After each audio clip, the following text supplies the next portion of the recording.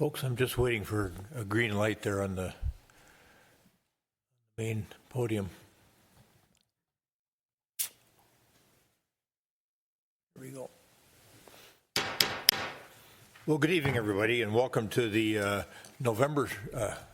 December 17. It says November 17 on there. December 17, 2024 meeting of the Edina City Council.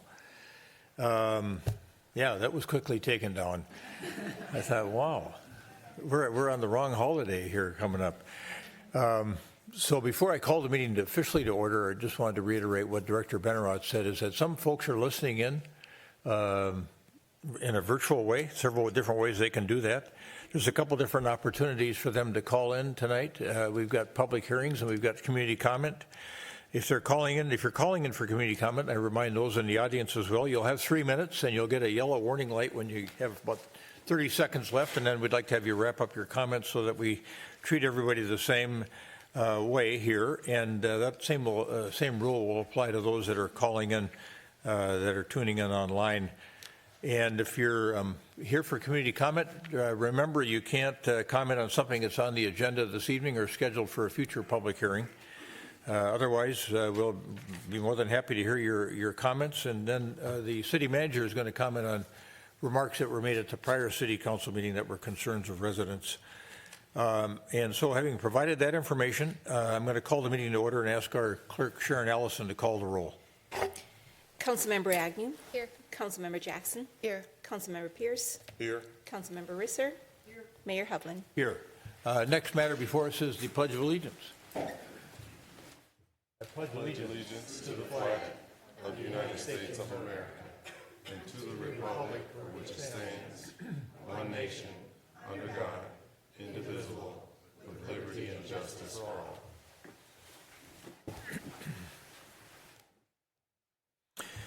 We've got a form of meeting agenda that's been published pursuant to our rules to the public and to our council members. Is there anyone on staff or on the council that wishes to modify the agenda in any form or fashion? Hearing nothing, is there a motion to approve the meeting agenda as published? So moved. Second. Member Jackson moves. Member Agnew seconds the adoption of the meeting agenda as published. Any further discussion on that issue? All those in favor of adoption of the meeting agenda as published say aye. Aye. Opposed? Carried. The meeting agenda is adopted. And now we are at, folks, at community comment. I'm going to have our staff put that phone number for call-in information on the screen, and then we are going to go first to residents that are here with us this evening that wish to speak to the council on a matter of concern to them. And we have one of our fellow residents is already up, and looks like he's maybe brought holiday treats for all of us or something. I'm not quite sure, but we'll find out. Good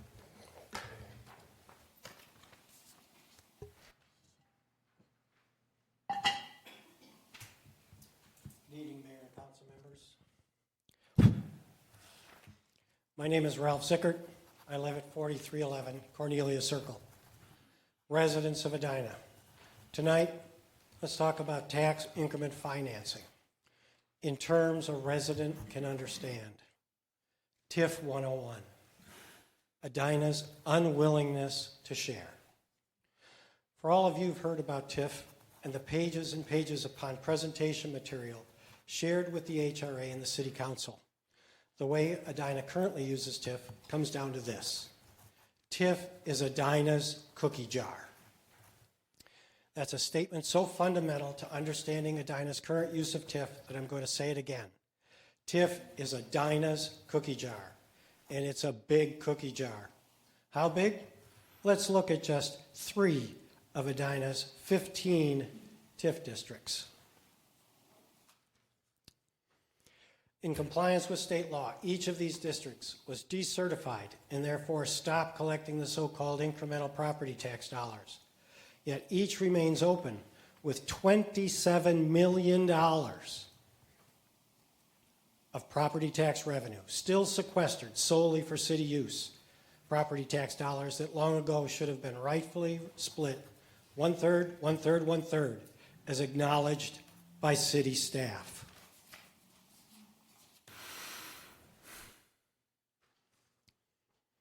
However, as you can see, Edina's view is that these dollars should not be shared.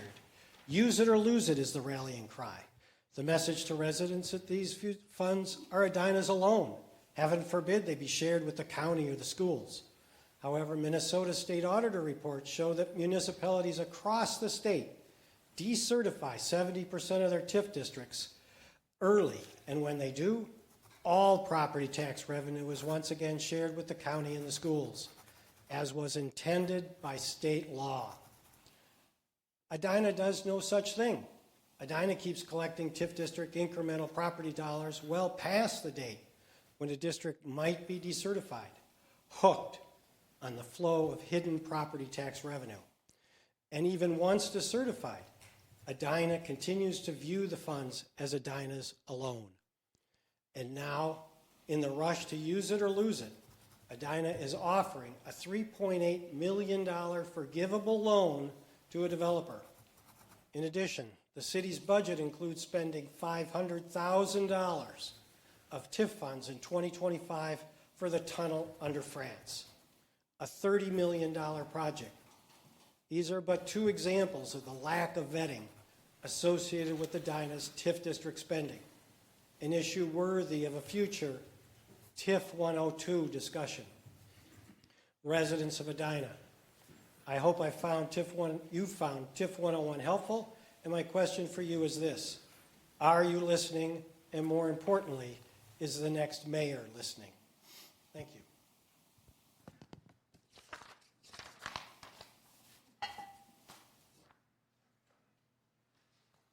All right, anyone else?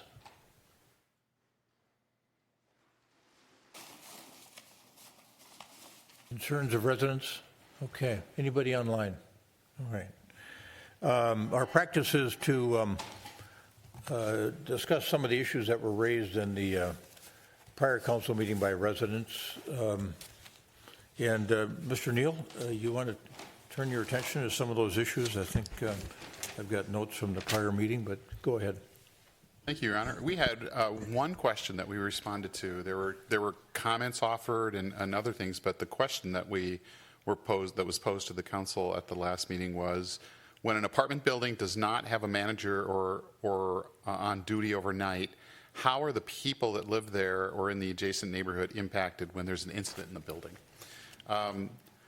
Our response is, unless the building provides skilled nursing care or offers assisted supported living, the current state law does not require around-the-clock staffing there. So there are many apartment buildings in Edina that do not have, in fact, most do not have on-site staffing.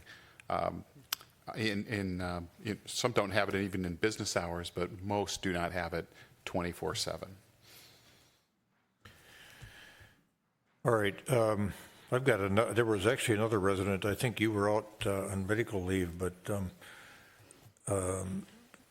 she was, Janie Weston was wondering, at least I have this question down, is there some possibility we could discuss the use of TIF up front? And I'm assuming that she means when we're in that site plan approval stage, as opposed to the sequential stage that we use now, where we go through this potential site plan approval and then move on. So that might be one you want to take a look at.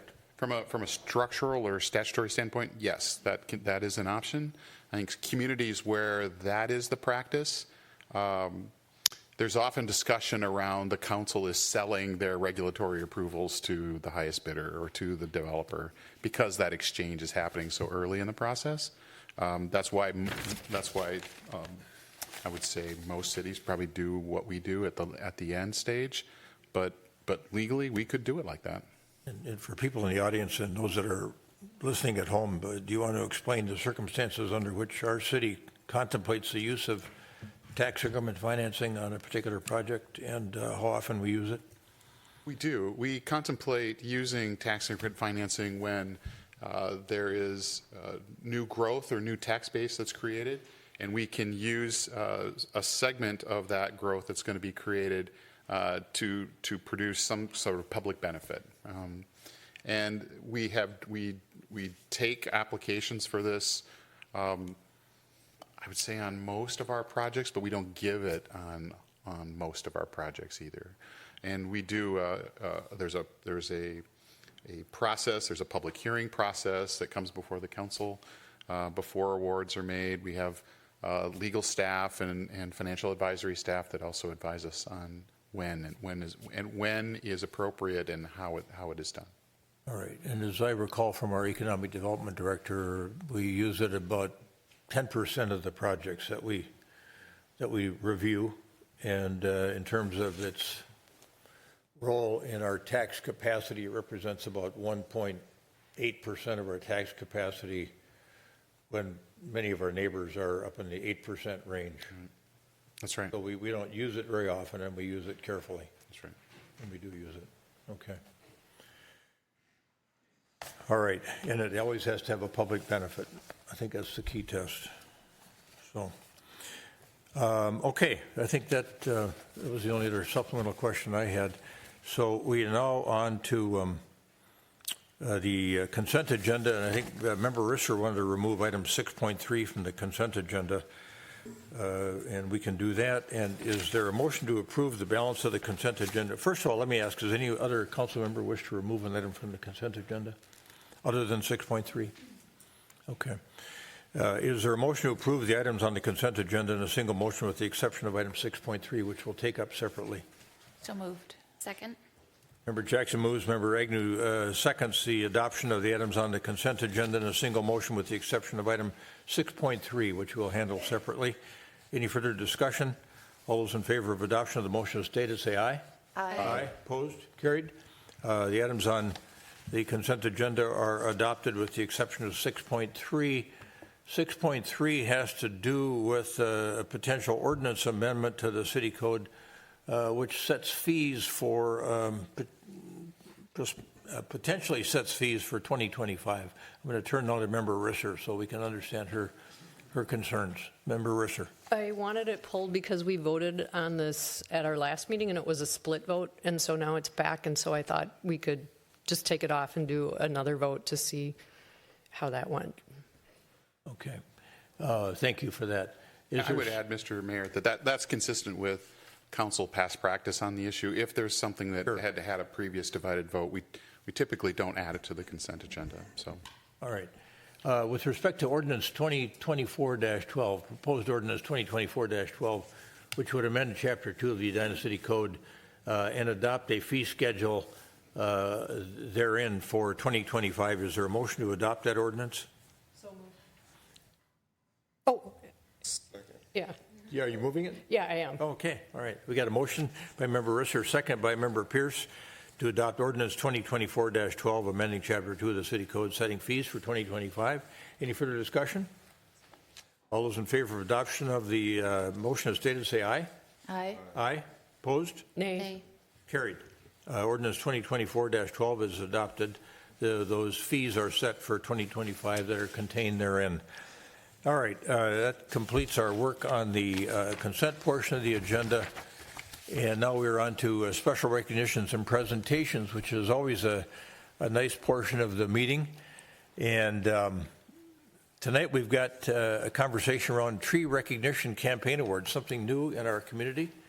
And our sustainability manager, Marissa Baer, has the introduction on this matter. And we've got John Haugen with us, the Energy and Environment Commission Chair, Vice Chair. Yeah, see, I thought it was Vice Chair in my head, and it says Chair on the agenda.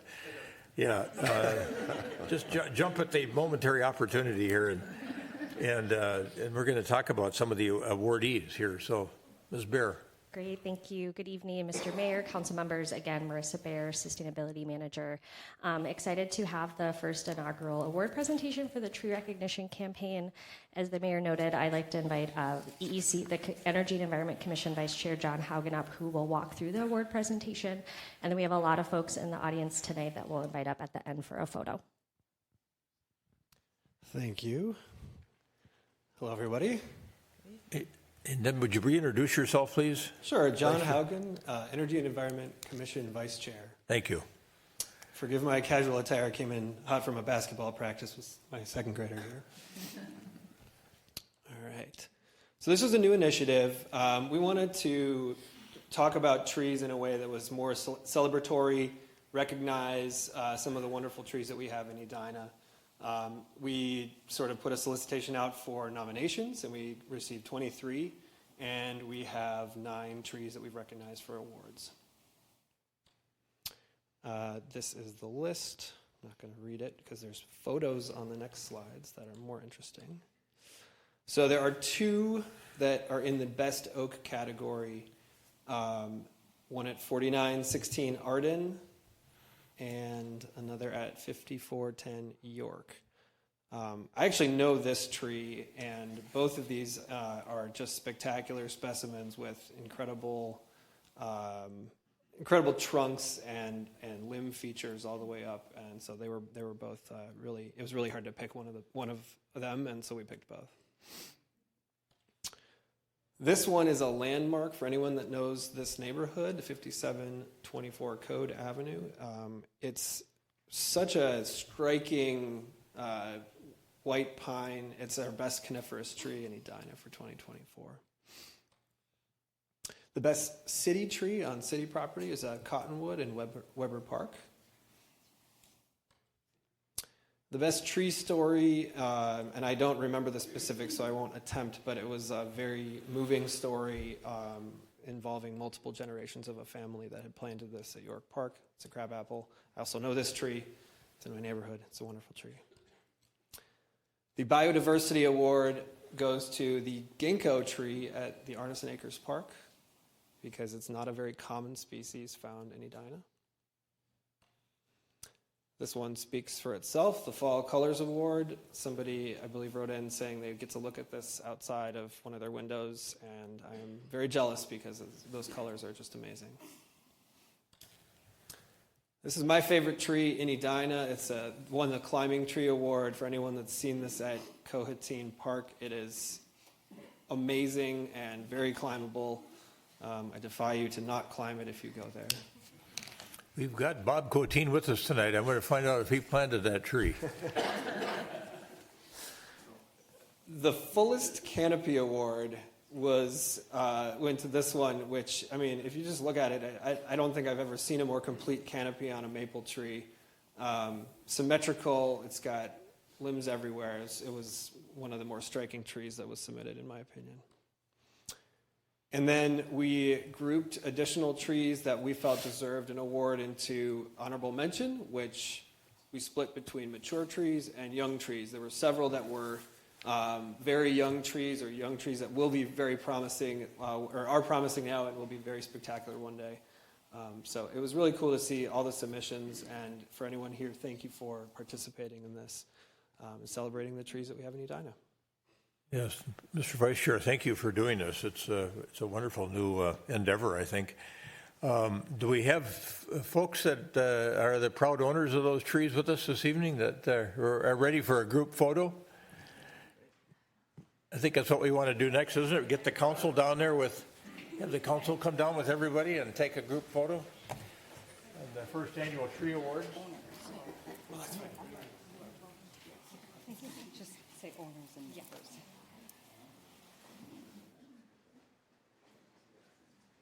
I don't know where to go.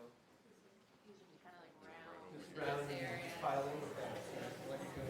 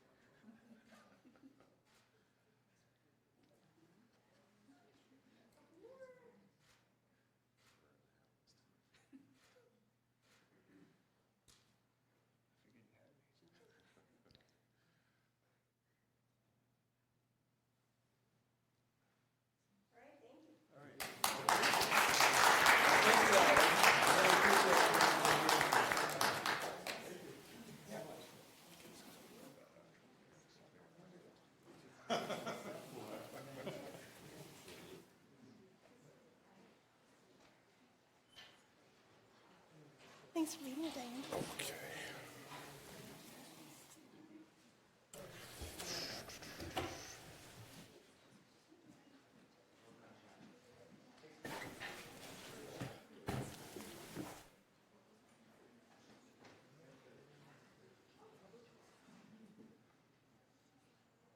Well, that was enjoyable. Thank you again, Mr. Vice Chair, as you leave and thank the Energy and Environment Commission as well for coming up with this idea. So that concludes this portion of the agenda, and now we're going to move on to the public hearing portion of the agenda. We have 3 public hearing matters this evening. One that is being recommended for taking testimony and deferring the decision until our first meeting in January. The other 2 we can potentially resolve tonight. The first one is an appeal by Scott and Elizabeth Joing and Southview Design relative to a decision that was made by the Planning Commission to deny them a variance request on their property at 5605 McGuire Road. So Chris Ocker, our Assistant City Planner, is here to make the city portion of the presentation, and then the appellants, I assume, are here? Yes, good. Thanks for that. And their Southview Design partner, their landscape architect, and then we'll hear from them for a bit too, and then open it up for public testimony. Ms. Ocker, go ahead. Thank you, Mayor, members of the City Council. This is an appeal of a surface coverage variance for 5605 McGuire. The homeowners are appealing a denial by a 5-3 Planning Commission vote for a 2.8%, 627.5 square foot variance from the 50% maximum impervious surface allowed for a 660 square foot surface increase at 5605 McGuire, which is this house right here. The subject property is located south of McGuire Road, east of Tracy Avenue, and just north of properties that are fronting along West 70th. The property was originally built in 1956 with a tear-down rebuild of a new home in 2015, consisting of a 2-story home with an attached 3-car garage, an in-ground pool and patio located behind the home, was added in 2018. There is an access driveway, you can see that right here, that goes behind and bisects a portion of 4 properties that are fronting McGuire. 2 of the properties at 5601 McGuire here at the very end and 5600 West 70th Street have their primary and only access from that private driveway. And then 5604 has this through driveway that goes from 70th to that access driveway, but the property can be accessed by either that driveway access or West 70th Street. So this is the house that was rebuilt in 2015, 2-story home, 3-car garage, faces north, fronts McGuire. So this is looking east along that driveway access that's behind the home and the other 3 homes that are along McGuire. What is not very apparent is that this fence is not along their property line. Their property lines are actually on the other side of the driveway access. This is looking at the back of the home. Pool is at grade, patio, deck. There's also a shed that is on the westerly corner of the lot. And this is the adjacent home that has their primary access that off of the driveway, the end of the driveway access, coming off of Tracy. The home here fronts McGuire. And this is the other home that has their primary access at the end of that long driveway from Tracy. It fronts McGuire, but the driveway loads off that driveway access. And then this is looking west down the driveway access. And then this is that through driveway that is the other house that has access to that driveway. This is an existing conditions aerial view of the backyard, and as you can see, there's house, porch, driveway, a driveway that goes up and back along that side of the garage, patio, in-ground pool, shed.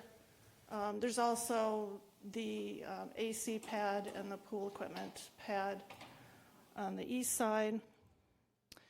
This is an existing condition survey, very similar to what was showing in the aerial photograph. And then this is the proposal of what they would like to accomplish, which would include, in addition to the in-ground pool, they would like to have, and the existing patio, they would like to expand the patio, have paver extension, and then also some walk pads. They'll be moving the shed over to the easterly portion of the lot, so that will be removed from this side but moved over to the easterly side. So this is a landscape plan showing a colored version of the new improvements that they hope to accomplish. Now, the ordinance requires that the maximum coverage limit is 50% of all structure, hardcover on the lot, which would include this driveway access along the back side or bisecting the back of their lot. It's quite long, so it does add a lot of square footage onto the amount of coverage that is currently there. So this is the existing and proposed coverage, and it gives you an idea of what the existing conditions for surface coverage. The maximum standard is 50%. The surface coverage currently, and that includes, of course, that long access driveway, is nearly at 50%. It's at 49.9%. With the addition of that 627.5 square feet, or a 2.8% increase, they would be at 52.8%. And if you were not going to count that driveway, the existing coverage would be at 38.45%. That would allow an additional 971 square feet above and beyond their proposed improvements that would bring it up to 41.37%.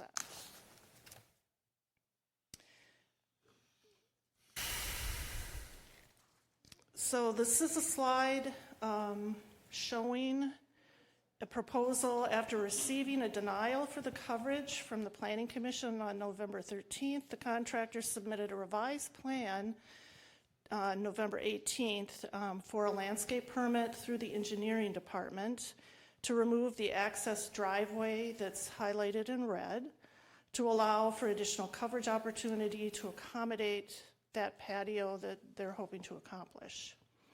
Upon reviewing the appeal letter and the decision to remove the shared driveway, engineering staff did an in-depth review and established that the shared driveway in the rear yard is within the 30-foot service drive easement per an original lot certification.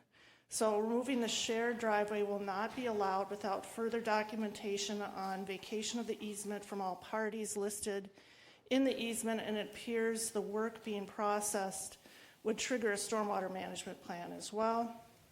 So the landscape permit to remove the access driveway is currently on hold.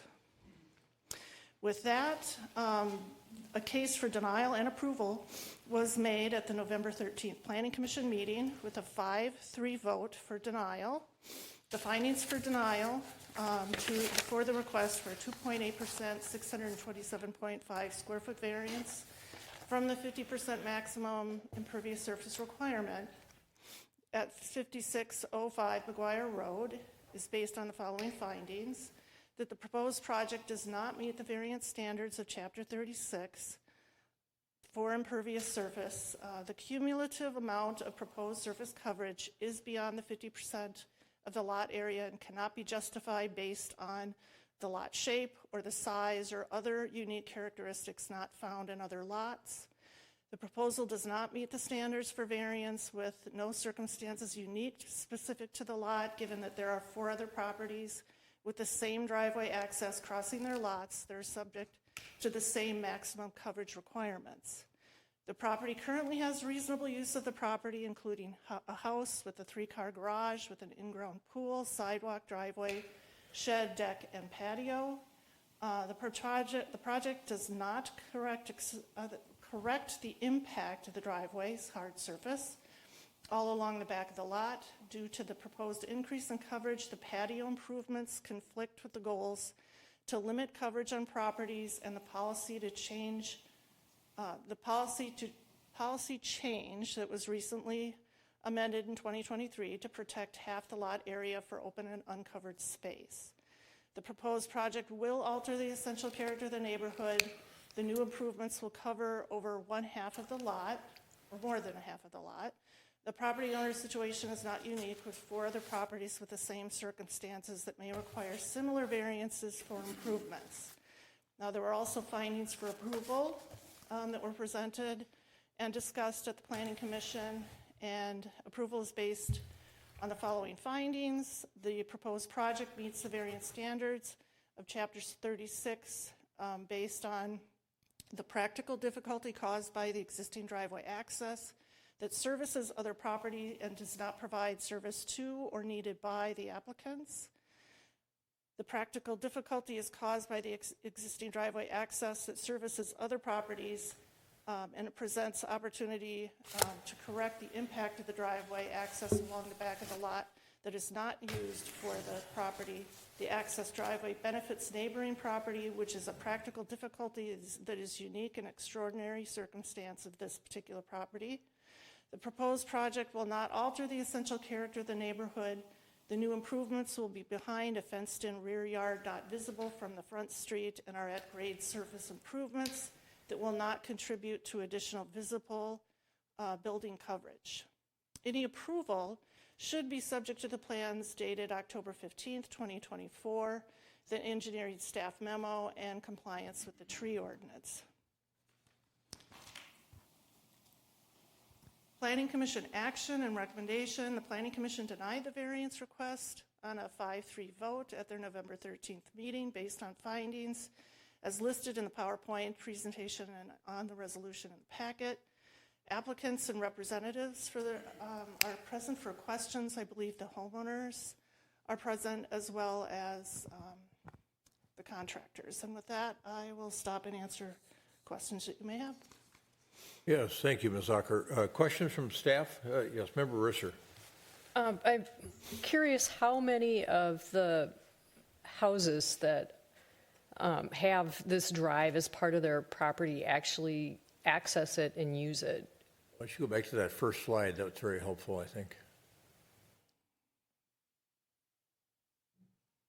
It's hard to tell if the applicant is actually using the driveway, if there's connection to it. Well, the applicant doesn't use the driveway. The only properties that use the driveway is 5601 at the very end. They front McGuire. That's their only access.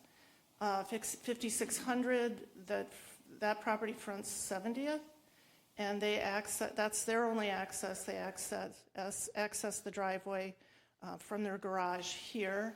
And then 5604 has a through driveway. It goes from 70th to that access driveway in the back. So I guess they use it. I don't know. They also have access off of 70th. I'm more concerned with like 5609. Do they use it? 5613? They don't have a connection to it. Okay. Who maintains the driveway? It's a private driveway. I think that's probably a good question for the applicant. Thank you. The city is not maintaining it. Other questions for, yes, Councilmember Agnew. Thank you, and thank you, Planner Acker, for a comprehensive overview of this. So if we could go back to the compliance table, I just want to make sure I understand how it was calculated for the surface coverage without the driveway access surface included. So are you removing the area of the alleyway driveway from both the numerator and the denominator in calculating those percentages? It's removed from, it's just that portion of the driveway that's covering or, bisecting the back. It's not, if I'm understanding your So you're question. completely removing that area of the land from the calculation, and you're only calculating the percent coverage with the smaller portion of the land? No, it's removal from the entire portion of the lot, because that is their lot. I did not look at, trying to calculate that portion out of it, the portion of lot out of it. It's just taking the driveway off that property in the calculation.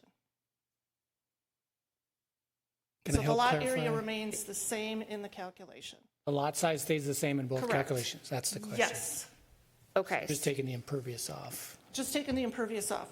Okay. The lot size has not changed. We're not looking at a difference in lot size. Okay. So I'll probably do some quick math. Do we know what the area is of the alleyway? Because where I'm going with this, right, is I want to understand what the calculation would be.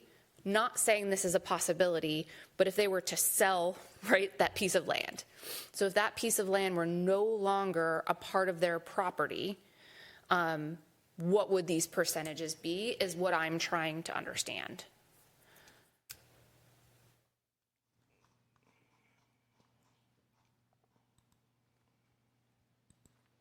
Yeah, and I do not have that information in terms of, the lot area currently is over 22,000 square feet. And I guess it just depends upon what the width of that driveway is and the length. So I see 1,346 square feet is the percentage of the driveway. But that might just be the red area and not the entirety of the driveway. Sorry, that's just really small. It is. So 2547, I think, is the driveway in totality. Correct. And then I think the red portion is what they're highlighting in the box. Okay. And so then the property total impervious surface. Okay. I'll do some calculation in the background. Y'all can ask other questions that you might have. Other questions from council members for Ms. Zucker? Okay. Yeah, you were heading in an interesting direction here. In fact, I was going to ask the city attorney a couple of different questions related to that. One related to the same issue Member Agnew is raising, and that is when you have an easement that serves a neck lot like this, at least I'll call it a neck lot because it only, that roadway only exists to go to the next door neighbor. What is that, 5601? Correct. So everybody else has got an easement on it, but it's a privately owned driveway over somebody else's property. They've got the easement. I guess they hold the easement over there, over 5605's property. If 5605 were to deed that portion of the roadway behind their property, or that sits on their property, to 5601, that's a possibility, isn't it? I think it could be, yeah. Yeah. I mean, Mayor, I don't know all the details. It's possible that, it sounds like a number of parties have rights to this easement, so you'd probably need consent from a number of those parties to modify it or extinguish it, but it would be possible. I don't know whose consent would be required. Are you saying that they would need consent to even sell what's behind them? Well, maybe the other not if people they that were going to hold? maintain the easement in place. I'm just saying that any number of these properties, even though it looks like a lot of them don't necessarily utilize it, they may have rights to utilize it. So if they were still to have those rights in the after condition, after a hypothetical sale, then it would probably be possible. With respect to, this is a broader sort of question because I'll call this, I don't know if Director Teague would call this a neck lot or not, but I've seen this a few times in my time on the city council where a long drive is imposed, off of a main city street to serve a lot that's way interior to a development. And the only real beneficiary of it is the entity that holds the ownership of the neck lot. And so they've got an easement to go over everybody else's property to get back to their property. And I don't even know where I'm going with this, but are there any issues around neck lots and the creation of driveways to serve neck lots that may be influential on our decision-making process here that you can think of based on your knowledge of the case law around situations like this? Well, Mayor, so I think you should apply the standards for variance, and that would include uniqueness. So, uniqueness has to do with the physical characteristics of the property. One of the physical characteristics of this property is that it has an easement on it that serves other properties. So you could take that into account for the uniqueness factor of the practical difficulties test for a variance. Okay. That helps. Thank you. Member Agnew, did that cause you to think of anything else as a follow-on from what you were asking about, or did you get your math work done? I have like one more calculation to do. Okay. Thank you, Ms. Ocker. And we've got the applicants with us this evening, Mr. and Mrs. Joing, Scott and Elizabeth Joing from 5605 McGuire Road. And please come up. Either you folks come up or come up with your landscaper, and we can talk about your appeal and hear your presentation. Do you have a presentation? No, I was just going to use the same one that Chris had, so that we had before. So I'm Josh Keller with Southview Design. So I put the plan together here. A couple things on this, if I can move the slideshow real quick, and I can answer your questions on the hardcover.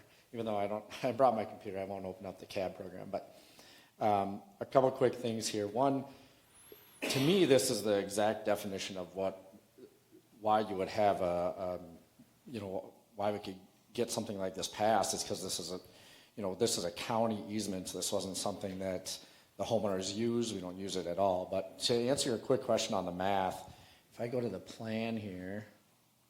I got 47%. I did these calculations from the first time we met.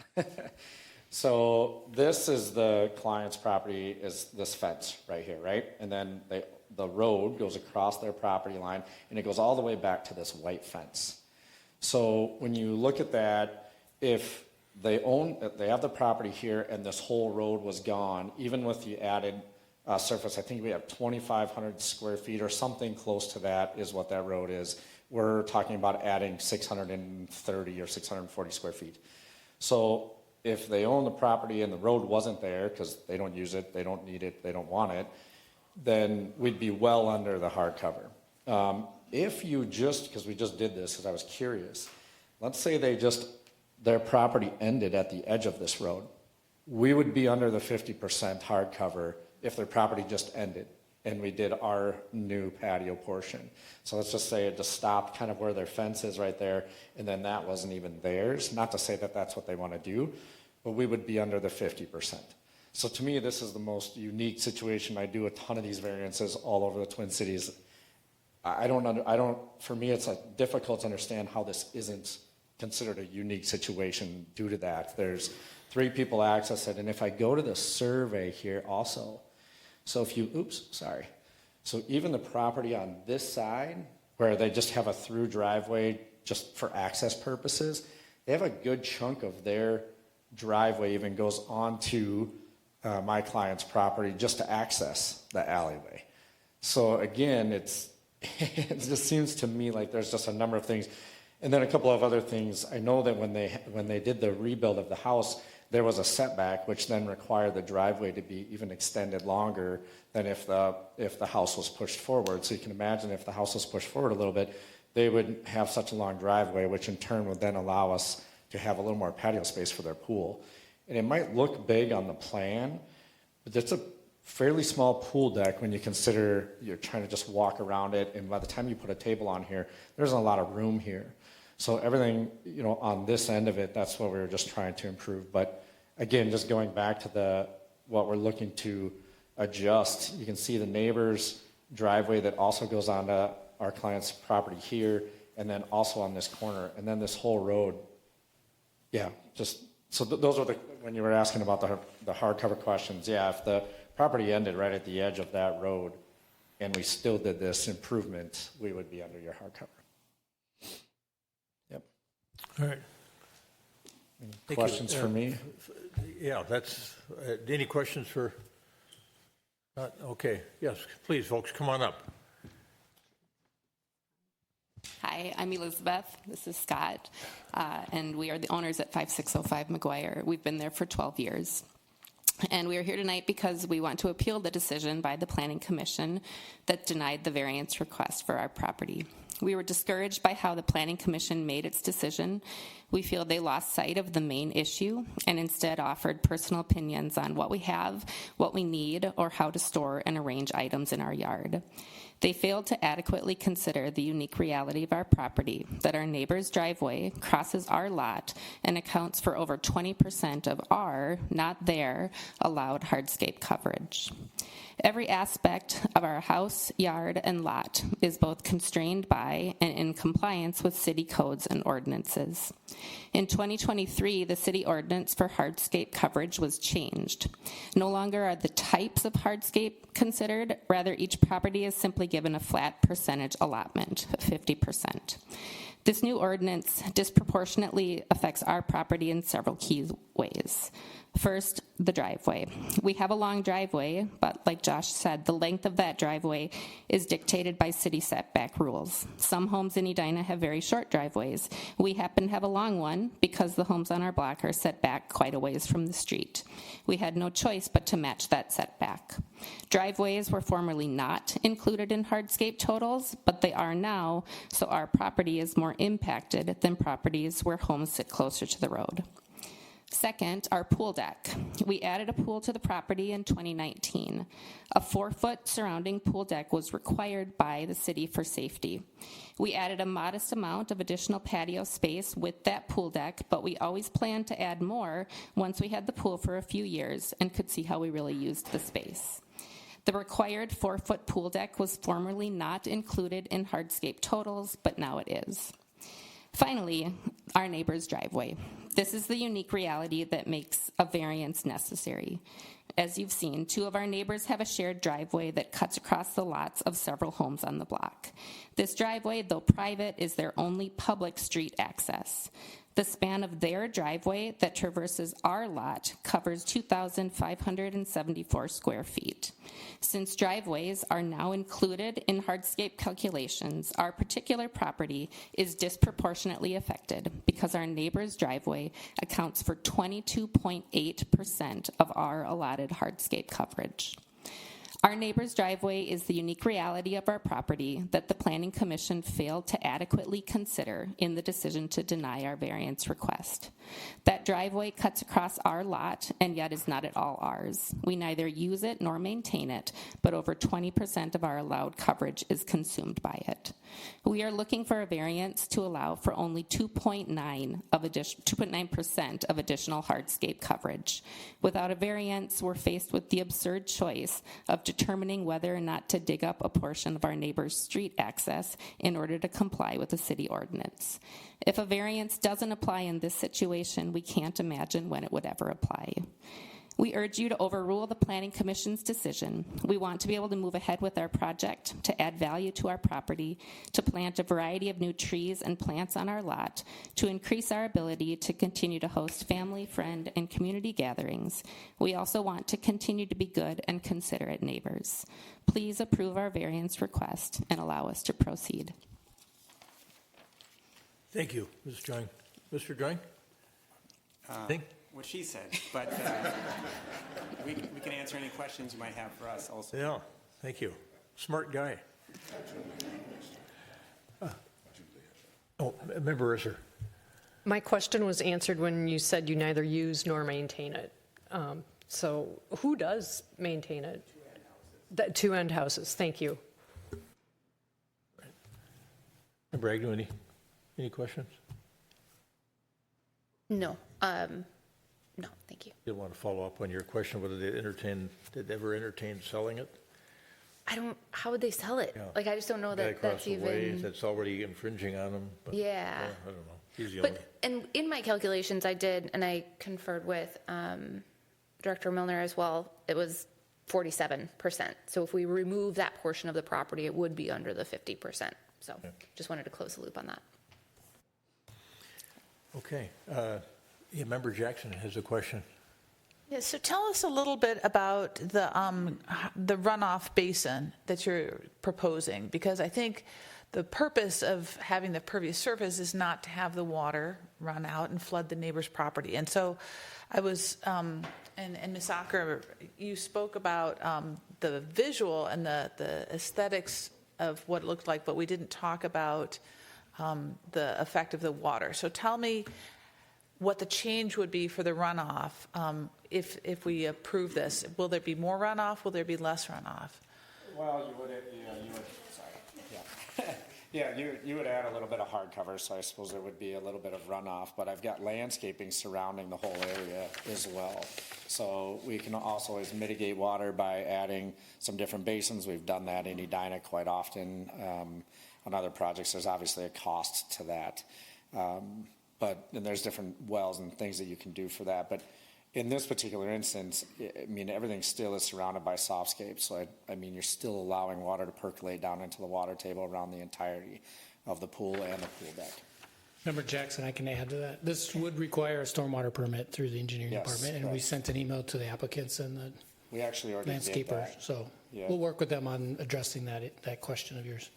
Okay, so it won't increase the stormwater within standards. Or they'll have to address it with some kind of mechanism like you just mentioned. Okay, good. Thank you. That answers my question.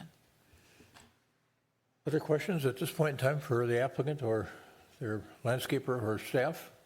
Okay, stand by, folks. Thank you.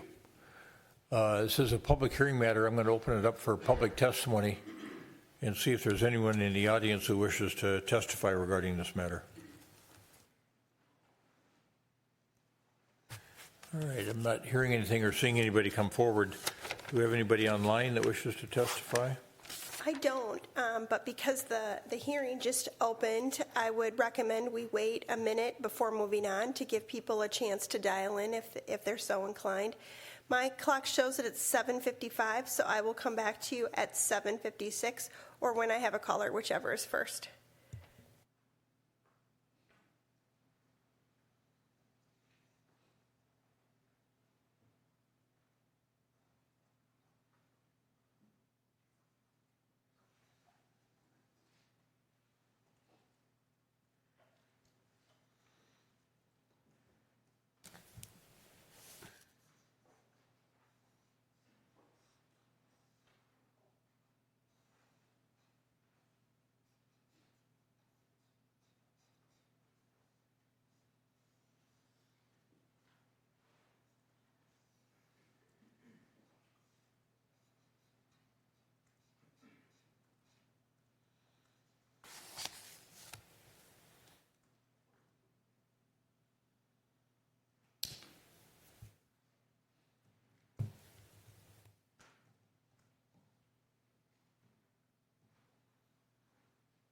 It is now 7:56, and I still don't have a caller, so I think it's safe to move forward. All right, thanks. And Ms. Acker, your suggestion as staff, as lead staff on this matter, is to close the in-person portion of the public hearing this evening, but keep the online public input portion of the matter open until Sunday, December 29th, 2024, and continue the action item to the January 7, 2025 City Council meeting. Is that correct? That's correct. All right, thank you. All right, very good. Is there a council member that wishes to make that motion? So moved. Second. Member Pierce moves and Member Agnew seconds the closure of the in-person portion of the public hearing in this matter this evening, and keep the online public portion of the hearing open and portion of the matter open until Sunday, December 29, 2024, and continue the action on the item to the January 7, 2025 City Council meeting. Any further discussion on the motion as stated? All those in favor of adoption of the motion as stated say aye. Aye. Aye. Opposed? Carried. Motion's approved, and folks can submit anything they want, including the applicant, to the council, and we'll take the matter up at the January 7, 2025 City Council meeting for a decision. And now we have the second of three public hearing matters. The next two, our Director of Engineering, Chad Milner, has them. And they both involve potential vacation of right-of-way easements, one over on Mate Lane and one on France Avenue. Director Thank you, Milner. Mayor, members of the council. Yeah, you'll have a consideration of 5805 Mate Lane this evening, embodied in Resolution 2024-117.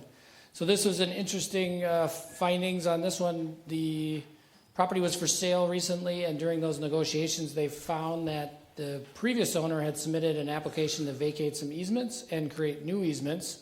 They were signed, but never approved by the city council and never recorded at Hennepin County. In the early 2000s, when they thought they were done, they built the pool structure that you see in the right-hand picture, where those easements go right through the pool structure that were never officially recorded at the county. So now the new owner says, can we get this all cleaned up? And that's why we're here this evening. So they're wanting to vacate that easement that's shown on the left-hand graphic or shown in red on the right-hand side. We have no issues with it. We got no utilities there. Private utilities have no problems. And the owner is going to provide new easements for those private utility companies where they exist today, where there's no easements. So we didn't receive any comments on Better Together Edina, and we would recommend approving this easement vacation and approving that resolution this evening, Resolution 2024-117, and I'll stand for any questions. All right, questions for Director Milner on this matter? All right, this is a public hearing matter. Stand by, Director Milner. I'm going to open this now up for public testimony. Is there anyone here from that particular property or the adjoining properties on Mate Lane who wishes to comment? Okay. The public hearing is open. It's open to anybody that wants to testify regarding this proposed matter. I'll turn now to Director Benarott to see if we have anybody online. I don't have anyone online. Again, I'd recommend we wait 1 minute just to make sure that no one is trying to call in. That's a lot of numbers to key in on your telephone keypad. My clock shows that it's 7:59, so I will come back to you at 8 o'clock or when I have a caller, whichever's first.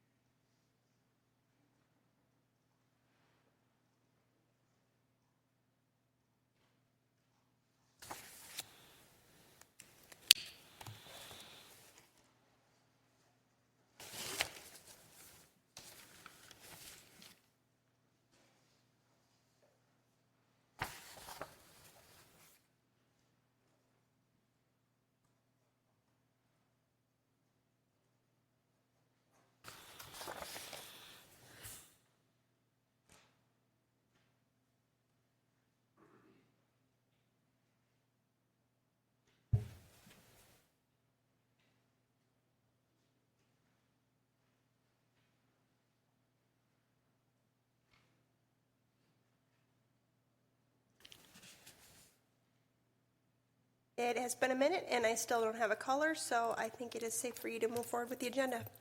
All right. Thank you. Is there a motion to close the public hearing in this matter involving Resolution 2024-117?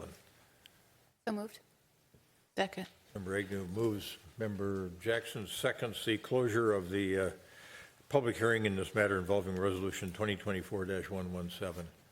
Any further discussion? All those in favor of closing the public hearing in this matter say aye. Aye. Aye. Opposed? Carried. Public hearing is closed. Director Milner, you would like us to approve this evening the adoption of Resolution 2024-117, which would vacate the right-of-way easement at 5805 Mate Lane running through those folks' swimming pool. That is correct. All right. Very good. Is there a motion to that effect? So moved. Member Jackson moves. Second. Member Pierce seconds the adoption of Resolution 2024-117, which would vacate the right-of-way easement at 5805 Mate Lane. Any further discussion? All those in favor of adoption of the motion as stated say aye. Aye. Aye. Opposed? Carried. Resolution 2024-117 is adopted. Director Milner. Thank you, Mayor. We have another vacation here request at 7250 France Avenue, embodied in Resolution 2024-116. This is the parcel. The property owner has requested a vacation of an easement along the north property line. It's a 10-foot easement that was part of the original plat. And as you are aware, that you guys approved a project there, a development project, and that easement now is within that project, and they are nearly ready to pull permits. So we need to consider vacating that easement so they can move forward with their project. We have no issues. We don't have any utilities in there. We don't see any future utilities needs there, and the private utility companies agree that they don't have any concerns with vacating that easement. We're also getting new easements with that development project. We received no comments on Better Together Edina, and again, we'd recommend vacating the requested easements and approve Resolution 2024-116. Be happy to stand for any questions. Right. Thank you. Questions for Director Miller on 2024-116 involving 7250 France Avenue? Okay, stand by, Director Milner. We're going to open this matter up for public testimony. Is there anyone in the audience who wishes to testify regarding the proposed matter? Potential vacation of the right-of-way at 7250? Right. Seeing no one coming forward, hearing nothing, is there anyone online that wishes to testify? No, sir. I really need to get some music going. I would recommend we wait another minute. My clock shows that it's 8:03. I'll come back to you at 8:04 or when I have a caller, whichever's first. Thank you.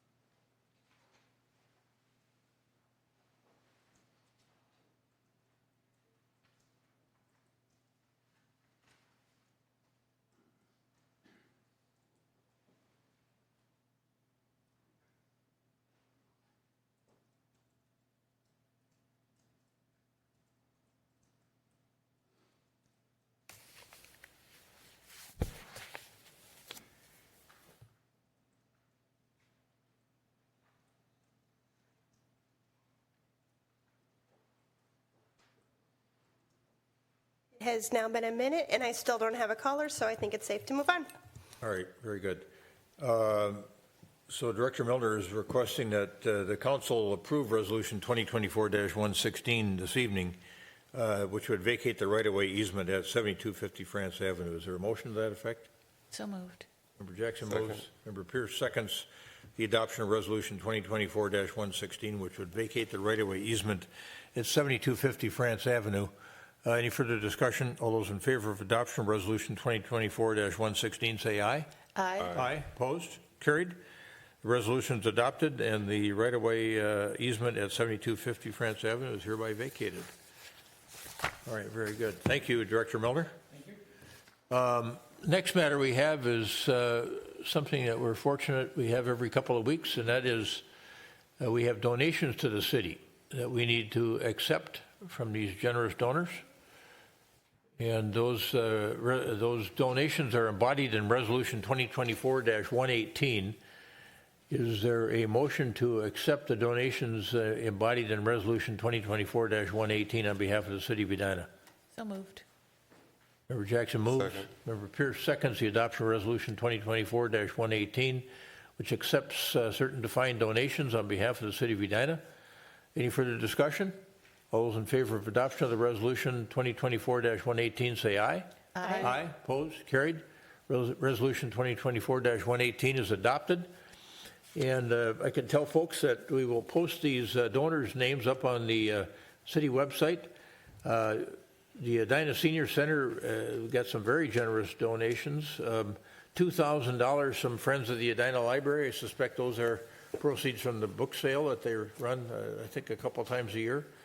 One of our former employees, Donna Tilsner, worked for the city, donated money, as well as Susan and Thomas Gerhard, Janie Hayes, and Moments Hospice gave some in-kind donation. And then for the Juneteenth celebration, Friends of the Edina Library also donated $1,600, which is terrific. And then the Edina Fire Department got a generous donation from Troy and Susan Pereira. So thanks, folks, for those generous donations. And we will move on to the next matter in this portion of the agenda. And we are back with Marissa Baer, our Sustainability Manager, who wants us to think about approving an ordinance which would amend the efficient building benchmarking ordinance that we have in the city of Edina. Good evening again. Manager Baer, go ahead. Yeah, thank you, Mr. Mayor, council members. So I'm here tonight to talk through the Efficient Buildings Ordinance update and recommended changes to continue to offer benchmarking in Edina, as well as align with the new state program that will be coming out next year. Just briefly, I'll give you a little bit of overview of Edina's existing program, the forthcoming statewide benchmarking program, and then the alignment that needs to be made between the state and local program to continue to offer benchmarking. So just briefly, a background on Edina's current program. The ordinance was adopted in 2021 to establish a benchmarking program which supports our climate action plan goals to increase building efficiency. The ordinance covers 268 buildings in Edina. Of those 268, there are 19 city buildings that are affected. And what the ordinance does is it requires buildings 25,000 square feet and above to annually benchmark their energy and water use. They do that through Energy Star Portfolio Manager, which is a free software to report that data, and then we are able to gather that data as well. As part of the ordinance, we also require an energy assessment requirement, which says for buildings based on that benchmarking data with demonstrated energy efficiency improvements, we require them to get an energy assessment, which is covered, the copay is covered by the city of Edina. That assessment provides information on efficiency opportunities, but doesn't actually require those upgrades. It just provides that information to them. In 2023, the Minnesota legislature passed a statewide benchmarking bill, which creates a statewide program to annually benchmark buildings across the state of Minnesota. This program is going to be launching next year in 2025. It applies to buildings in Hennepin County that are 50,000 square feet and larger, as well as other metro area counties, and then some greater Minnesota cities of certain population size and certain building sizes. As noted, it applies to Class 1 properties, which are defined as 100,000 square feet and above, and then Class 2 properties, 50,000 to just under 100,000 square feet. What statute also allows is for local governments to continue to implement their own local program, but gives power to the Department of Commerce, which is the managing state agency, to coordinate local programs. And what it does is it says if you are going to offer a local program, you have to be equivalent to statute or more stringent than the statewide program. And so what needs to be done is amendments to local programs to align with that state statute. As we look at the affected buildings, so I use kind of Class 1, Class 2, just to provide some context. So there are 3 building classes in Edina's ordinance, which are Class 1, 100,000 square feet, those are larger buildings. Class 2, 58,000 to 100,000, and then Class 3, which are those smaller buildings, 25,000 to just under 50. The Class 1 and Class 2 buildings have a state program participation requirement, whereas those smaller buildings, Class 3, do not have to participate. About 95 buildings in Edina fall into that Class 3 categorization. So to continue to offer our local program, the state of Minnesota does require our ordinance to be amended to offer that program. There are some, as documented in the ordinance, red line changes. We worked with the city attorney as well as talking with the state of Minnesota about changes that need to be made. The major impact for Edina's ordinance would be that we have to now provide building disclosure materials for those buildings to publicly display if they so want. We have to update our exemption criteria, which includes additional exemptions for properties that have been slated for demolition or haven't received energy services for at least 30 days. Also includes requirement for sellers to provide benchmarking data if the property is transferred or provide login tool for those new owners. And then also include a civil fine as an alternative penalty for non-compliance with benchmarking. And these are items that we currently do not have an ordinance that are documented in that draft. As noted, we have to make these changes if we want to continue to offer a local program. There are other cities to offer local programs, so as part of my work here, I've talked with the other communities. So there are 5 cities that currently offer local benchmarking programs: Bloomington, St. Louis Park, St. Paul, Rochester, and Minneapolis. 4 of those cities, so Bloomington, St. Louis Park, St. Paul, and Rochester, have decided to hand off their program to the state of Minnesota effective next year and will no longer manage any local benchmarking program.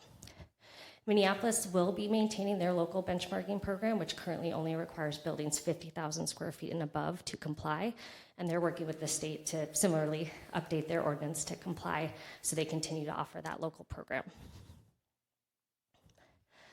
In this, we've also chatted with the Energy Environment Commission. This is an initial idea that came up from them before it came to ordinance, and at their November meeting shared with them the forthcoming changes. They've expressed a desire to continue to require those smaller buildings, so that class 3, less than 50,000 square feet buildings, to benchmark and participate in a program, which aren't covered by the state program. And they are supportive of the state managing those larger building classes, which are class 1 and class 2. So what the recommended ordinance amendments that I've documented, the first is removing class 1 and class 2 from local ordinance, which would allow us to hand off the management of benchmarking to the state agency. So it would be the Department of Commerce who would then manage the benchmarking for those buildings. That change, if approved, would result in budget and staff time changes because our scope would be smaller with the current vendor that we work with. And then also would be creating some consistency with buildings of this size across the metro area, where we know some of our peer communities who today currently benchmark, we know next year that they're not going to be requiring and will be also benchmarking with the state. The second change is amending the ordinance to include state requirements for class 3 buildings. So this is the alignment that we need to continue to require class 3 buildings to participate, and then also would allow them to continue to benchmark. Because they're not covered by the state program, they're not allowed to go to the state, so they would have to stay locally or just not benchmark at all if there's no local ordinance. And then that would also, if we do move forward with this change, continues Edina's sustainability leadership, as we would be the only city in the metro area currently to continue to require benchmarking for that building class. So the recommended action in front of you is to approve Ordinance 2024-13, which would amend the Efficient Building Benchmarking Chapter, grant first reading, and waive second reading. And I can answer any questions about the benchmarking program. Thank you, Manager Bear. I think there's a few questions up here. I'm going to start with Member Jackson. So thank you, Mr. Mayor. Thank you, Manager Bear. This is really very thorough and interesting to see the state following what we've done. It's pretty exciting. But I do have some questions. You talked about noncompliance in your report, that of the buildings that we've got, I can't remember now, I can't find the percentage. We have a certain percentage of buildings in Edina who are not in compliance with our benchmarking currently. Mm-hmm. Of those buildings, how many of them are in the class 3 that would be continue under city guidance? Yes, so of all buildings, so of the 268, we have a non-compliance, which is they didn't benchmark their buildings of 10%. That's about 28 buildings. Yeah. Of that 28, 16 of them are those class 3, that's smaller, less than 50,000 square foot building. And that represents about 17% of just that building class. So 17% of the 95 buildings in class 3 were non-compliant with the benchmarking policy last year. Okay, thank you. And one of the things that I caught in your presentation that I didn't catch in reading the report is that the change to the ordinance would require us to have a fine then, or a penalty for people who are in non-compliance. Is that correct? Yes. Did we reach out to these class 3 buildings and talk to them at all about what their reaction to this would be, both positively, do they enjoy having the hands-on local treatment to help them figure it out, and then also their reaction to this proposed fine? We did not engage the building owners on their reaction to the program or the fine possibility. And what does the fine look like? So the statute requires, if you are to operate a local ordinance, you have to have a civil penalty as a one of the enforcement mechanisms for noncompliance. Our current ordinance does not have that, so that was one of the required additions we had to make. The fine would be $1,000 as set by statute. $1,000 each year? Yep, for each year of noncompliance. So if they were noncompliant for 5 years in a row, the city would have the option to be able to enforce that fine if we would so choose. Okay. And right now it's just basically counseling them on opportunities to Correct. reduce their energy use. Yep. Okay. And I remember when we did that, we didn't have the authority to have any sort of other types of compliance tools. So what would happen you said that there'd be some cost savings. Currently we're paying $42,000 a year for the contractor. So it's approximately $54,000 total for this program. What would that look like after we adopt this ordinance as written? We don't know the exact scope number that would be available in 2025, but we can assume it would be less than the $54,000 we paid this year because it's a smaller scope. We'd be removing about 2/3 of the buildings that would be covered, that would need help desk support, energy assessment support, and that's where the majority of that funding goes, is towards that help desk. So because they would only have to cover a much smaller set of buildings, we can safely assume the total contract amount would be less, but we don't know what the fee would be yet. But that would be something we would bring forward next year. And is that charged on an as-used basis or on an estimation of how much services they'd have to give us? So I'm going to make up numbers. To service Class 3 buildings in Edina, it's going to cost you $20,000 now instead of the $42,000 because it's fewer. And whether they have to service them or not, it would still be $20,000. Correct. Okay. Yeah, it's a flat fee that we pay to make the help desk available, and then that also covers the review of all of the property data as well. Okay. So when they review the property data, that's for compliance. That's not, we don't get a report out, do we, on how much energy we've been saving? We do. Okay. So we, in addition to the Touchstone IQ, which is the vendor, they review the data. They do all of the data quality checks. So if there's a trend to say, hey, building A, your energy use is 10% lower than it was last year, is there a data issue? If not, can you explain what had happened to justify it? So they do have a pretty thorough data quality, data assurance process that they implement for every building. And then once all of the data is submitted, reviewed, they submit basically a total output of everything that's been entered to the city. So we can see the data that buildings are submitted. We can slice and dice it as we can see for that total consumption, and can compare year over year to see if there are opportunities or energy savings. So yeah, they do provide that information to us. And then do we upload that information onto our environmental dashboard at any point in time? Yep, so we make available the compliance, the data, and then there is an online map as well, so you can enter a property address who has to benchmark in Edina, and you can see what their energy score is, how they benchmark to other buildings, and you can also select multiple buildings to benchmark to each other, so it is all publicly available to the community. Okay, thank you. Thank you. Member Pierce. Thanks, Mr. Mayor. Member Jackson covered many of my questions, so I have two. Just to clarify, for Class 1 and Class 2 buildings, it sounds like the benefit of that program with the state actually managing the data, the difference to us for Class 1 and Class 2 is negligible. We still get the same data. Correct. We can still make the same recommendations that we would. We can still follow up with those businesses to requests that they make changes. So I think that's good. Are there any fees from the state back to the city for that? There's no cost to cities for the implementation. Okay. And then the last question. In the staff report where you talk about handing off the program to Class 1 and Class 2, and then you list the change. All of those changes, to me, are more kind of procedural or process related.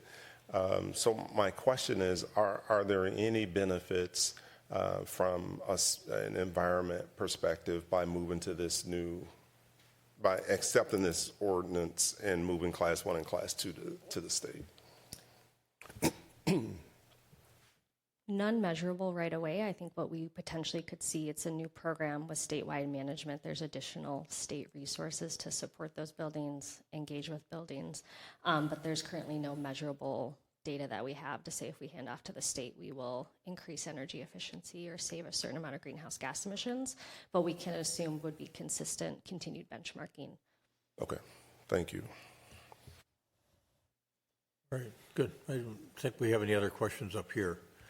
Let me turn to my colleagues now and see, with respect to the recommended changes in Ordinance 2024-13, as proposed by staff and the Energy and Environment Commission, they would amend the efficient building ordinance that we presently have in place with respect to the notion of benchmarking Is there anyone who cares to make a motion to adopt the ordinance 2024-13 in its amended form, covering the efficient building benchmarking and waive second reading?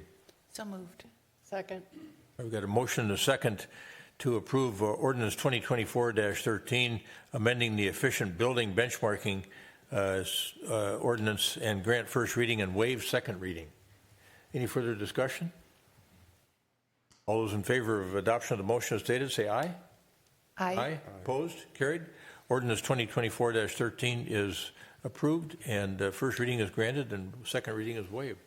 Thank you, Manager Bear. Okay.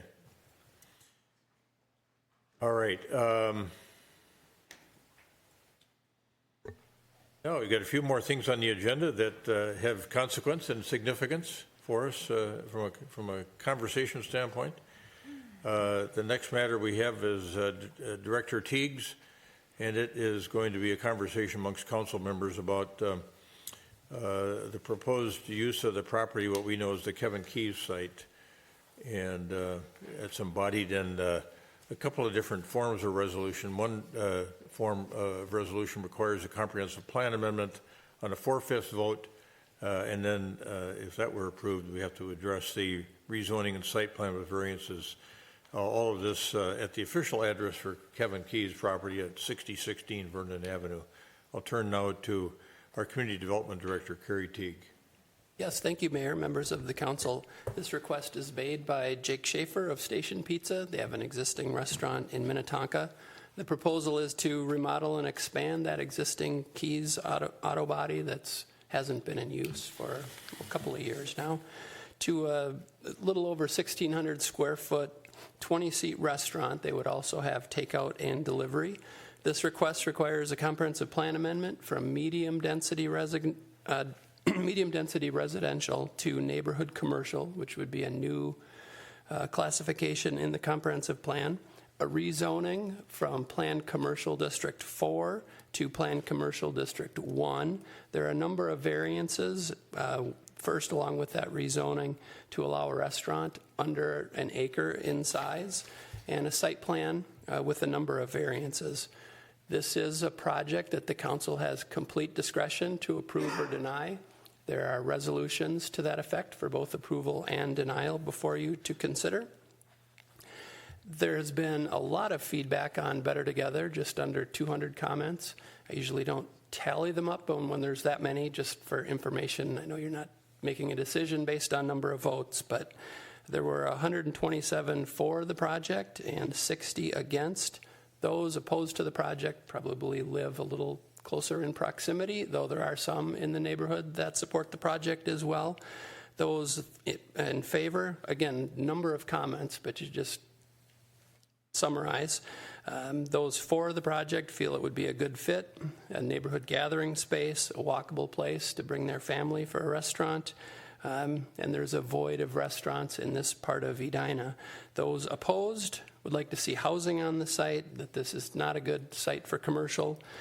There potentially would be a lack of parking, traffic concerns, noise, odor, concern about future commercial use of the property. Again, two alternatives in front of the council for consideration. Both the staff and the Planning Commission are recommending approval. The Planning Commission vote was 8-0. And again, as the mayor mentioned, there are two separate motions. The first for the comprehensive plan amendment that requires the 4/5 vote. The applicants are here this evening, as well as the architect, to answer any questions you may have. I'll turn it back to the council for your discussion. Yeah, thanks, Director Teague. Let me first of all check to see if anybody has any questions for you on a council basis. Member Risser has a question, so does Member Jackson. I'm curious, I thought that people who were opposed were also concerned about safety, and that was not something that you noted, and I'm just wondering if that was there. Yep, that's certainly true. Safety in regards to the traffic, pedestrian movement, that was a concern, yes. Thank you. That's it, Member Risser? Yes. That was your only question? Okay. Member Jackson. So, Mr. Teague, I have a number of questions about the types of conditions that we may or may not be able to add to this. The first thing I want to do is, you've had experience in approving restaurants and analyzing them over the years, and we used to have a standard of how many seats in a room, and now it's the square footage. Is there any way, how would you, if we were looking at this from a square footage, how could I translate that? Is with the image we saw was for 12, but is that reasonable? Would it be bigger? How can I think about that? Yeah, I in terms of that, I don't recall what they label it on the plans, but the kind of that party room off to the side, I believe they showed 12 seats there. I checked with our fire marshal to find out what the seating capacity in a space like that would be, and he indicated it would be 15 or 16, so not much over the 12 that are indicated on that plan. Okay, thank you. So I'm just going to go through a list of possible conditions and tell me whether this is something we could ask for. I did some asking with Attorney Kendall, and we can't, if the fire department and police department go in and say it's okay to have a liquor license, we can't really turn it down. But can we, if they were to apply for a liquor license later on, could we limit it to wine and beer?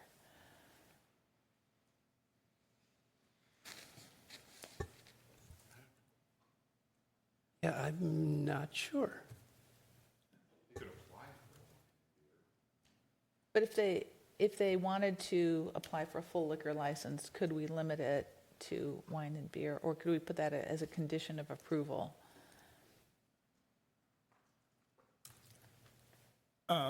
Councilmember Jackson, from a land use and zoning standpoint, I don't think that would be a condition that you could impose. I think, I don't know if Clerk Allison wants to weigh in on different types of liquor licenses and whether they'd be available in this location.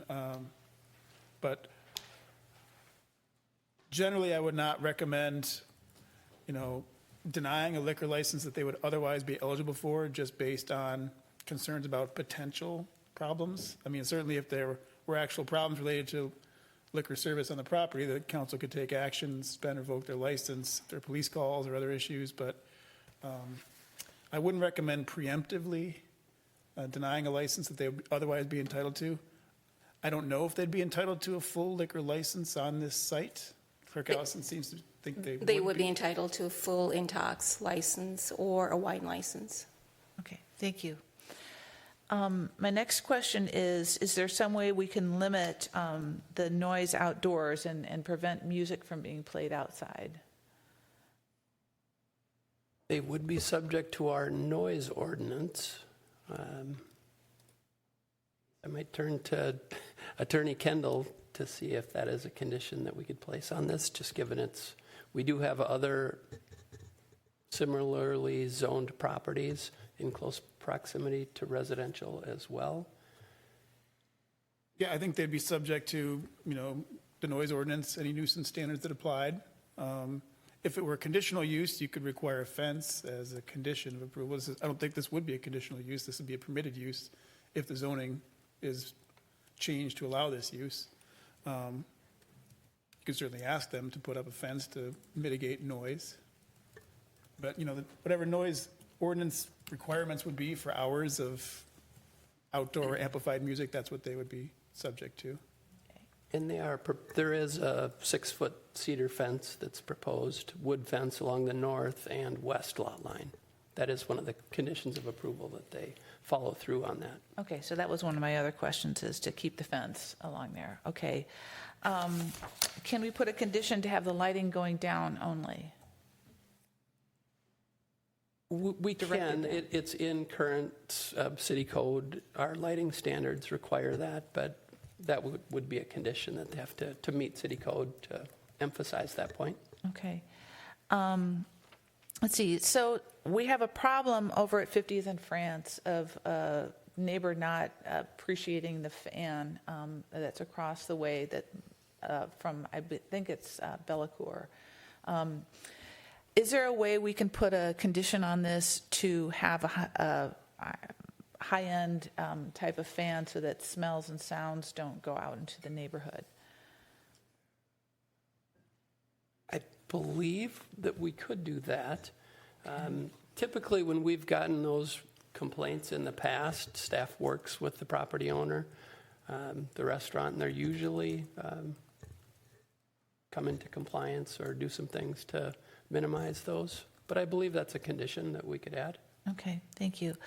Can we make it a condition that the ingress and egress is only off of Vernon? I know that's what they're planning, but if we could prevent it from being changed in the future. That seems a reasonable condition as well. Okay. As opposed to having a driveway or access off Eden Prairie Correct. Road? Yeah. No.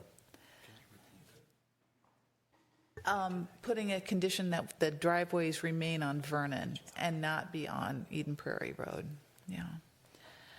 Can we require them to put in bike racks? We do have a city code standard for that. They are proposing bike racks on the north side of the building. Okay, so that's taken care of then. Member Jackson, I just want to address that previous one. I don't know if they're not currently applying to receive any access off of Eden Prairie Road. I don't know if they have even the potential or the option for access off Eden Prairie Road, but I don't know that you could make it a condition that they could never apply for that. If indeed they potentially could have legal access, if they did apply for it, the city could look at whether it would be appropriate and whatever standards apply, and could potentially deny it if it's not appropriate. But I don't think you can require them never to apply for it. Okay, that makes sense. So Hello Pizza is able to operate without a liquor license and the turnover. Is that by operation of their business, or is there any kind of zoning restriction on how they run their business? There's no zoning restrictions on that one. Okay, all right.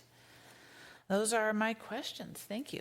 Actually, can I add one clarification? Please. If I remember from their presentation that they're only planning on having 22 seats in the restaurant, that would not qualify for a full intox because our requirement is 30 seats in a restaurant. So I wanted to add that clarification. Okay, that's very helpful. Thank you. Yes. Yeah. So beer and wine- beer and wine, they could have liquor. Beer and wine would be the same too. Yes. It's a minimum of 30 seats. To have any kind of liquor? Yes. Oh, okay, that's very helpful. Thank you. Member Pierce. Thanks, Mr. Mayor. So we also had exchange, and I think, again, Member Jackson covered a few of the ones that I had asked, but I wanted to maybe put a finer point on a couple of those asks. And so if a variance can be applied for some of those differences, my question is, do we have grounds for denial? And are we, as a council, are we at risk if we were to deny a particular variance, whether it's with Station Pizza or a new restaurant? Are we at risk of being sued, I guess, is the question. Yeah, I can take a swing at it, and Attorney Kendall can add, but we couldn't bind a future planning commission or city council to not grant variances. They would have the ability to come in and make that request. It would be up to the planning commission or council at that time to make that decision on a variance. Okay. But Member Pierce, with respect to this application, you do have discretion on this, both to deny the comprehensive plan amendment. You have wide discretion on that, and also latitude to deny the variance applications as well. Well, and so it's an example for the liquor license. Would we have grounds for denying a liquor license? Well, there would be separate grounds, that, not related specifically to this site, but if the council felt that there were enough liquor licenses in the city or in this area that no further licenses were warranted for any applicant, not just for this site, you could deny it on that basis potentially. You can deny the individual variance applications, regarding setbacks and other aspects of this property if you don't feel they meet the practical difficulties legal standard. Okay. And I do understand the point you made earlier about binding a future planning commission or council. So if those issues did come before council as variances, then the council would have to deliberate and decide what they think is appropriate. And so I think the list of questions I sent earlier are all geared towards trying to strike this balance of hearing what the most immediate neighbors, some of their concerns, and actually the original restaurant. And so I'm kind of thinking in totality across all of these and trying to think about how you can strike the balance of providing a need that or a desire that many of the neighbors expressed, and then trying to strike a balance in terms of protecting the needs and desires of those that are most impacted. And so I think that was the gist of the questions that I had asked. And so you covered the one on number of seats. You covered the one on size. The last one I had, which was partially covered, was Eden Prairie Road.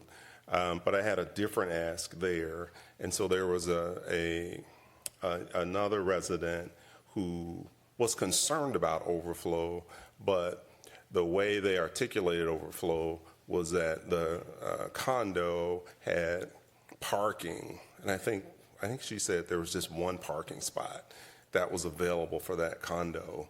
And they were concerned if there's overflow and someone parks there, that now it impedes access to guests that are visiting. And so my question there actually would be almost outside of the context of this project, right? It seemed like that was something that maybe we should look into to ensure that that doesn't happen, whether we're able to use permitting or something like that. But for sure, if this goes forward, kind of protecting on Eden Prairie Road that parking for the condo. So the question there would be, what options do we have to do that? I think a couple of options. You could request that the city post no restaurant parking. Another option would be, if the project gets approved and it becomes an issue in the future, it could be referred to the Traffic Safety Committee, and they could take a look at the posting no parking type signs. Okay, and then the last question, Member Jackson asked about protection against smells and loud music. Are you aware of how the smells are going to be mitigated? I don't know specifically. Probably a question that the applicant would, I would assume, have an answer to. Okay, yeah. Let's have the applicant come up and answer that.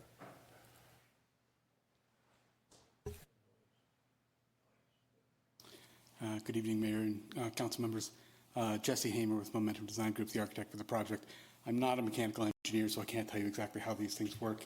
We'll be looking at equipment that can mitigate odors, what that rises to, and what, if you put a requirement on the for approval based on that.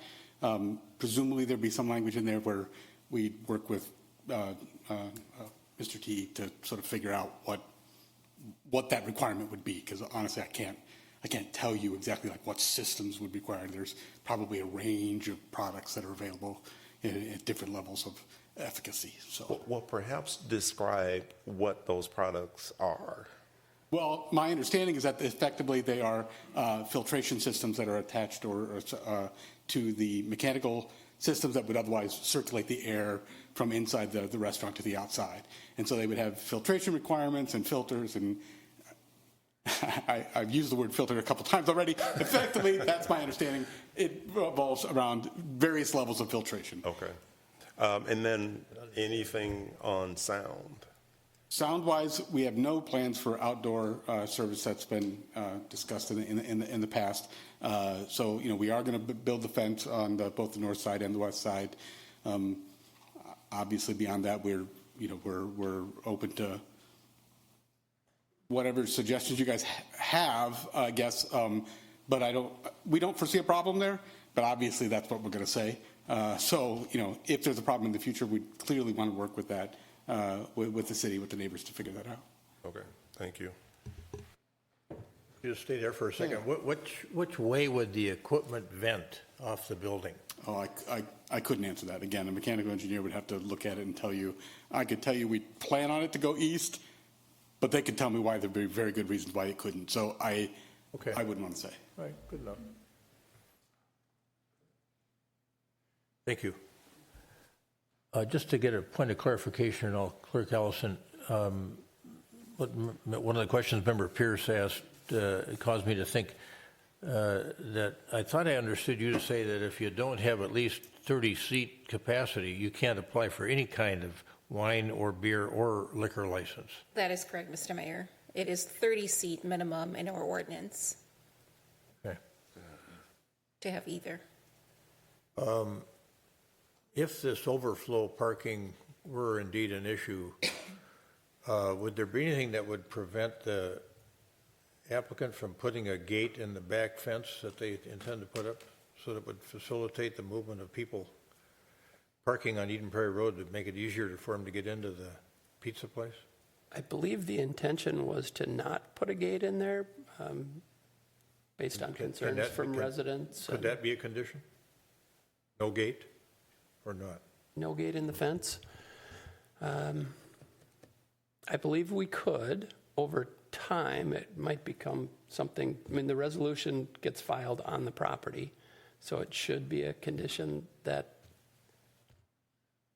continues with the property.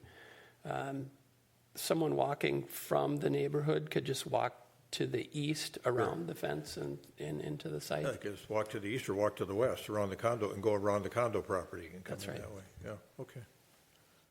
All right, thanks. Member Risser. Could we call up the image that shows the buildable area?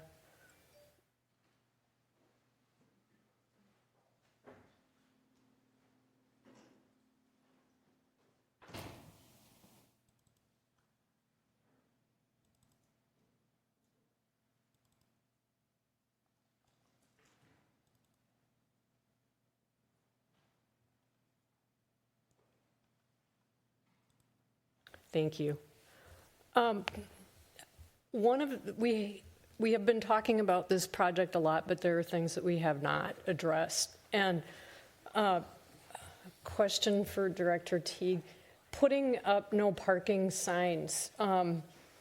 It's not working on Valley View in front of View 44. People routinely park in front of the entrance on top of the bike trail or bike path, and there is a bike path along Vernon, right? I believe that's correct. Okay, and it is on the north side. Okay, why would, and in a way, this situation is very much like the View 44 site on Valley View, because you've got this long stretch of road, there's no way to turn around easily or go around a block. You have to continue down for a long period of time. And I have a hard time believing that people, even if there is no parking signage, they will probably park along Vernon, run in, pick up their pizza. There really isn't anything to stop that, correct? Parking on Vernon? Right. It's currently signed no parking. But so that doesn't. It's an enforcement mechanism at that point. Right. I'm just. People don't follow the rules, then you can call and ask for some enforcement on any of the streets with no parking signs. But the actual ability for that to have an impact is minimal because you have to get the police there at that time and they have to catch the person parking where they shouldn't be. I mean, this happens all the time on Valley View. You've got trucks stopping in front, and that was actually part of the design. The architect for View 44 said people will park on the bike path and run in and come back out, and acknowledged clearly during the public hearing that that stretch of road would function as short-term parking. And I think it's very likely that it's going to be the same thing. We're going to have no parking signs, but it will functionally be short-term parking. You can have your bike path when it's not being used for short-term parking. The other concern that I have is maybe somebody could walk me through if people don't have a gate to get through to the site, or even if they're coming along and the sidewalk is going to be closer to the lot line, true? Could somebody tell me how people are supposed to get to the restaurant when they go around the fence? Like, where's the safe pedestrian pathway getting through the parking lot?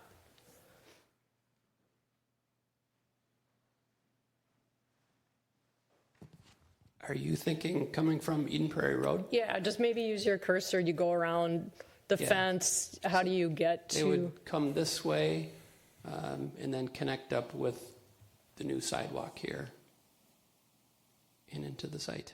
Okay, so, and the sidewalk would be closer, and they'd go, and this is the same kind of thing when you're walking along France Avenue in front of the US Bank site and you're heading in a northerly direction. You've got your back toward the traffic that's coming up behind you, so you can't really see well.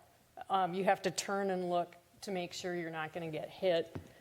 And so the sidewalks, and I would really request that for future plans, especially when we get to this stage, they're accurate. The sidewalk's not going to be that close to Vernon. It's going to be right up near where the cars are parked. And then you're going to have people having to go across in front of the entryway where the cars are coming in. There's also the tandem parking, those 3 blue lots that are for delivery. So they're going to be coming in and coming out. Those are in front of employee parking. So there's probably going to have to be, and I had to work at a place where we had to park behind each other. And it was this constant car roulette kind of thing that we had to do. But you have a lot going on here. And so that was why I asked whether people were concerned about safety. And I am very concerned about safety. And that leads me to another concern that I raised, and I did do it in an email, and this was about spot zoning. And we're not concerned about spot zoning. Is that true? Correct. The property is currently zoned commercial. Okay, if we could go to the map that shows zoning.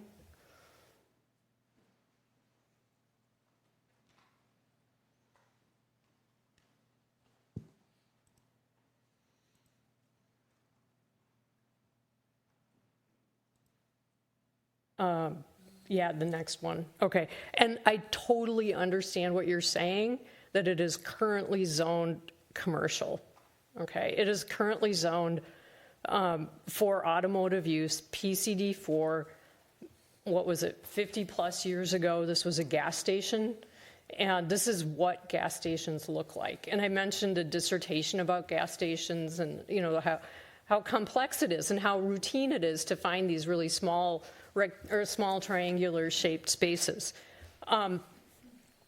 When we talk about rezoning and we talk about current zoning, one of the things we can talk about is, you know, how it fits today. And I would say that, you know, this is an unusual situation, and the reason why it's guided in the comprehensive plan for residential use is to make it become like the surrounding land use, which is all residential. And so I think it's useful.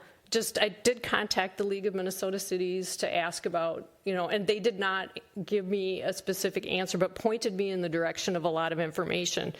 and said there's a general definition. Spot zoning usually involves the rezoning of a small parcel of land, and this is rezoning that has no supporting rational basis that relates to promoting public welfare.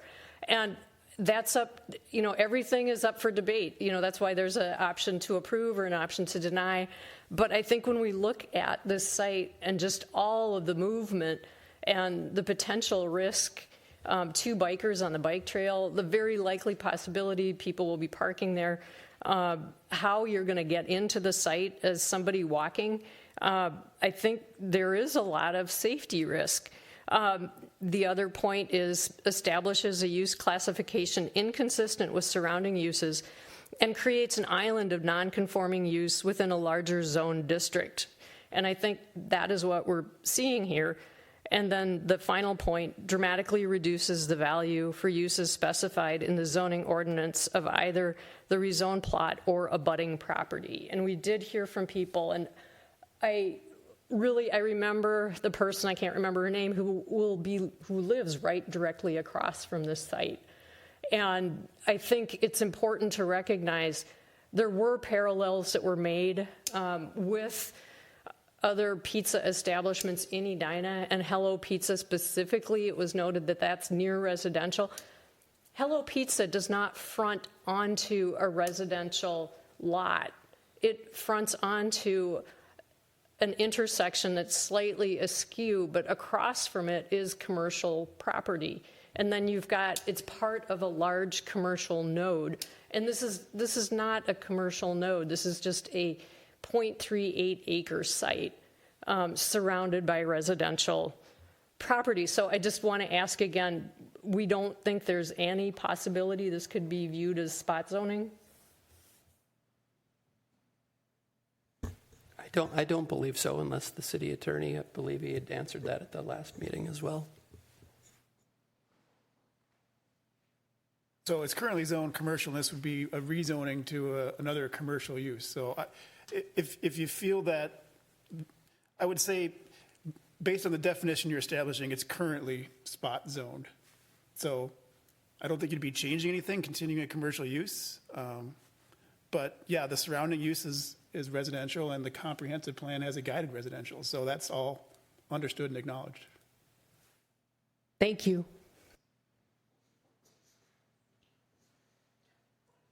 Ragnu. Are we okay to just start general comments now, or do we want to? I think so. Okay. I think so. Mr. Kendall answered the question I was going to ask him, so we're all good to go, I think, on comment. Thank you. So my general reaction to this is looking at the site, and it is an awkward site. It's a triangle, and it's difficult to find what is going to be the right use for that kind of a site. I know that Member Risser often refers to the Valley View and Wooddale, the condominiums that were put in there, and I live really close to that as well, and it is a really similar site. It is smaller, but it is quite similar. And so I bring that experience into this site in particular. I don't think that housing will work well on this site. And the prime reason for that is, and I think Member Risser actually had a graphic this last time that showed how tight it would be even for 4 units. When we look at that buildable area, I don't understand how something as many as like 4 units would work well on this site. So then I asked myself, what could work, or what would be a better proposal? A lot of different ideas were brought forward by community members. At one point I heard a coffee shop or a donut shop or a barber, I think, was thrown out there, a florist, a shooting range. I don't think that one was serious, but it was mentioned. And the reason that none of these businesses are being brought forward as a proposal for this site is because they're not financially viable. And so that's where, again, we come to this dilemma of what is the right thing for this site. And I think the reality is we don't know that a pizza shop is necessarily the right thing for this site either. But I do think that it is something that could be a viable solution, and it moves us forward in where the site is at today. So Then I look at other proposals we've received. The West Side Cafe. And in my opinion, that one was too large for this site. I forget the exact number. It was over 50 seats. And that felt like a lot. It felt too imposing for the neighborhood. But what we have in front of us, and based off of calculations, whether it's the 16 seats max in that party spot plus the 8 kind of counter seating, 24 seats maximum, to me feels like it's the right fit for this site. We do see that it can be appropriately parked within the parking lot attached.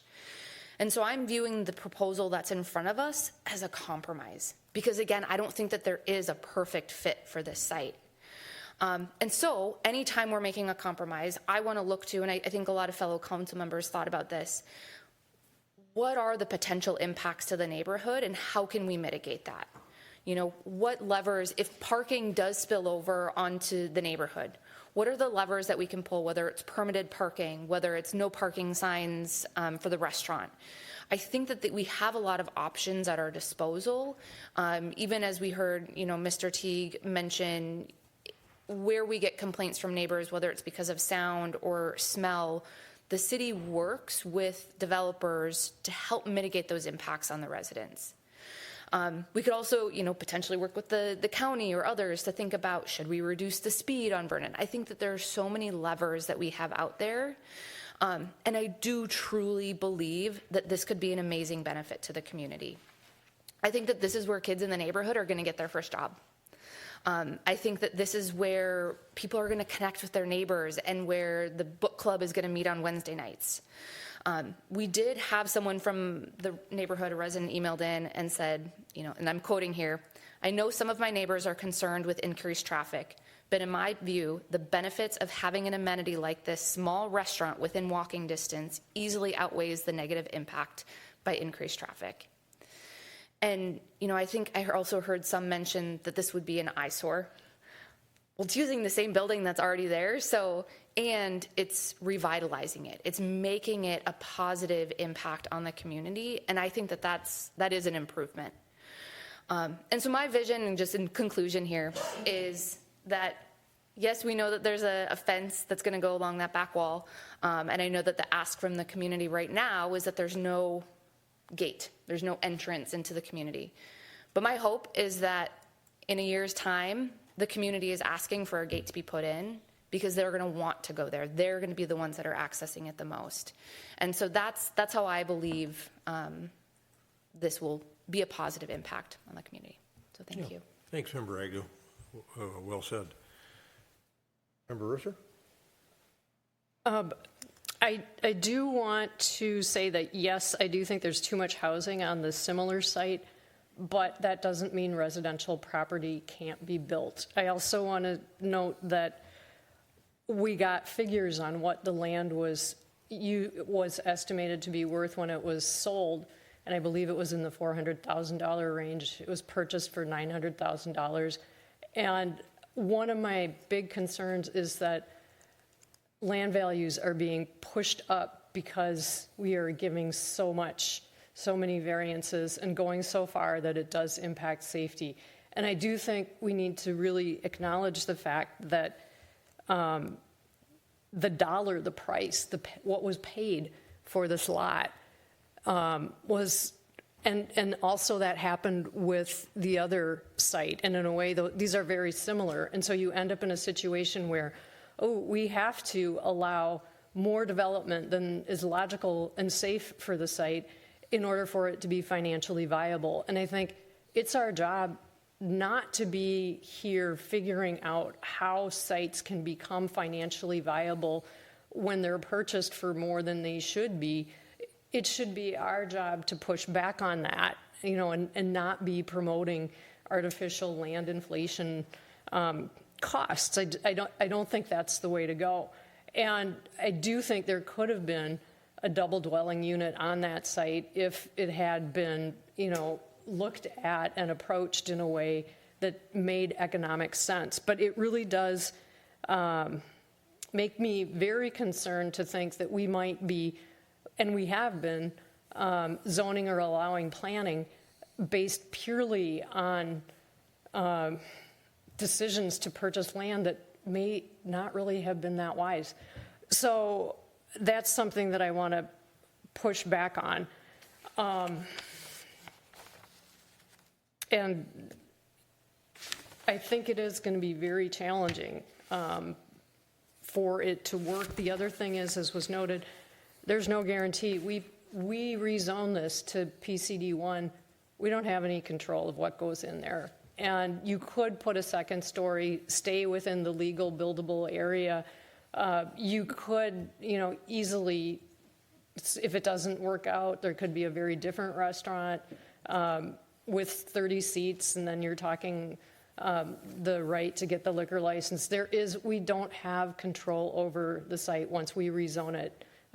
It can be anything. And they're not just limiting what they're going to do to the building that's there. They want to expand on it, and I think that's important to recognize as well. So those are my concerns. Thank you. Thank you. Member Pierce or Member Jackson, thoughts?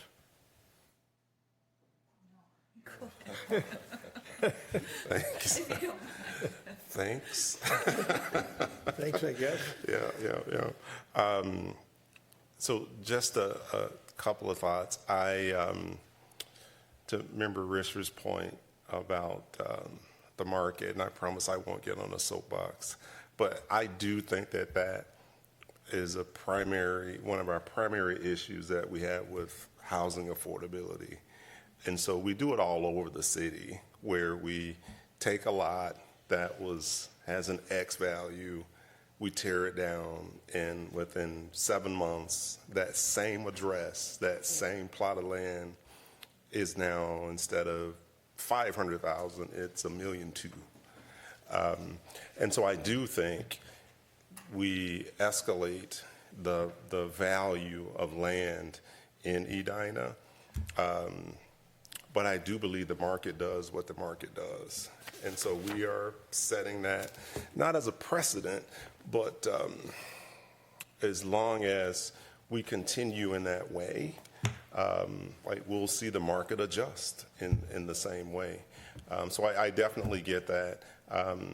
I don't think, to put a finer point on that, I don't think council, we should be seeking to artificially control the market.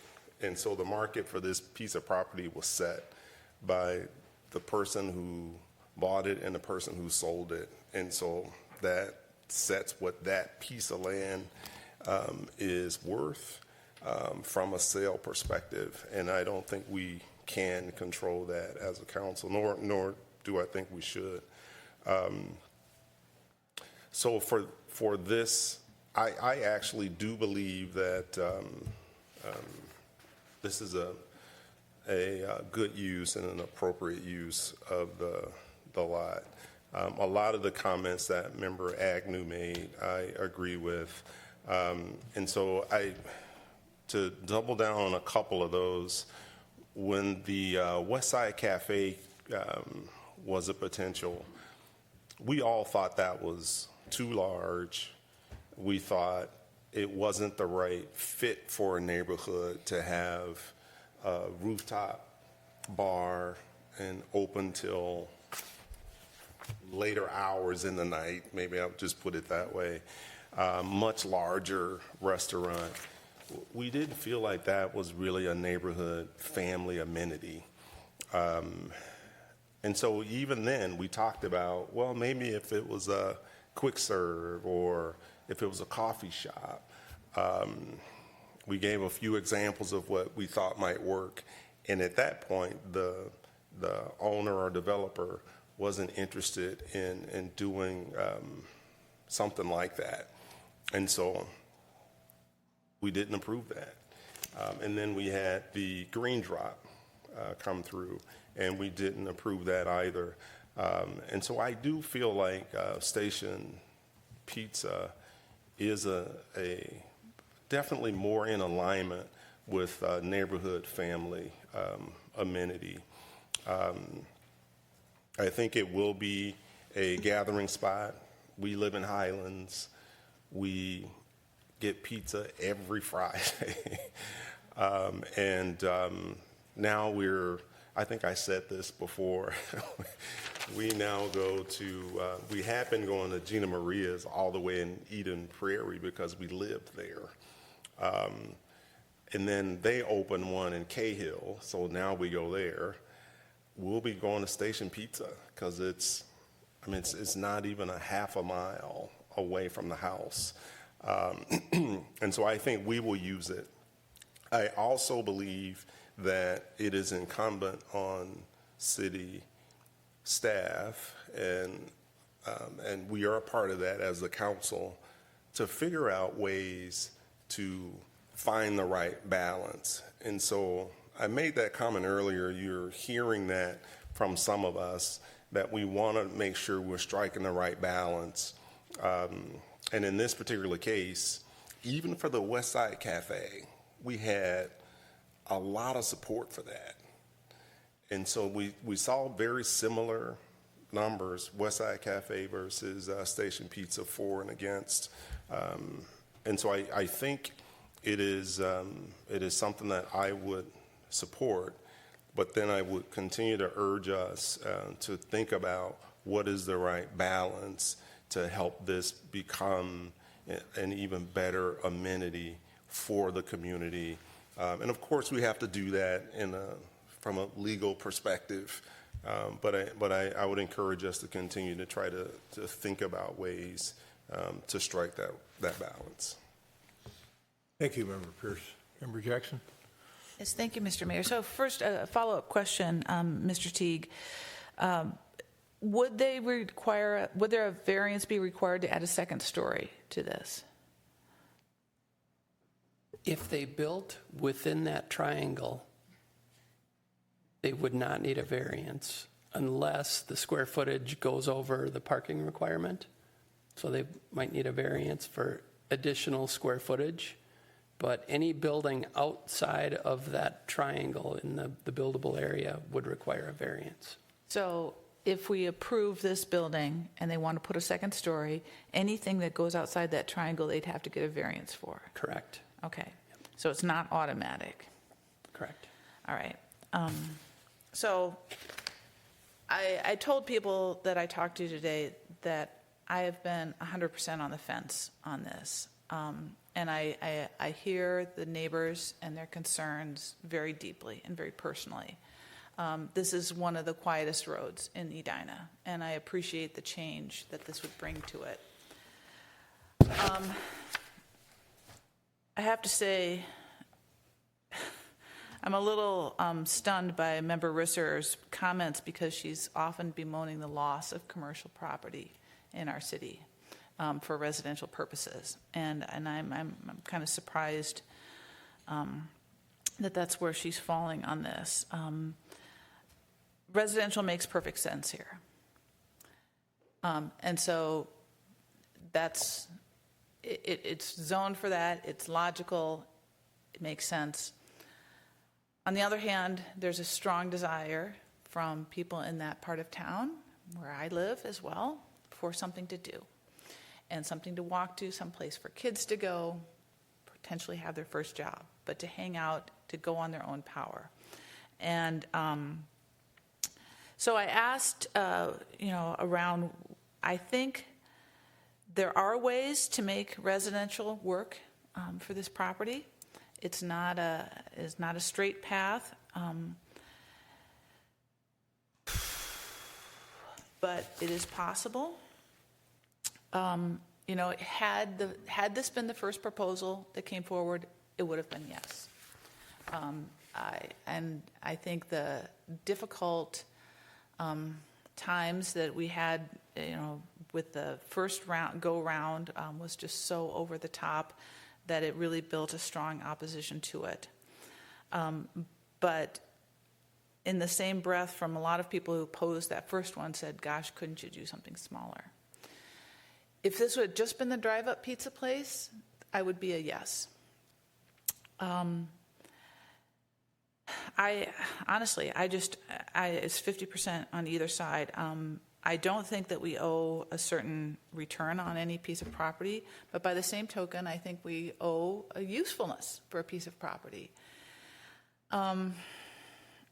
So I'm leaning in favor of this, and I know that's very disappointing to people in the neighborhood, but it's a very quiet use. I would absolutely, if this goes forward, look for the fan system that would not allow smells and sounds into the neighborhood. I'm very concerned about the Bellacour option, but I think that that we have to allow a use for this property. And if this had been the first proposal that came forward, we would have voted yes. And I'm thinking of Kevin Staunton, who said, well, what's the outcome? You know, that had you started from scratch and you didn't have any history. We did that with the street reconstruction, and I thought that was a wise way of looking at it. And I wish I didn't have to make a decision. Honestly, this is just tearing me up. But I think that I would be in favor of this. Thank you, Member Jackson. None of you noticed because you weren't with us upstairs, but we spent about well over an hour on our zoning code and discussing the infirmities in a 54-year-old document. And one of the things that we talked about was the fact that our comprehensive plan provides for medium-density residential, as it does here, is the way it's guided on this particular site. But we really don't have anything in the code that matches up with the comp plan. And this is a small piece of my thinking, but this does give us an opportunity, the way this property is guided, to potentially achieve some of that medium density residential. Why do I say that if everybody's up here thinking about what an odd piece of property this is, and it is?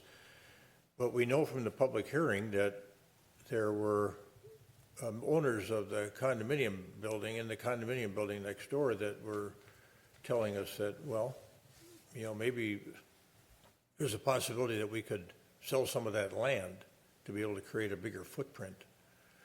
So you can think about that in a couple different ways. You could think about actually the condominium expanding to the east, and you could think about the condominium selling some property to a developer that could build to the west, a little bit closer to the condominium.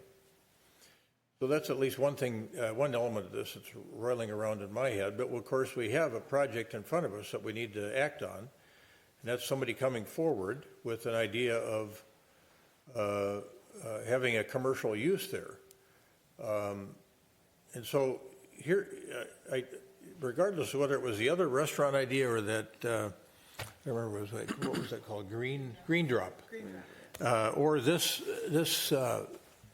proposal. I kind of tend to look at them all the same way, and other parts of town the same way. I look at, I have a little balancing test that I use. And first of all, I ask myself the question, does the proposed use have a potential benefit to the public? I'd say, yeah, it probably does. But then I have to ask myself the question, is there a potential adverse impact on the immediate neighborhood? And if so, does that potential adverse effect outweigh the potential benefit to the broader public? There's only one way I can answer that question. I say yes. The potential adverse impact on the nearby neighborhood, to me, is more significant than the overall benefit to the public.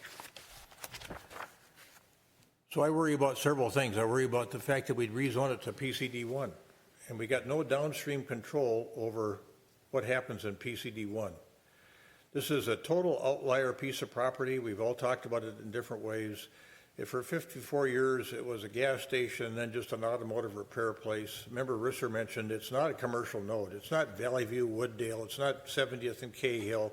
It's not Sunnyside in France, 44th in France. It's just this outlier piece of property sitting in the middle of a residential neighborhood on a busy street. And yeah, a pizza place is one potential use there, but it got guided as residential for a reason in the comp plan.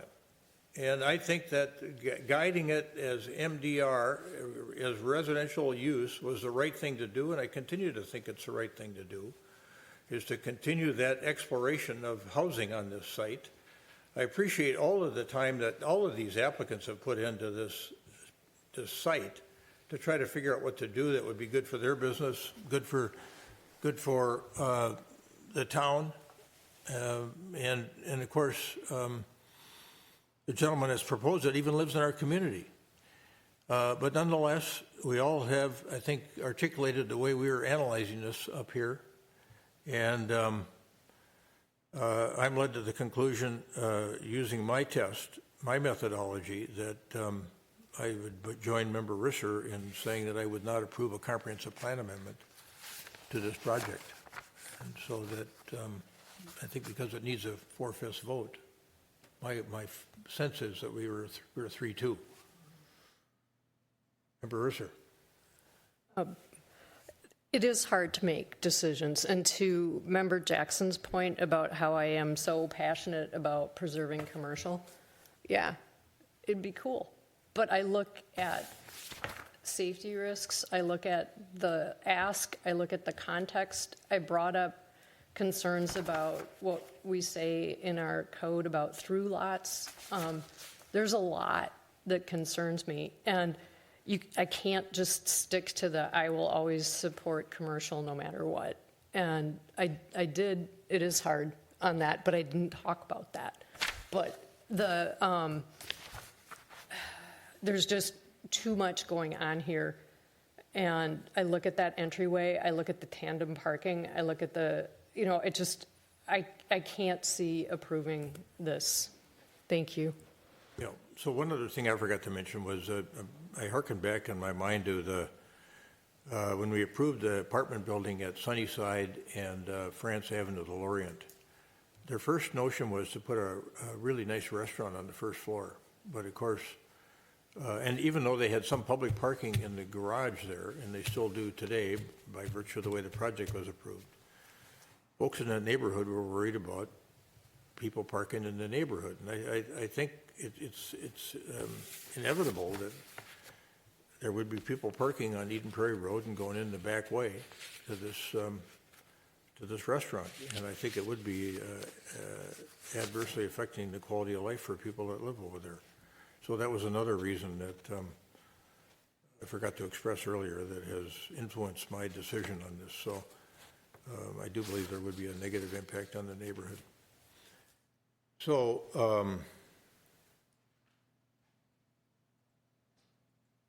I don't think there's probably any sense in voting on a comp plan amendment. You need. We have to, because otherwise, I think it. Yeah, we have. Yeah, okay. Yeah, we do. Yeah, we have to vote on a comp plan amendment. All right. Yeah, very good point. Fair point. You'd think the old mayor would know that by now. Okay. Hold on. Let me pull this up here. So, is there a motion? Get on the right one here. Is there a motion to adopt Resolution 2024-107, which would approve a comprehensive plan amendment and allow the change in the zoning from PCD 4 to PCD 1? So moved. Member Agnew moves. Your first vote is on the comprehensive plan. That's what I said. Didn't I say the comprehensive plan? I thought you said the zoning. Say that again. I thought you mentioned the zoning and not the comprehensive. You started with the comprehensive plan. Start with the comprehensive plan. Did I switch over to the zoning? Yeah. Okay.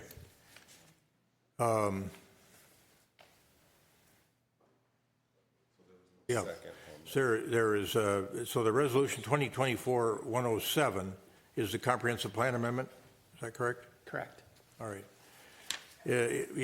Well, is there a motion to adopt the comprehensive plan amendment? So moved. Member Agnew moves. Approval. We have no second. Okay. The motion was for approval. Yeah, motion was for approval. Yep. So I'll second. So Member Jackson seconds It could die for lack the of approval of Resolution 2024-107, which would approve the comprehensive plan amendment as proposed. Yeah, we're voting on the comprehensive plan amendment. Comprehensive plan amendment And it only. takes a 4/5 Requires a 4/5 vote. majority to pass. Yeah, we got a motion and a second. Any further discussion on that? Okay. All those in favor of adoption of Resolution 2024-107, which would involve the comprehensive plan amendment as recommended by staff, say aye. Aye. Opposed? Nay. Aye. Nay? 3, 2. Motion fails. So because the comprehensive plan amendment failed, we would recommend that you make a motion to deny the rezoning. There would be no point in approving the rezoning if you're not going to grant the comprehensive plan amendment. So I'd recommend you deny the rezoning. All right, even though the failure of the comprehensive plan obviates the need for the, you still want to vote on it? Okay.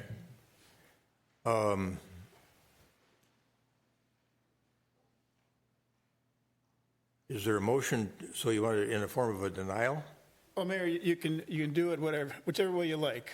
But approval takes 3 votes. Yeah, with 3/5 vote, we're going to get in the, if I do it, yeah, we're Right. going to be in an odd spot here. Yeah.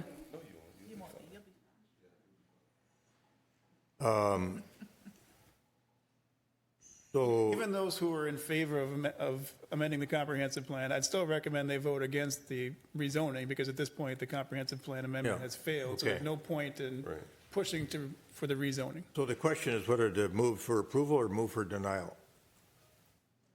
We would recommend you move for denial. Move for denial. That's what I was intending to do. Is there a motion to deny Resolution 2024-108, which would approve the preliminary rezoning and site plan with multiple variances? So moved. Jackson moves, Member Pierce seconds the denial of Resolution 2024-108, which would approve the preliminary rezoning and site plan with multiple variances. Any further discussion?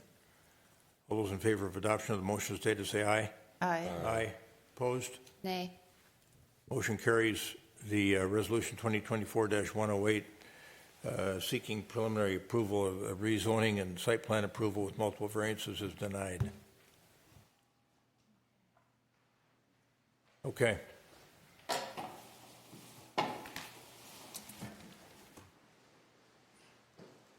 And now we are on to another one of Director Milner's projects.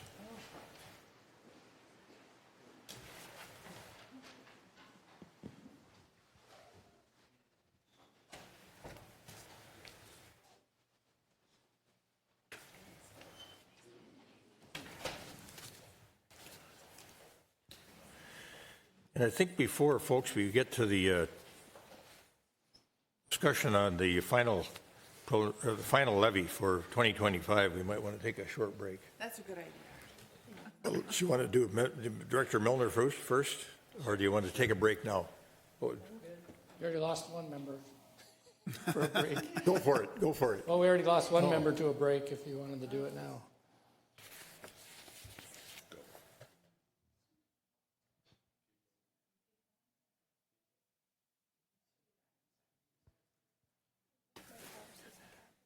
Comfortable, Mayor? Yeah, you Keep can going? go ahead. You Okay. go ahead and start. Thank you, Mayor. Members of Council, we're back after the public hearing from last week on the President's A&B neighborhood roadway reconstruction. So we took live public testimony on December 9th. We received 8 comments. We received 8 comments on Better Together Edina as of this morning, and I sent you that report. We offered a variety of options to participate. We got comments against the shared use paths, sidewalks, roadway narrowing, the maintenance burden for those paths and sidewalks from the owners, tree removals, loss of parking. We had some comments about Alden Park and the traffic and parking there. Heard about vehicle speeds and traffic volumes on Washington Avenue, semi-truck volume on Washington, and then we also heard support for the general infrastructure replacements within the neighborhood. The Living Streets Plan, we just want to touch on that a little bit. Why do we have our standards? We've had standards to reduce street widths for 20 plus years. We've done street reconstruction. Reduces construction costs, assessment costs, reduces future maintenance costs, reduced lane widths, encourage slower motor vehicle speeds so it's safer, reduces environmental impacts by reducing impervious surface, and often preserves trees and protects trees and other plantings and infrastructure within that right-of-way. I'll just touch on a few of the comments we heard. So last time we heard about concerns with snow maintenance, and I want to have the council remember our work session on October 15th where we talked about snow maintenance operations, staffing, equipment, and budgets. The proposed multimodal facilities, the sidewalks and shared use paths in this neighborhood do not meet our current practices. We would not recommend adding more maintenance to staff. They already have more than they can handle to meet our 2-day level of service. If we keep adding sidewalks, we're going to either do one of two things, right? We're either going to reduce that level of service to 3 days, and if council's comfortable with that, if directed, we would maintain it as best we could. Otherwise, eventually, we're going to need more staff and equipment to meet that 48-hour request. So we just wanted to throw that nugget out there for snow maintenance. Parking at the park. Parking is currently prohibited on the north side of Belmore Lane, right adjacent to the park. We're estimating a potential parking demand during events. It's just a general guidance that we found, 30 to 80 potential vehicles depending on the event. It's a lot of soccer events for kids. We talked about Washington Avenue. Why don't we just push Washington over closer to the highway? This is why. We got electrical transformers. We got aerial 169 sign foundations and lights. So that green space is pretty much full along that barrier of 169. We are starting to begin discussions with UNFI and their trucks because we heard about that concern. Right now, the graphic on the left shows the trucks, some travel up that Washington Avenue in Edina. That's more of a residential feeling street. The graphic on the right-hand side shows where they could access that same facility from the west side of 169. That's more of a commercial feel area. So we're having those discussions now with them to hopefully shift most of the trucks to that other route. Washington Avenue parking, there's 18 parcels on Washington Avenue. There's discussions of how many driveways. 11 driveways access Washington Avenue, 3 access the alley, 2 have driveway access on Belmore Lane, and 1 on Maloney, and 1 on 3rd Street. If we go with the recommendation of the ETC to put on-street bike lanes, we'd lose 15 parking stalls on Washington. So just to give you that heads up. And then adjacent map showing all the amenities that we're trying to continue to build connections with sidewalks and shared use paths. There's Harley Hopkins Park, our own park in town. We have the Family Center and the Blake School. And Hopkins right at this location is like multi-regional trail intersection. We have 9 Mile Creek, Lake Minnetonka Regional Trail, the Cedar Lake Regional Trail, and also the North Cedar Lake Regional Trail. So they all come into Hopkins at that area. And then downtown Hopkins also has amenities that people most likely want to get to. And then there's the various transit routes along that Excelsior Boulevard corridor.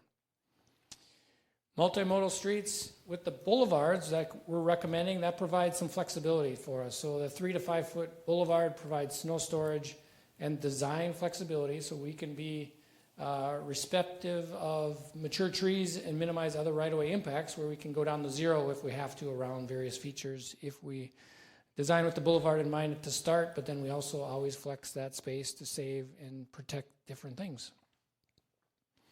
We do want to make 2 changes to our recommendations. One is on Belmore Lane, right at the park. So if you remember Strachauer Park on 62nd Street, we had the same concern and we built a bump out for park users. So we talked to the parks. We're suggesting to widen that street section to create a parking bump out on the north side of the street so users can park on both sides of Belmore right by the park. This would add 13 to 15 parking stalls right there where the highest demand is. That would reduce the need of people parking down the streets in all the other directions. We also heard comments about 3rd Street and why not create a buffer along that 10-foot shared use path that currently exists in Hopkins. So we changed our proposal from 24-foot wide street to 27 so we could provide a 3-foot buffer to buffer the users of that multi-use trail that's already there today, that's existing, from the vehicles driving westbound on 3rd Street. Recall, we wanted to put the parking on the south side adjacent to the homes that are on 3rd Street there. So those are the 2 changes. Otherwise, we believe it's feasible, cost-effective, and necessary to improve the public infrastructure. We're recommending approving a sidewalk on Monroe and a shared use path on Belmore and Washington. Assessments require a 4/5 council vote in favor of to approve. So the portions of this project that are assessed need that approval. If we get into a discussion on pedestrian and shared use paths, which we've done in the past, that only requires a minimum of 3 out of 5 council votes if we get into a discussion on some of those metrics. So just want to remind the council on a couple of those voting things with what we're dealing with. I'd be happy to stand for any questions. Yeah, well done. And I think we all really appreciate the fact that you took to heart so much of the public testimony that occurred a few weeks ago and tried to think about solutions to some of those concerns. And you did a really nice job of addressing some of those. Member Risser. Thank you for that. I do have a concern about the protocol we're going to put in place for the 8-foot wide path along Washington, and the idea that residents only have to shovel 5 feet of that pathway. Just looking at standard protocol for clearing sidewalks, what Minneapolis asks for, and what you can see online is you really need to shovel the entire space. Otherwise, you get snow compacted down, you get ice, you get tripping hazards. And so that's a concern. I'm not saying it's a blocking concern for tonight, but I think there needs to be a little more reflection on that policy. I have a specific question. If we're going to say it's okay to just shovel only 5 feet of an 8-foot wide path, does it cease to be a path for bikes and pedestrians? And is it in the winter, it is only for pedestrians?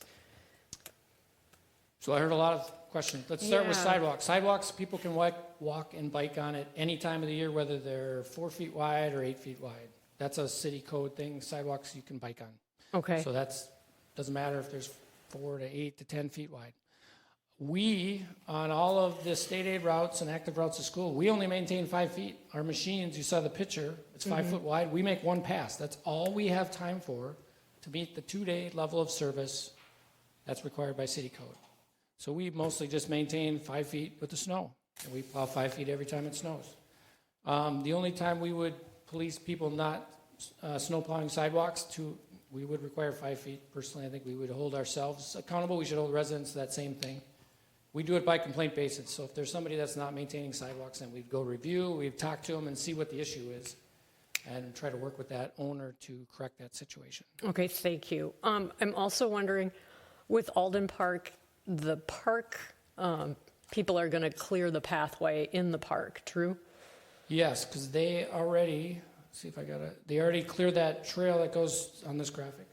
They already go through there with a pickup. The Parks Department plows that. So we have differences of Public Works plows all streets and sidewalks on public streets. Anything within parks, that's the park facility guys do that maintenance. So they would be doing this trail and the trail along Belmore Lane adjacent to the park. Okay, so they would be doing the sidewalk? Yes. Okay, thank you. Member Jackson. Yes, thank you. It went by really quickly, the Washington Street. Can you go back to that slide? And I just want to understand where the driveways are again, please. Oh, okay. Yeah.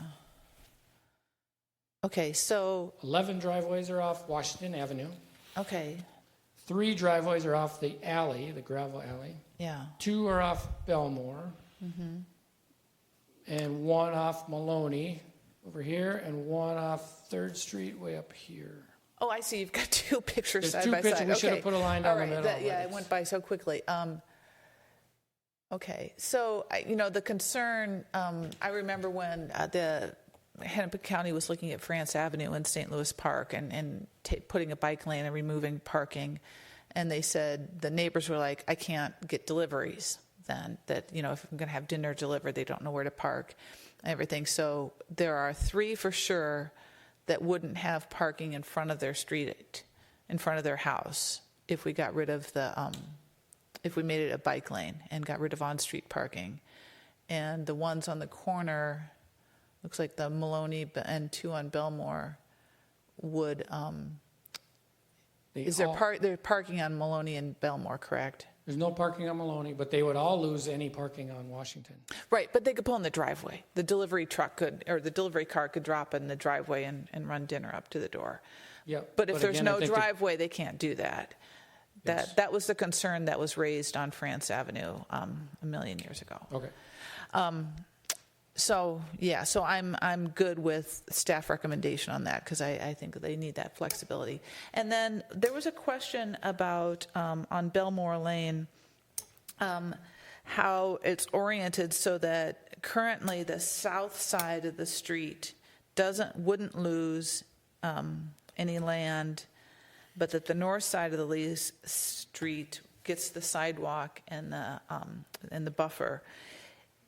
Is there any way to center Belmore as you reconstruct it so that it's equally lose a little bit of land on each side, or does it have to be designed this way?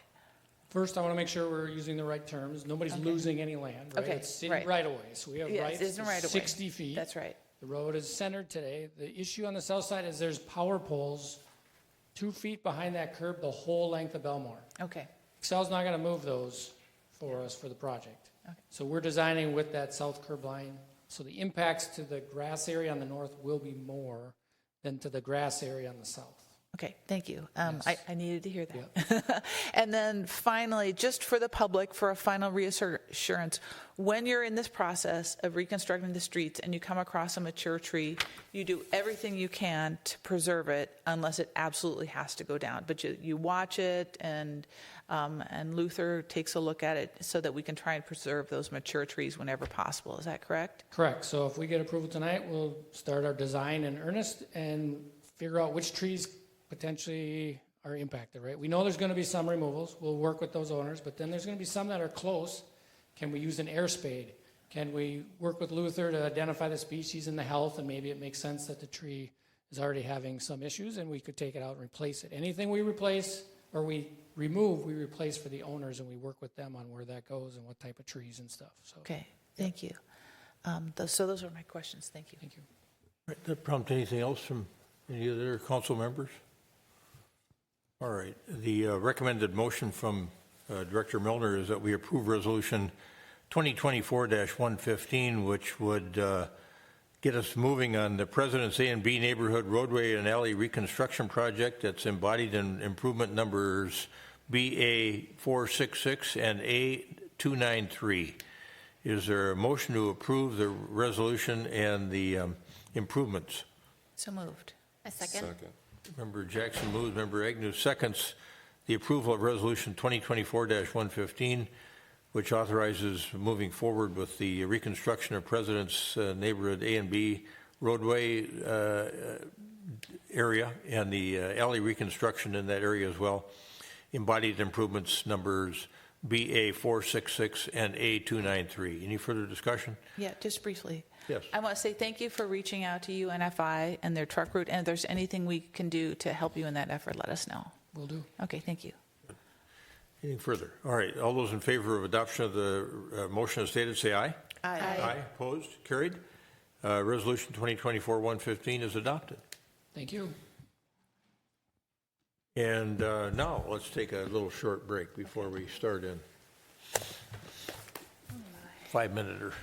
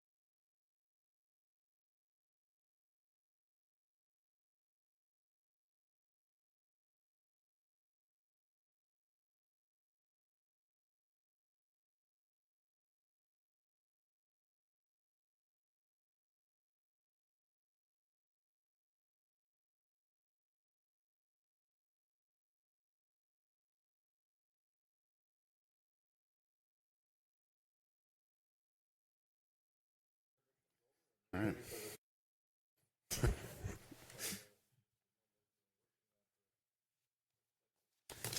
It is.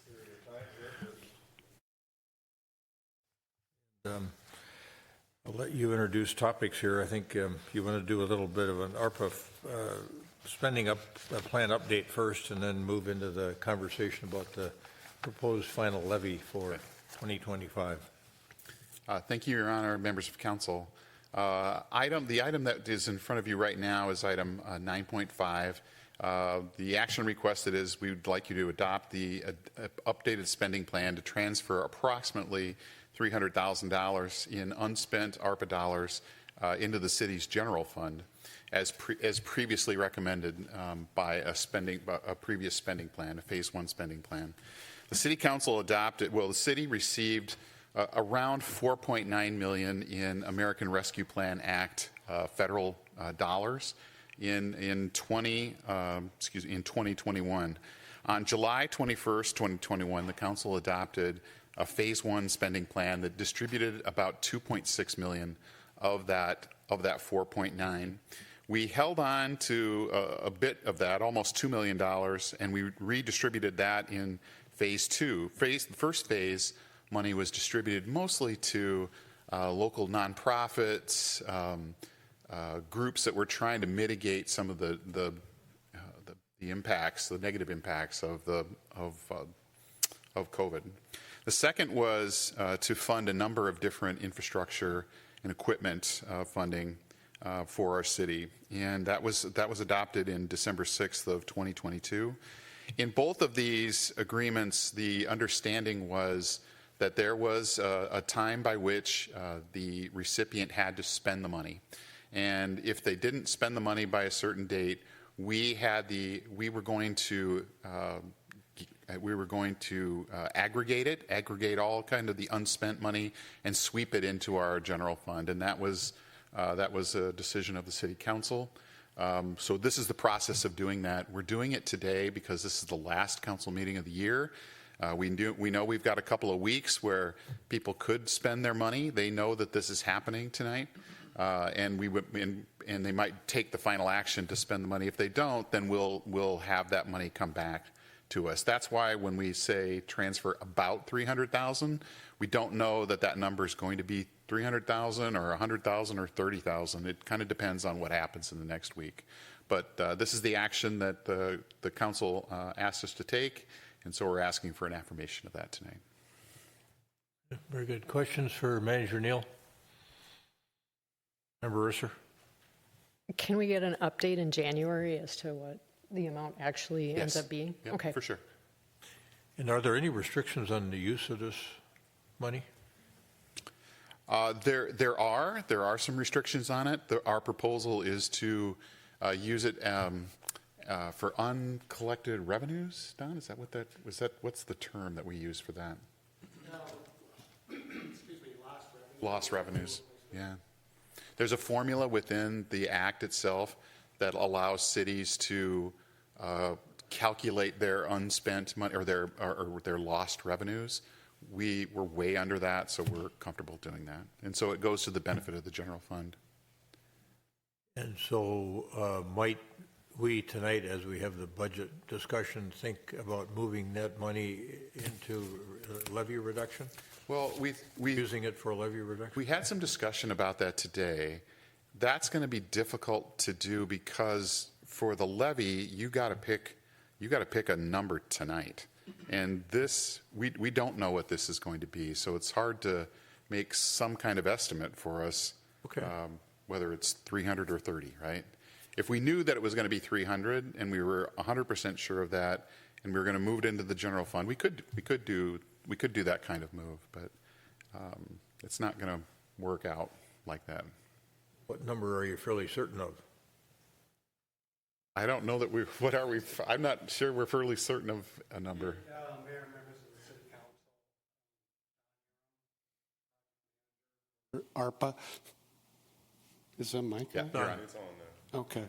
So just a couple of comments in regards to the funding that remains from ARPA. The expenditure deadline is the end of this year, so December 31st. So from a procedural standpoint, we need to expense that money on existing expenses. So how we would do this technically is public safety salaries and benefits are an eligible use of ARPA funds. So we are going to expense this, whatever remains, we're going to expense this back against police and fire expenditures. So when we talk about having funds left over to possibly assist in the budget, as Scott mentioned, we're really not going to know that until year end.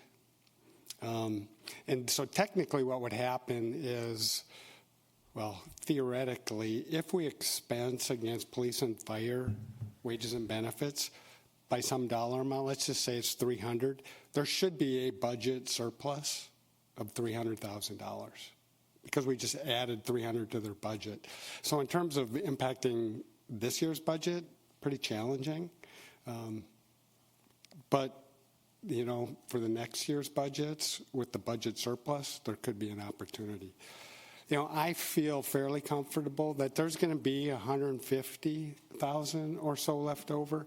Some of the projects that were included in the government operations spending just didn't come to fruition. And one of those projects was the EMT to paramedic firefighter program. There was $150,000 allocated to that. That is, according to Chief Slama, that program will not be implemented by the end of this year. It is something he would like to do. So there could be an opportunity for that to continue with the budget surplus, but otherwise I feel fairly comfortable there will be $150,000. Okay, that's helpful. But it needs to be expended by the end of the year, calendar year. Correct. Yep. Okay. So you're recommending that we adopt an updated spending plan, you and Manager Neal, to transfer approximately or about $300,000 to the city's general fund as previously recommended in the Phase 1 spending plan. That's the motion. Okay. Is there a motion to that effect? So moved. Jackson moves. Second.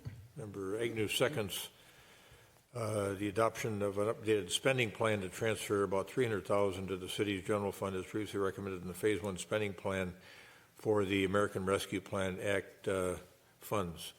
Any further discussion on the matter? All those in favor of adoption of the motion as stated, say aye. Aye. Aye. Opposed? Carried. The motion is adopted. The transfer is approved. And now we are going to move into the conversation around setting the final tax levy for the 2025 calendar year and adopting a budget and potentially approving a 2025-2030 capital improvement plan. Thank you, Your Honor. I'll give the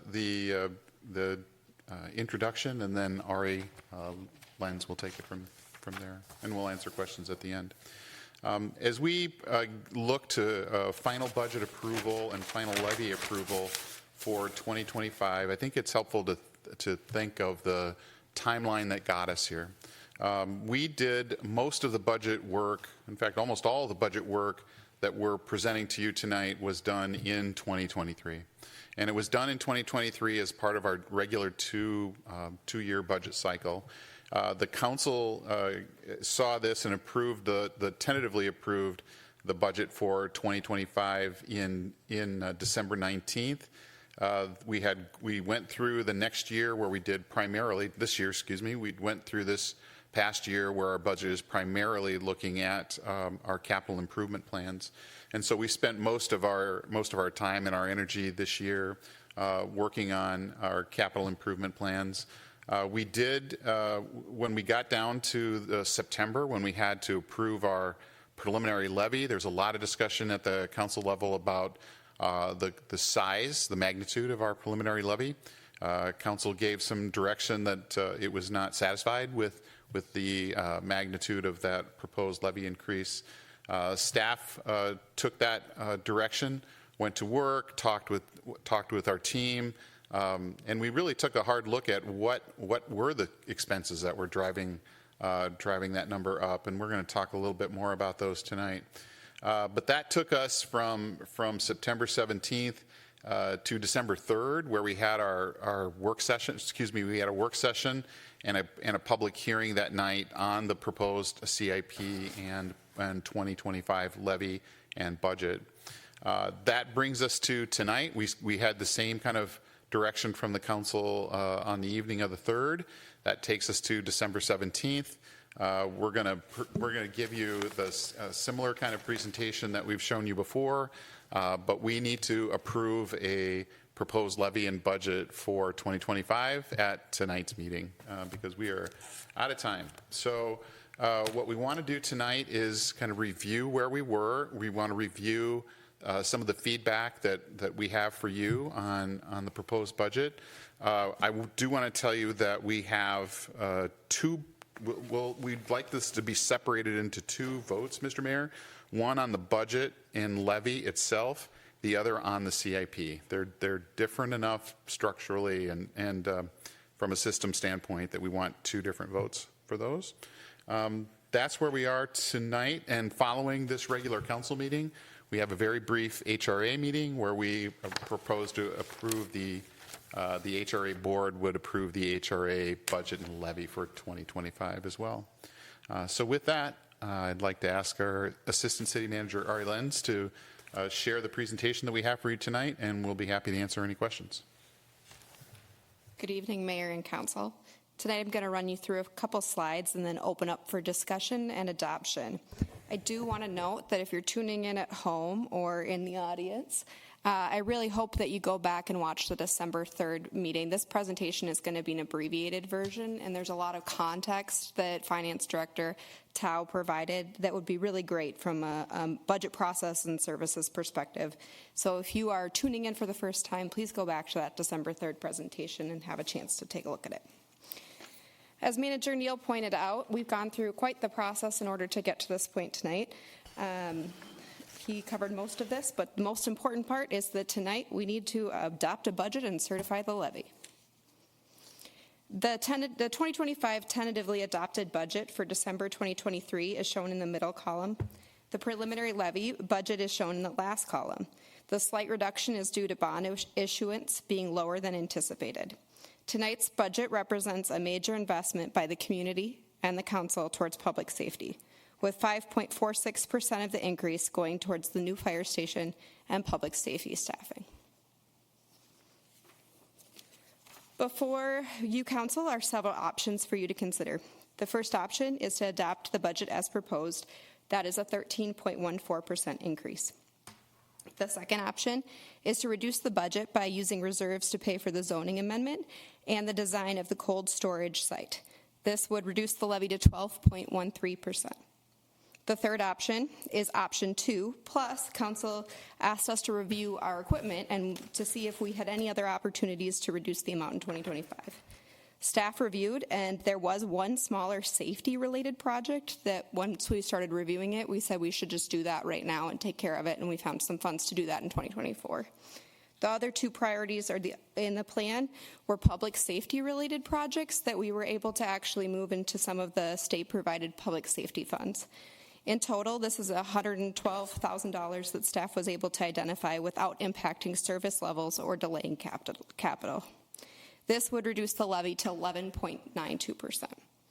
Option 4 is option 3, plus deferring Lewis Park shelter to a future year. Staff would need to reprioritize the future capital if this option was selected. It would reduce the levy to 10.27%. Option 5 is option 4, plus delaying the hiring of the paramedic firefighters to January 2026.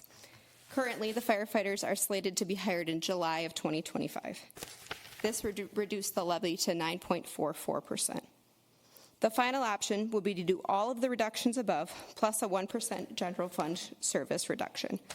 Due to the timing constraints, reductions would need to be made by management to implement on time. The goal would be across the board, but some areas may be cut more or less depending on contracts and other obligations. My final slide before opening it up to you guys for discussion shows you all of the discussion items laid out before: the cost, the impact on the levy, and then the impact on the median value home if you were to act on those options. Good, thank you for that. Yeah, that it's nice to see those numbers too, so you can jump back and forth between those slides. I know we've got it in the prior hard presentation as well. I think that came from early December. Thoughts from council members about the, we've talked about the 13.2% proposed increase that staff came forward with. I think, in fairness to staff, it was something that we talked about when we worked on the 2-year budget. But for me personally, and maybe shame on me, I thought we'd get 2024 set and then we'd have time to work on 2025, even knowing that that was what staff was anticipating, was around a 13% increase. And I found myself mentally thinking, no, it's not going to be acceptable. And maybe I should have said something earlier so we could start to work on this earlier, but I don't think then it was until August when we saw this number again at 13.14 proposed. And I think all of us had heartburn about that. So for those in our community that have been thinking this is too high a number and it's not sustainable for thinking about doing something like this year over year, we agree. And we've been working on this for a longer period of time than we've been getting notes and emails about it. So we have those same concerns. In fact, I jokingly told my colleagues yesterday that, when you start dreaming about property tax, that's probably not a good thing, but thinking about how to reduce the burden on everybody. And we've all looked, I think, at all kinds of data over the last decade to try to figure out what's the best pathway forward. And it seems like, just to set the stage a little bit more, we've got this, I'll call it more of a short-term problem, the 2025 budget. But then we've got to have this conversation about sustainable budgets over time. This notion of, what should be a relationship between property tax increases and property value increases? What about the services that our residents want to make sure that we deliver, these high-quality services? How do we do that in the most effective and efficient way possible on service delivery? How do we continue to maintain what we own together in our community and make sure that we keep up with it? And how do we go about expanding from a capital improvement standpoint? Because there's only so many things that you can do to reduce the budget and then still have a pathway forward where you're doing some of the things that people think are important. And the Lewis Ridge Park building is probably a good example of that. It was in the CIP for 2025, and for me personally, it's something that can wait. And the reason I think it can wait is because we reacted to what our residents were telling us, is that they wanted more police and fire protection, and that makes up 5.5% of the proposed levy. So if that's your floor, then to me, you got to start thinking about, well, what are the different ways that we can cut back on some other things? Might service be cutbacks be a possibility? You suggested that at 1%.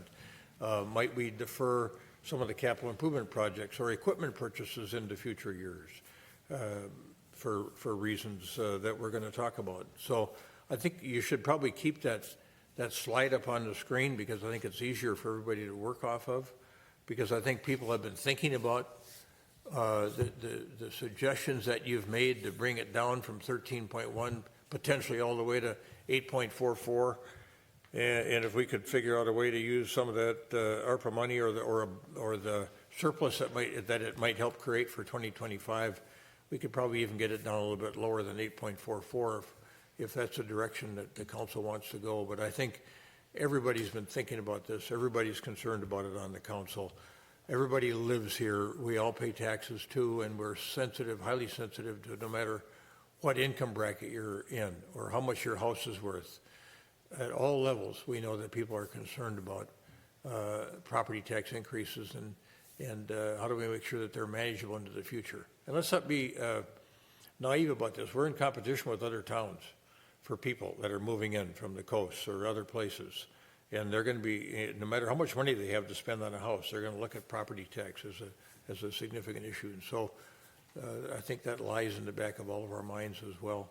So I don't know if anybody would care to lead off on some of their thoughts on these proposed reductions. Maybe some of you feel totally comfortable with the recommended increase at 13.14, but I didn't sense that, but I certainly don't want to presume anything either. Member Risser. And we are going to probably view this differently, but I really have a hard time with deferring the Lewis Park structure because it will ultimately just be more costly. I also think about the reality that that building is there for people, who live in housing that we put up that's affordable. And it looks so, it's not just how it appears. They can't use the building when it's too hot, when it's too cold. It was built back in the Nixon era. And it's really disheartening to think that is something that we wouldn't move forward on. And I did send an email last Friday asking, and this is related to the CIP, but we have $500,000 that is being suggested to come from the Centennial Lakes TIF district for the potential pathway across France Avenue. And that hasn't been vetted by the public or anything. And I'm thinking, that got me thinking how much money is available in unspent TIF.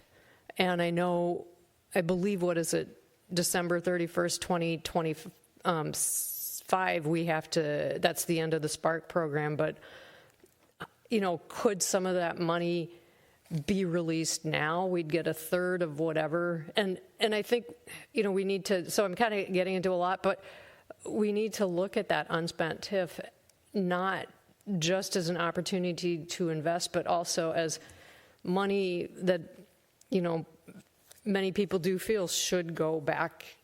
Well, we had a person come and speak to us, but go back into those 3 buckets. So I don't know if it's too late to consider that, but if there would be some way, I've been trying to think, how do we find that $900,000 for that park building? So you and I are on the opposite. Anyway, I'm certainly open-minded. The way I'm going to have Manager Neal speak to that issue of the TIF, and I think it has some limitations on how it can be used. It does. Unfortunately, we can't do park projects with tax increment financing dollars. That's not what I'm saying. I'm saying return it to the general, give it back. Don't give it hang on back to it. Decertify it. Yeah, it's been decertified. Stop keeping it and turn it in, and we get it in the general fund.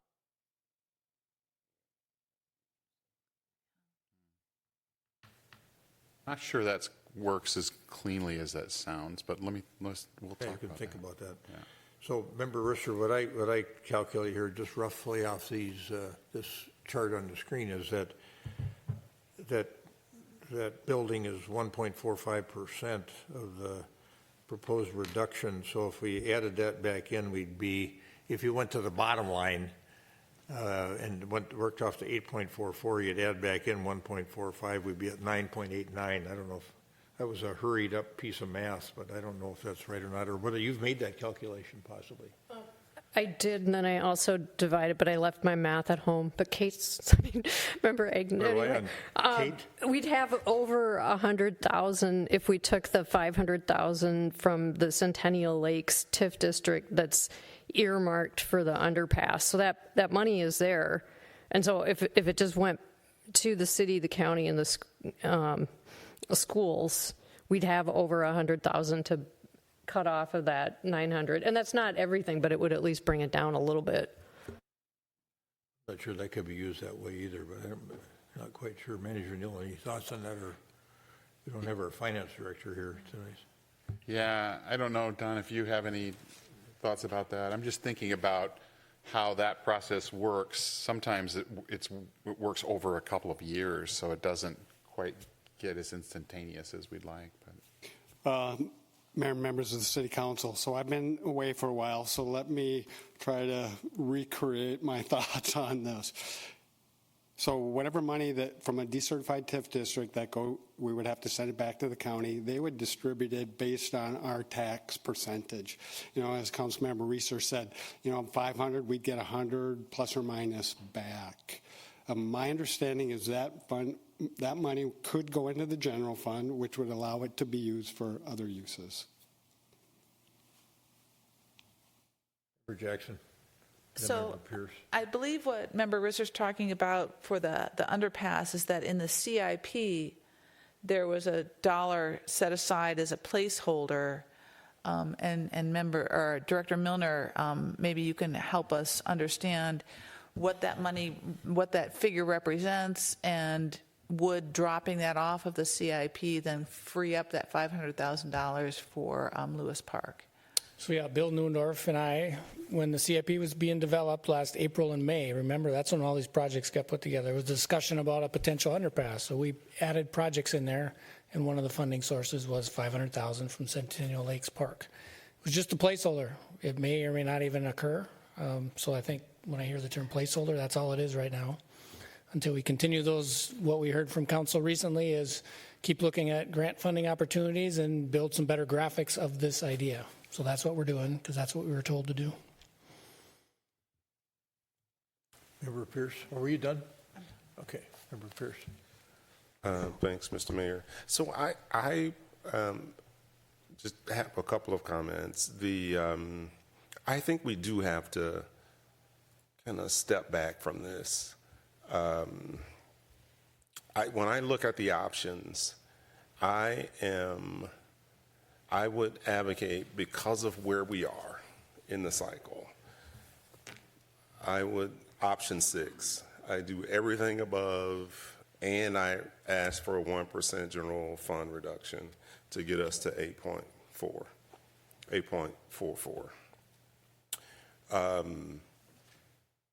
I understand the conversation about Lewis Park. I understand the conversation about the paramedics. But at some point, we got to look in the mirror and make the tough decision. And so the way I would think about that is, if there are projects that we still want to get done, then we got to find a way to fund those.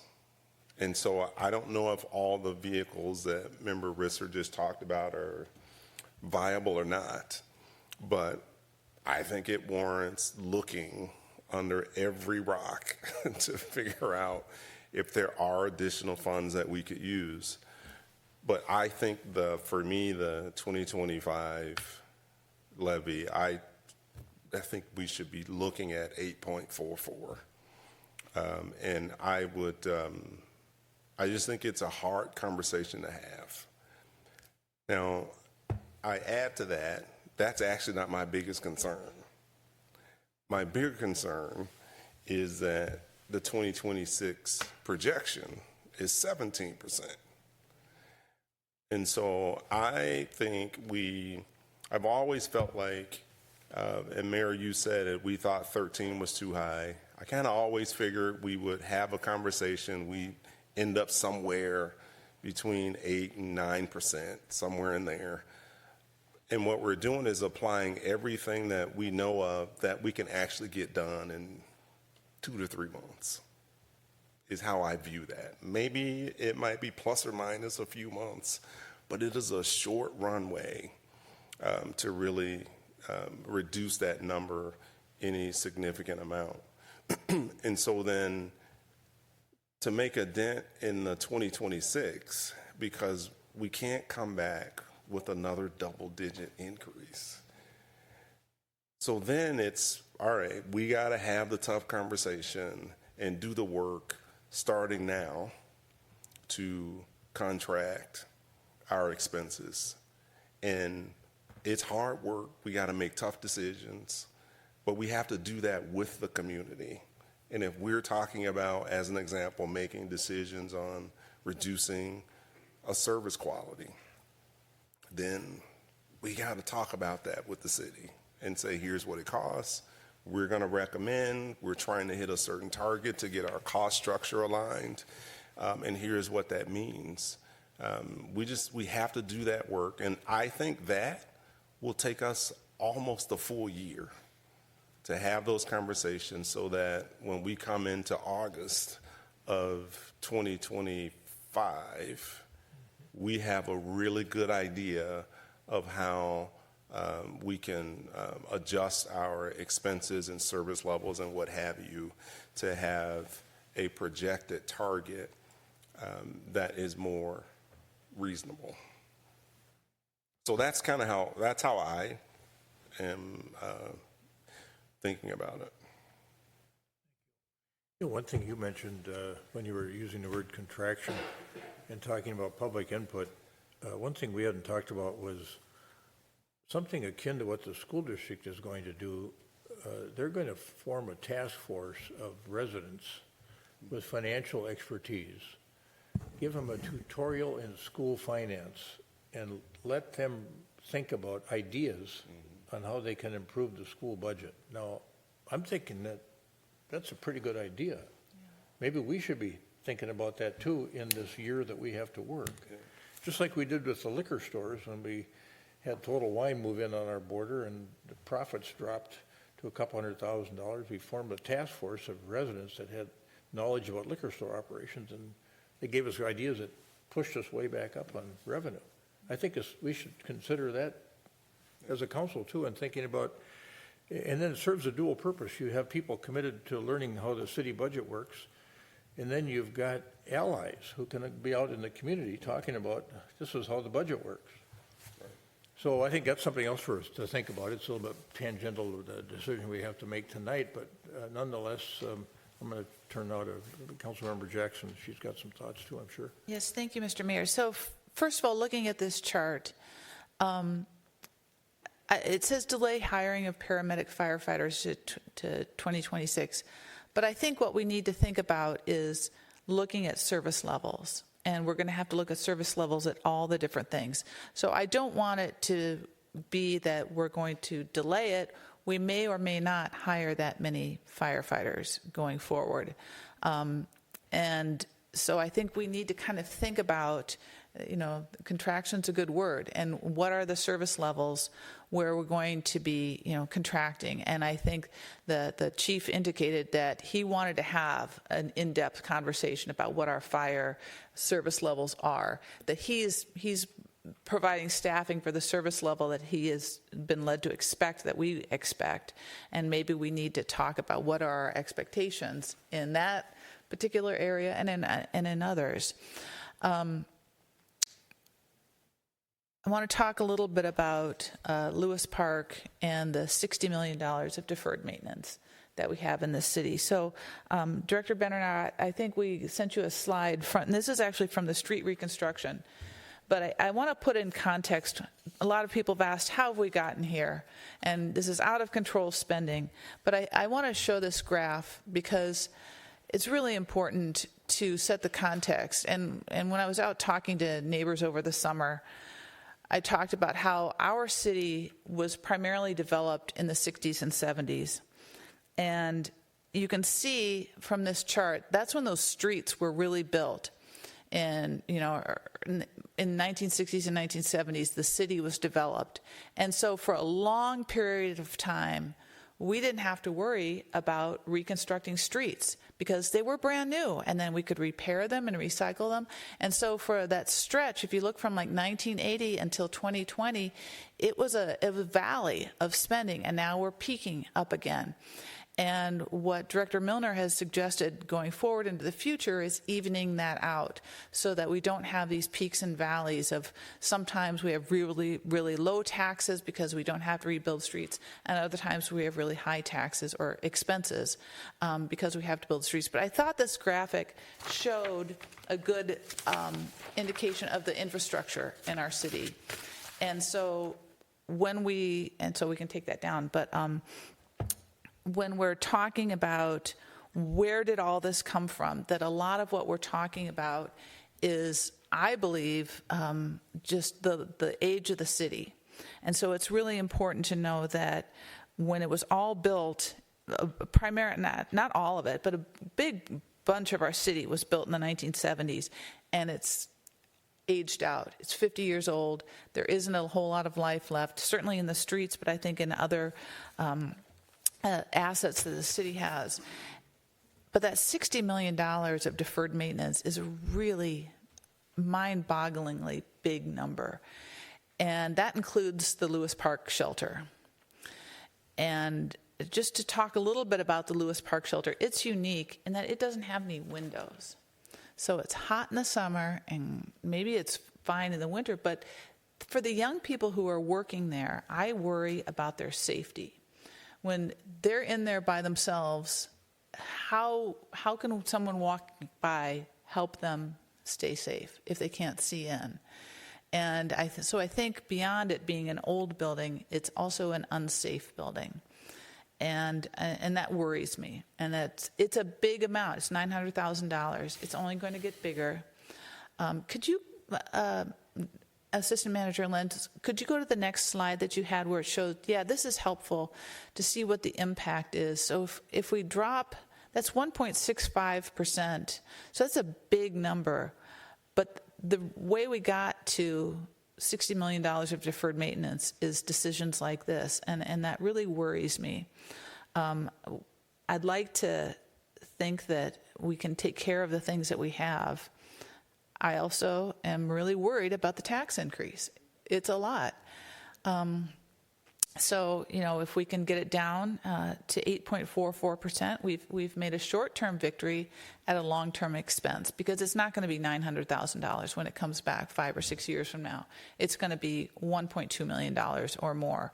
It's going to get nothing but get more expensive. And we have to recognize that this is a aging city, and aging city needs renewal of its assets. And so I'm really, I'm with you, Member Risser, on wanting to pay for Lewis Park. It's painful. This is just a jaw-dropping increase in taxes, and I hear people's concerns. We've had, increases in a number of things, and I think the conversations I had this fall, when we began talking about the preliminary levy, I had some really thoughtful conversations. And the one thing I asked was, well, this budget contains $1.9 million for asset preservation, or in this case, replacement. Should we cut that? That's $1.9 million, boom, off the top. And that would cut the rate. And they said, no, don't do that. You have to go back and you have to look at the systems, and you have to look at the services we're providing, and are we overstaffed, and do a deep dive. And we can't do that between August and now. But next year we have to do it. And Member Pierce, I think you put that really well. And I strongly agree that we're going to have some difficult choices, but we need to look at the service levels, what we're providing, and is this what the community needs? And we'll have to have some difficult choices, but I'm reluctant to make a cut to our capital asset preservation, and that's that money that goes into parks and goes into other assets around the city. So if we add that back in again, where does that put us if we do everything except Lewis Park? We're at 10%? Yeah, it's still a big number. I had 9.89, but I don't know. 9.89, yeah. So those are my thoughts. Yeah, thank you for that. Understand, yes. Member Pearson, Member Agnew. And so I just wanted to piggyback on that and to actually just use it as an example. I actually don't disagree with anything you said. But then what I would say is, if we want to prioritize that, then we need more than a 1% reduction in the general fund. And so I just think we have to have a practice of, if we want to do that, then we got to figure out how to pay for it. And again, like I said before, my bigger concern, or biggest concern, is actually what do we do moving forward, not just this particular year. So I think that's a great example. Thank you. Thank you. I do particularly appreciate this view because I I think it's helpful to think about what are those important line items that we're talking about right now. It is actually easy to look at the one above and see, I don't know if it's one or two above, but where we see the 8.44% increase, right? If we do 6 all above plus the 1% general fund reduction, right? It is kind of easy to just go to the bottom and say that looks like a much better number. Let's go with that. And so that is where, and I think Councilmember Pierce did a nice job in kind of articulating, like, we need to be sticking to numbers and really rationalizing this down. And so I think for me, the part that I am like most stuck on is the park. And I think that's because, and I think, Member Jackson, I appreciate you bringing up that visual again, because the reason, right, that towns and communities face this kind of influx and this increase in property taxes is when they're going through that need to revitalize or reinvest into infrastructure and assets that exist. So many of our, assets were created 70, now I'm doing math and it's later, but like 70 years ago, right? And so in a lot of ways, yes, we've started to refresh that, but we continue to get hit kind of on a cyclical basis with where do we need to do some refreshing. And so it's hard to pull those out, and it's hard to also leave it in because it's 1.65%. And so I think, yeah, that's just, I'm really stuck on that one, and I don't know how to feel about it.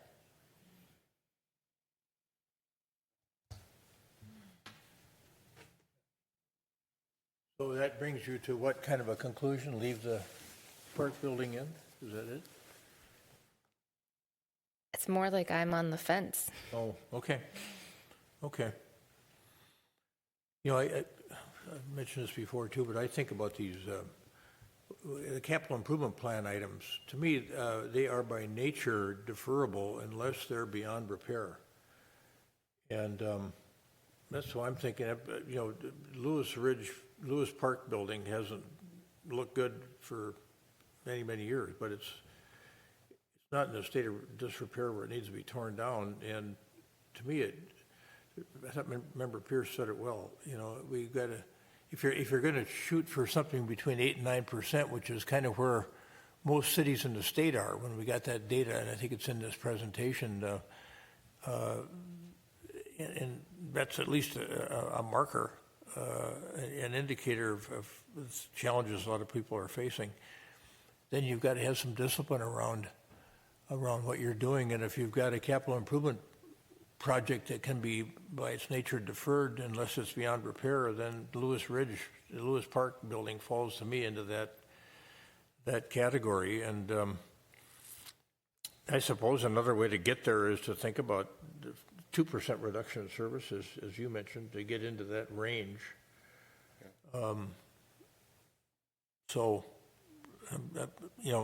And we talk about this thing. It is challenging, but as I worked on this, there is good news over the past decade. I say that debt. I noticed that debt as a percentage of total property value has risen only 0.3% over 10 years. And in that same period of time, of course, our property has more than doubled in value. I think we're approximately doubled in value from about $9 billion to $18 billion, which is great. And then when you look at our legal debt margin at $412,932,000, which is the amount we could theoretically borrow under the state statute, it's a debt to margin ratio of 10.96%, and that data really, to me, shows the benefit of growth that we've had in our community. Manager Neal. Thank you, Your Honor. Just a couple of things. One, when we've talked about this budget before, I've talked about it as an investment budget because there are two major factors that are really distinguishing our tax levy from that of most of our peers. And most of our peers are in that 6 to 8% range going into 2025. The difference between us and them really is that we're proposing to hire 10 public safety employees and we're building a $40 million fire station. Those two things really account for 5.5%. If you take 5.5% out of the 13.14, we're at 7.68, very comparable to the Eden Prairies and Minnetonkas and those cities. The other thing I would note for that is that we do include in our presentation, our PowerPoint presentation, and Mayor, we were talking about this earlier today, that a realtor had talked to you about being careful because people might move to Minnetonka. Our property taxes are 18% less than Minnetonka. For a $1 million home, our proposed taxes, even with this increase, are $725 less for that home. So we do compare, even with our proposed increase, we do compare pretty favorably to our neighbors, competitively. That's all good to know, too. I've had it a couple different ways. I've had it expressed by residents that they've thought about moving to a different suburb, and I want to give them that data on Minnetonka. But when I talked to the head of this real estate company last week when I had lunch with them, he said it's clear that people that are coming here are making decisions, even though they're buying expensive properties, based on what they see for property tax. So that's something to be mindful of as well as we go about setting this budget. As I mentioned earlier, I view this differently than you do, because I think that, and I feel that we responded to the requests of our constituents, and it was a little bit out of the sequence of what we would have normally have anticipated in terms of budget, so that we adopted this notion of building that new fire station, adding these police and fire personnel, because there was a demand for increased public safety. Well, that told me that was something somewhat unanticipated, and so then, to me, you got to think about making adjustments somewhere else so that it stays within the realm of achievability for most folks in our town, even though that is something that they asked for. So that's the way I kind of look at that. Mr. Member Jackson, go ahead. I'm sorry, I just had one more thing that I wanted to add.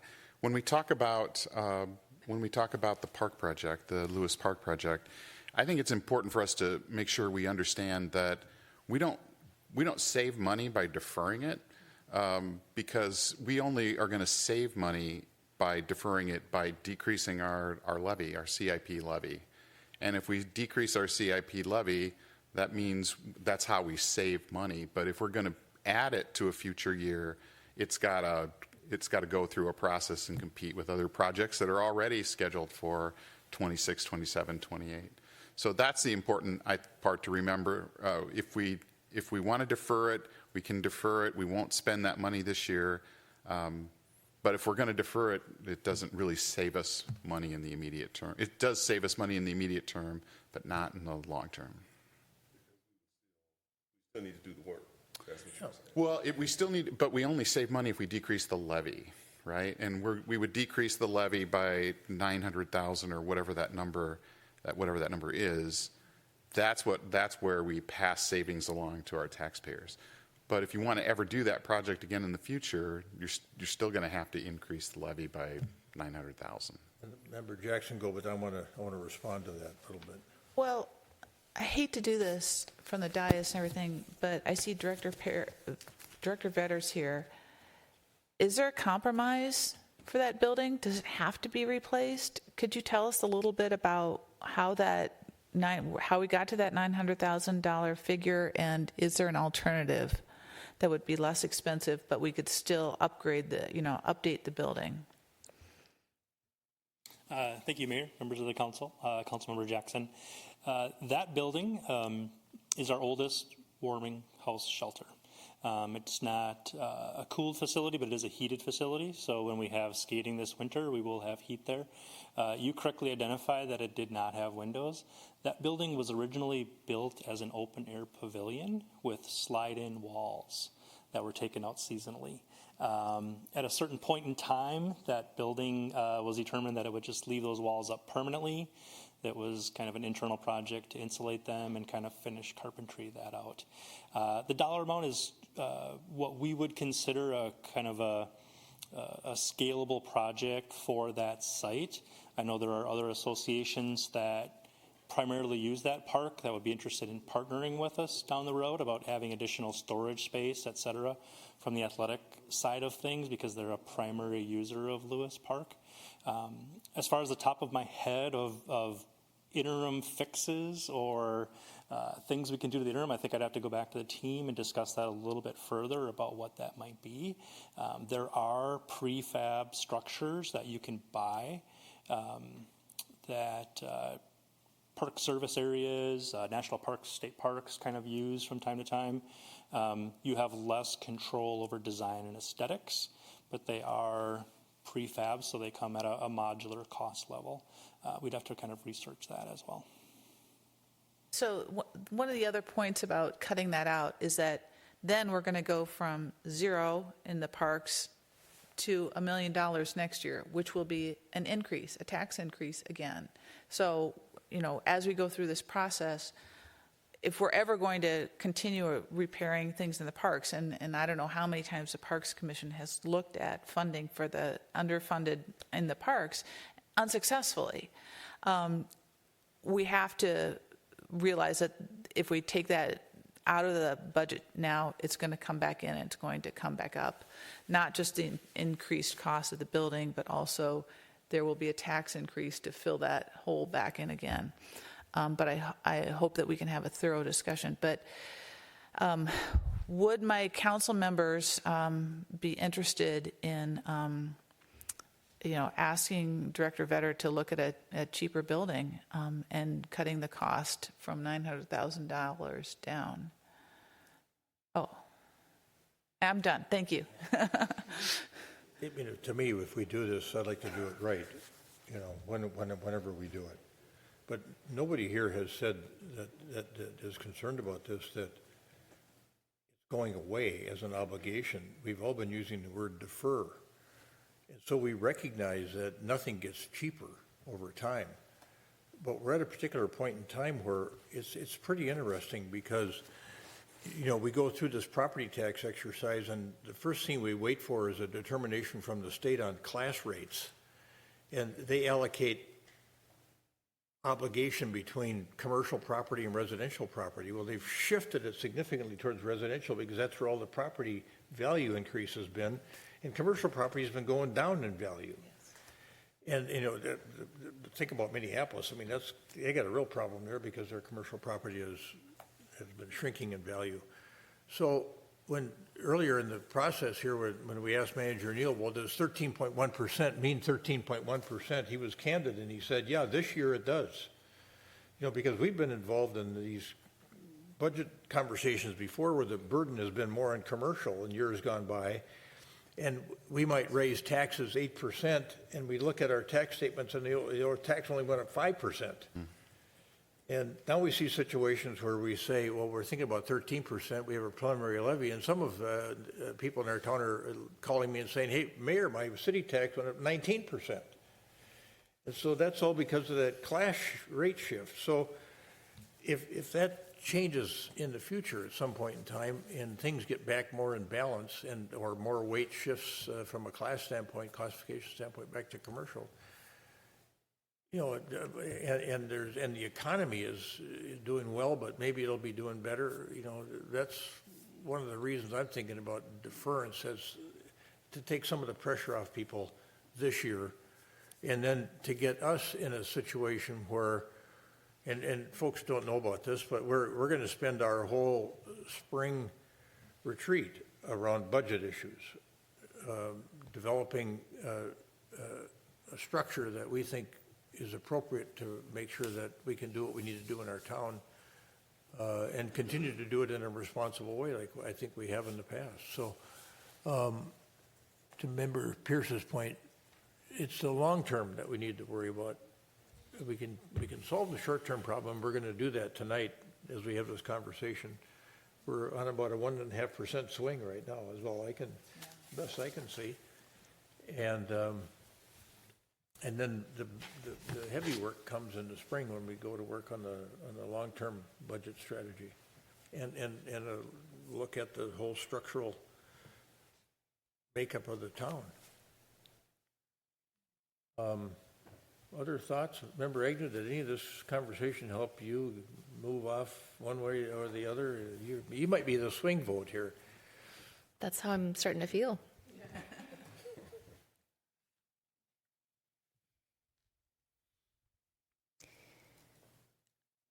I think that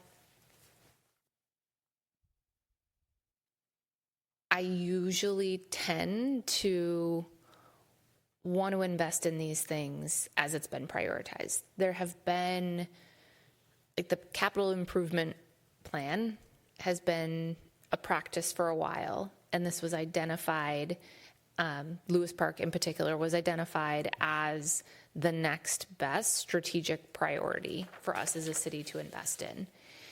And we have a very long list of other projects that we want to get to. So I think for me, I'm leaning towards including it in this year,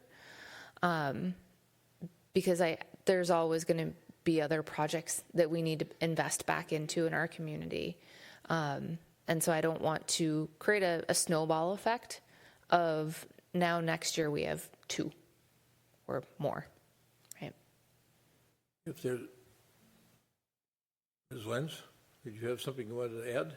Once you guys kind of come to a version of a consensus, we are going to ask for a little bit of time to rerun some numbers, because that wasn't one of our scenarios in that order if you're removing the firefighters and keeping Lewis Park. So we get to run a little bit of numbers, but we can do that for you. So I was just going to let you know. Okay. Well, another thing we could do would be to say, as Member Pierce says, let's get to 8.5. I'm just using it sort of rounded up, but let you figure out how to do it. Without taking out Lewis Park. Maybe that's not a good idea. We can do that. We'd need some deference, I think, from the council. We've got some. Typically, we have a surplus, and that money's been used to put it in the construction fund. I mean, we don't know what that's going to be. Right. And we won't. But I until also June. know we have to set the levy tonight, because we've got to get, the county's got to get their property tax statements out in January. Remember Risser? And I also want to, when we say delay hiring paramedics, all of them, how many weren't we talking? 6. 6. Couldn't it be less than 6? Sure. We want to keep them in batches of 3. Yeah. Okay, because I have issues with that. I mean, honestly, I feel like 1, 2, 3, and modifying 5, and then to Member Pierce's point about the general fund, maybe that needs to go up a little bit. But to my idea about using unspent TIF and returning that money, that could offset reductions to the general fund. But that would be on staff to figure out if that's viable, and it would be an incentive to do that. I like the idea of delaying the hiring of the paramedics as recommended firefighters. I mean, we already know that from our quality of life survey and the company that does it for 300 to 400 cities around the country, that we're number 1 in medical response times with what we have. We don't need more firefighters to, but we stay at the top on that, I don't think. We also... You're not going to have the new fire station ready for probably a year and a half. Right. It's just, I also heard Chief Slama say that it's the number of people doing overtime, that's putting pressure on other firefighters. And I feel like, to Member Jackson's point about having a more, now I can't remember what you said, I want to say nuanced conversation with the chief, right. About service level. And to be saying, I just feel like I don't have enough information to say, okay, fine, we won't hire all 6. I just feel like I can't responsibly do that. I could say 3, but I don't really know if I feel like I don't have enough information on that. The existing level of support for the fire department for overtime built into the proposed budget? I would assume it is. For the staffing level and service level that they have now, yes. Yep. I think the point was more that it was forced overtime where people were told they could not leave. And it was more of the impact on morale and potentially retention within those roles. That's how I understood that. That's right. Yeah. So I'm going to repeat this. I really want you to understand that I feel like I am so neutral. I have no issue with us doing Lewis Park. We could add all the firefighters. I understand why we need them. I have no question at all on that.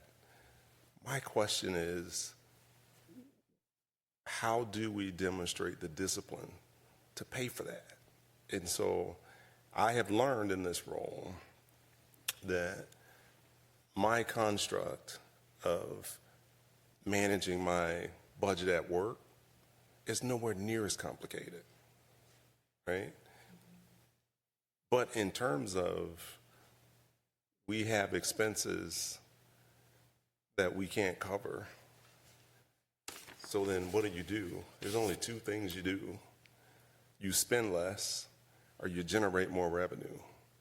And what this is doing is saying there's all the stuff that we want to do. We need to generate more revenue, and we're generating more revenue through the property tax levy, right? That's what we're doing. And so I am saying, whatever we want to put in there, we have to demonstrate the discipline to pay for it. And Scott, I don't know how to do that. And so what just kind of puts an even finer point on it, the 1% general fund reduction, that's $45,000, something like that. We're having a discussion around Lewis Park. There might be something in the 545 that we care more about, because you may come back and say, all right, to hit that number, here's what we're going to do. And we may not like that either. But we can't see that today. Right. So we're reacting to what you're presenting to us. And I would feel 100% more comfortable if we said we want to do Lewis Park, and then we said, all right, then to pay for that, we have to increase the general fund service cut and give you the discretion to do that. And so you come back and you say, all right, we got Lewis Park done, and here is how we've done it. But we can't, in my opinion, it's hard to do both of those things. For us to add things in, not really know how to pay for it, and then have these conversations with residents and say, well, yeah, that's what it is. That's what it costs. And the other comment I wanted to make too, and I forgot about this, I think it's worth just saying to people, they're probably not awake, but for the folks that are still here, we've gotten emails from residents that, and some of them are great, right?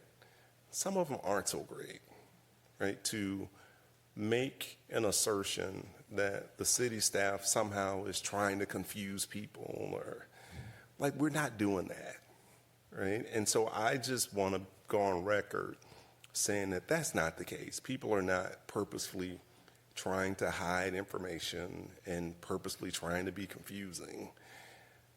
it's confusing. And so we are gonna, regardless of what we agree to tonight, because we gotta agree to something if we want to go home, we will still do a ton of work between now and then to solve the challenges that we have for 2026.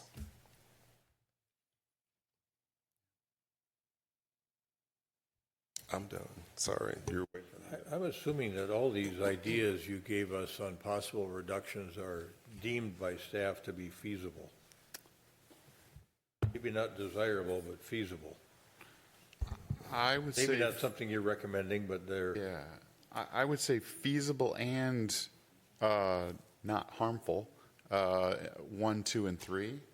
I think we begin to get into some more difficult policy choices when you look at 4, 5, and 6.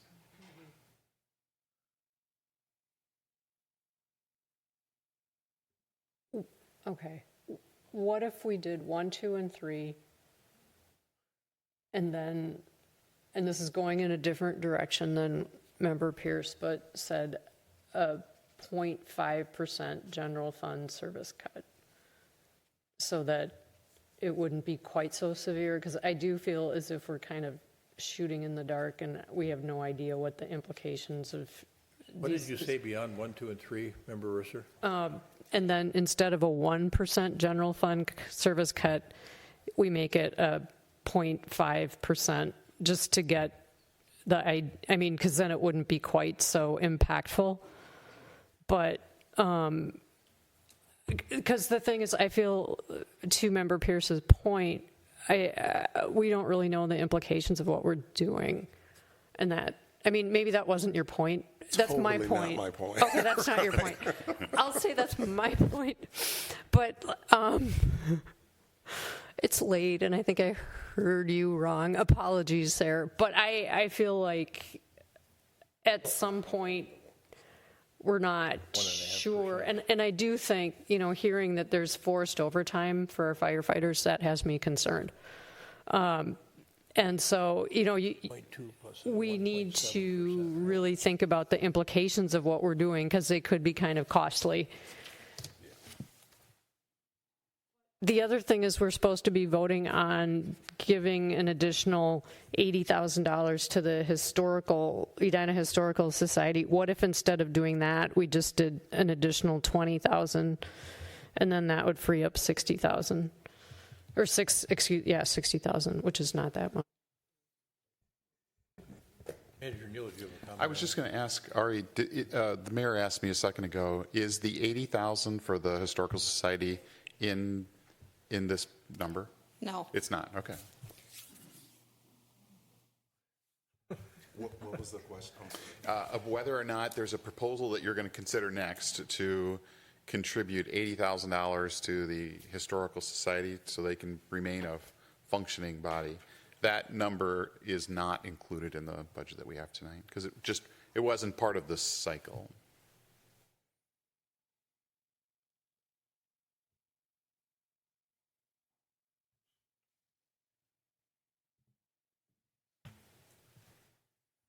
So, Mr. Mayor, Yeah. What did we conclude about Member Risser's idea of decertifying the Spark funds? Is that feasible, or is it just so complicated that it wouldn't really have an impact until 2026? I'm sorry, I just don't know, right? Okay. The Spark funds were created by special legislation. Yeah. So they probably work the same way, but we just haven't had any legal research on that. I don't think they do work the same way, because they had a limited purpose. Yeah. But anyway, we'd have to get the answer to that. But that invites that's a policy discussion you ought to have too, because the Spark Fund was created recommended by staff, approved by the HRA. If you want to do away with that, that's an issue you should have some discussion and debate over. So my recommendation, maybe I'll even, look if we're in motion territory, but I would say, gosh, what slide should I talk about this on? If we go up one slide, I would say do the number 6, all of the above, but keep Lewis Park in there.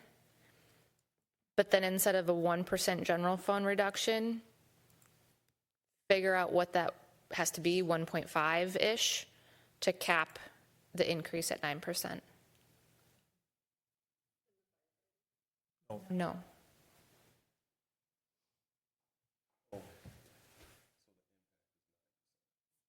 Yes. You'd have to go run some numbers on that. Without making a motion, do we have Do you have a enough agreement that consensus? she could run numbers on that? I'm sorry. Yeah. So again, that is a fine suggestion.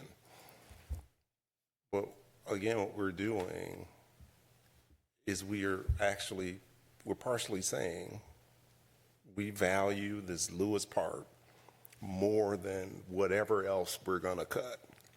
And I just don't understand that. And so I wouldn't include Lewis Park.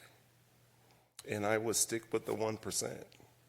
And so I would target the 8.4. And everything we're saying is accurate. When Lewis Park comes back into the CIP, it's going to have to compete with other projects. It's going to cost more. All that stuff is true. But if it's $1 million, I'm going to say the same thing next year. Right? And so it's tough for me to choose 1.5% general fund reduction and have no sense of what that extra 0.5, where that's coming from. And so that's why from that perspective, my preference is to do the hard work throughout the year, because now we're doing it. You're coming back and you're saying, here's how we think we can get there. And then we're having that conversation. But today it's just all blind. And I struggle with how we make the decision to continue to not defer. I struggle with how we make the decision to not defer Lewis Park. How do we value that, but we're okay with the 1.5 general reduction? Right? How do we value those two things? So I just fundamentally, I struggle with that. And so I take, right or wrong, here's how I value it. You put it on a list as something that we could do. So you felt strongly that we could do that for whatever reason. I put a lot of value in that. And so everything on that list, I place value in you believing it's the right thing for us to do to hit that target. Given the direction we said 13 was too high, right? I put an enormous amount of value in the fact that you recommended it. And I treat them all as equal right now.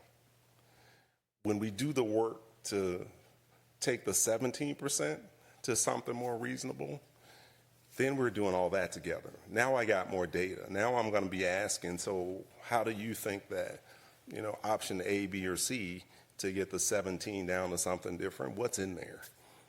All right, now we got to go tell the residents, here's what we think is the difference in service level for that. And then it's a collaborative conversation.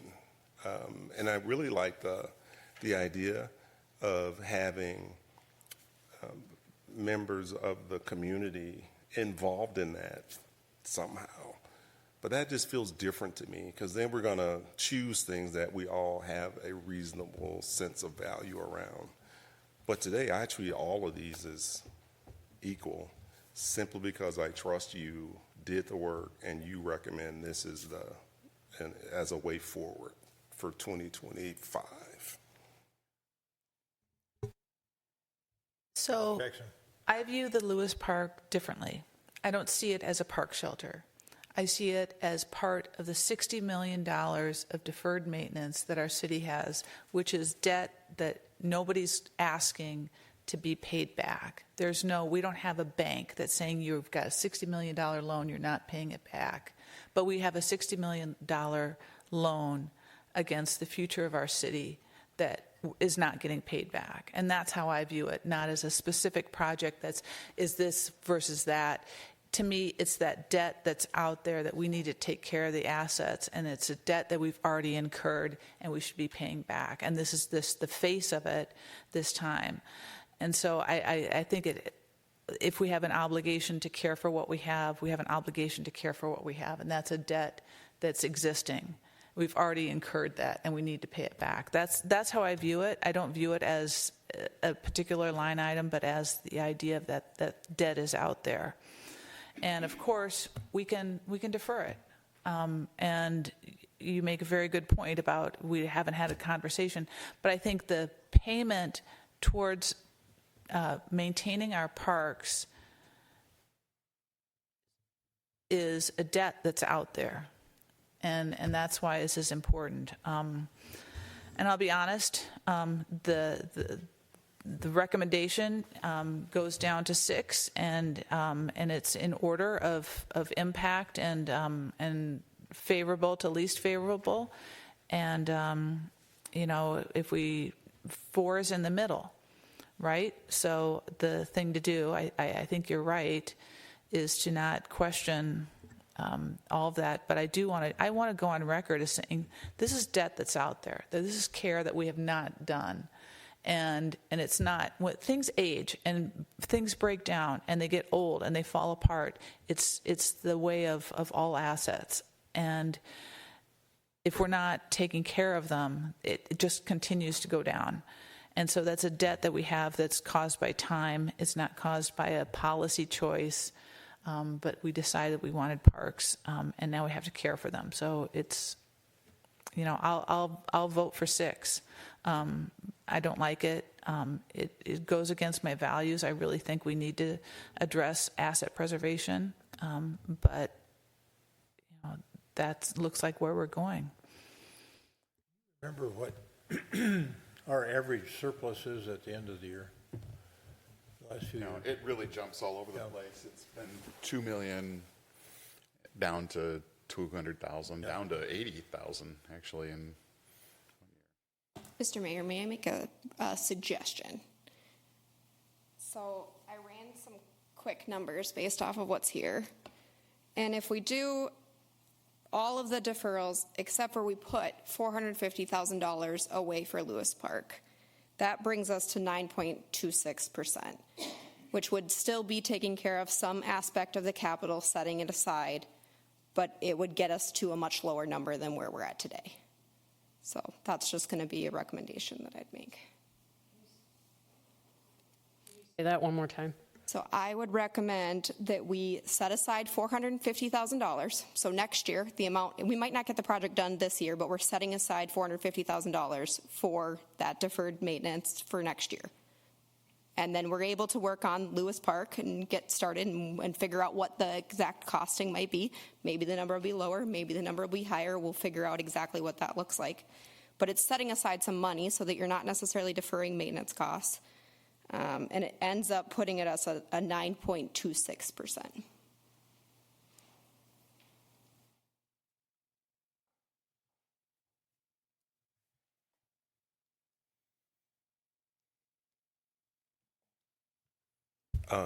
So can I ask a question? So that's, how much was that? 450? 450. Yep.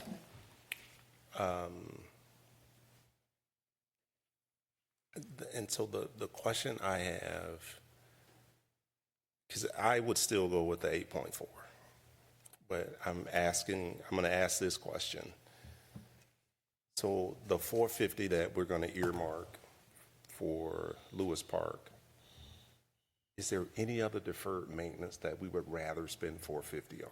Great question, and I think you guys could consider that. We could come back to you with other options. There's $60 million worth of all sorts of stuff. So if Lewis Park isn't at the top of the priority list, absolutely reasonable. We could set aside $450,000 for construction of whatever that looks like. And so the reason I asked the question that way is because I think you put Lewis Park on here, and I don't think it was the highest value. Because if it were, you wouldn't have it on here, right? And so I'm just drilling into I put an enormous amount of value in the fact that this was the list that you put together with the limited, we can call it limited, assessment that you had. And so the flip side of that is if you say, you know what, we can earmark 450, right? I'm going to have value in that. I'll have value in that as well. But I think I would still go and I would recommend that we do 6. But I think what you're proposing is a good way forward. It just doesn't, I don't know that the 450 should be spent on Lewis Park because you had it on here to say we don't need to do it at all. We defer the whole thing.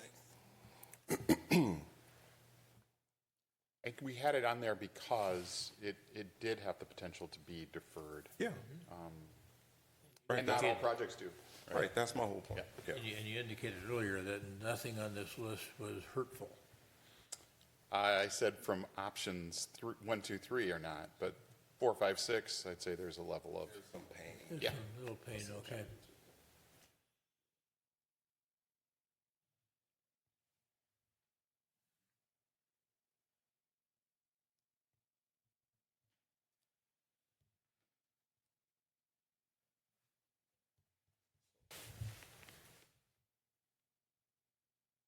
Can I move that we move forward with option See 6 what we get. and just Just 3. He wants to move number 6, right?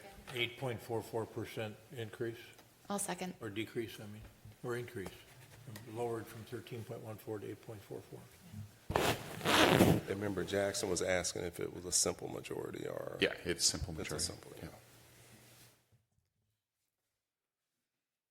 That 8.4 would be measured off of the 24 levy, so that's how you'll see it when it comes back to you.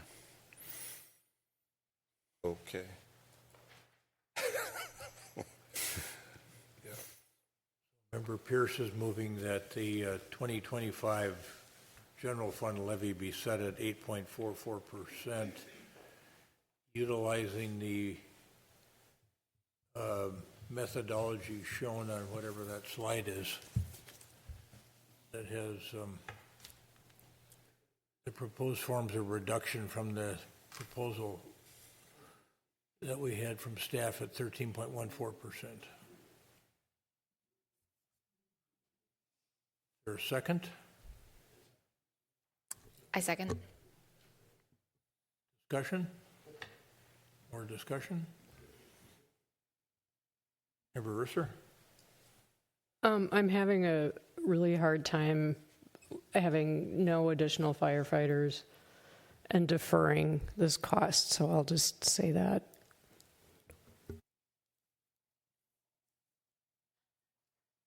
Anybody else?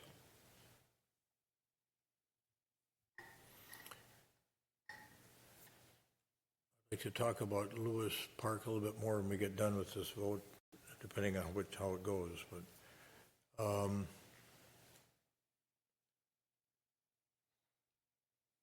so the motion is that we approve Resolution 2024-110, setting the 2025 tax levy at 8.44%. Actually, How that affects the 2025 operating budget. You gonna say? actually a number.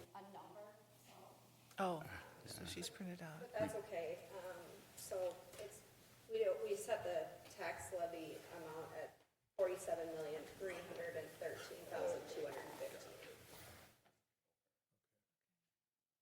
That should be the motion. Which That's the motion. which has the effect of, Yeah, so if you do that, and then there's the construction fund number 2, so if you could your total tax capacity levy is here. So this is actually the number we'd want to set. The total. We're going to set the total, and then we'll redistribute them. Yeah, we ran that scenario, so Did you we? guys Okay. made it easier on us than I thought you were going to. Yep. So the motion is to adopt Resolution 2024-110. So you created this in advance. Thank you. It's a budget resolution adopting the budget for the city of Edina for calendar year 2025 at total tax capacity levy of $58,750,854 with a established levy for the general fund at 8.44%. Member Pierce moves that. Yes. Member So Agnew moved. seconds. Yes. Discussion? You want to repeat your?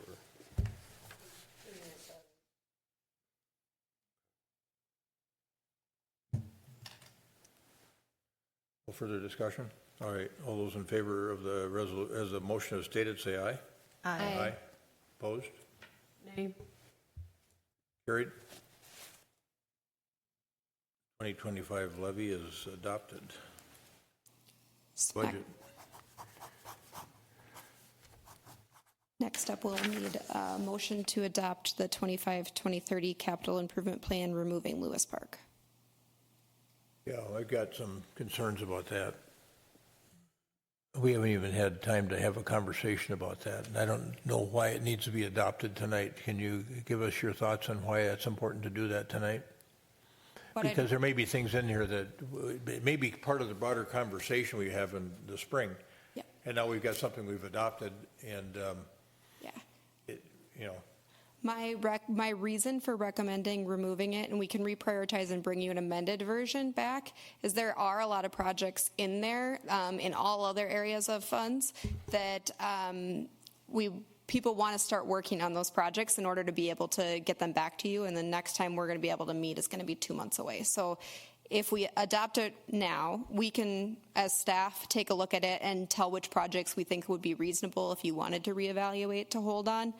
But at least adopting it allows all of the other funds to begin working on the work that is included in the capital. Because there's a fair amount of the CAP that's funded with non-tax dollars, right? And so those projects really aren't as impacted like Lewis Park and other kind of conventional park projects are.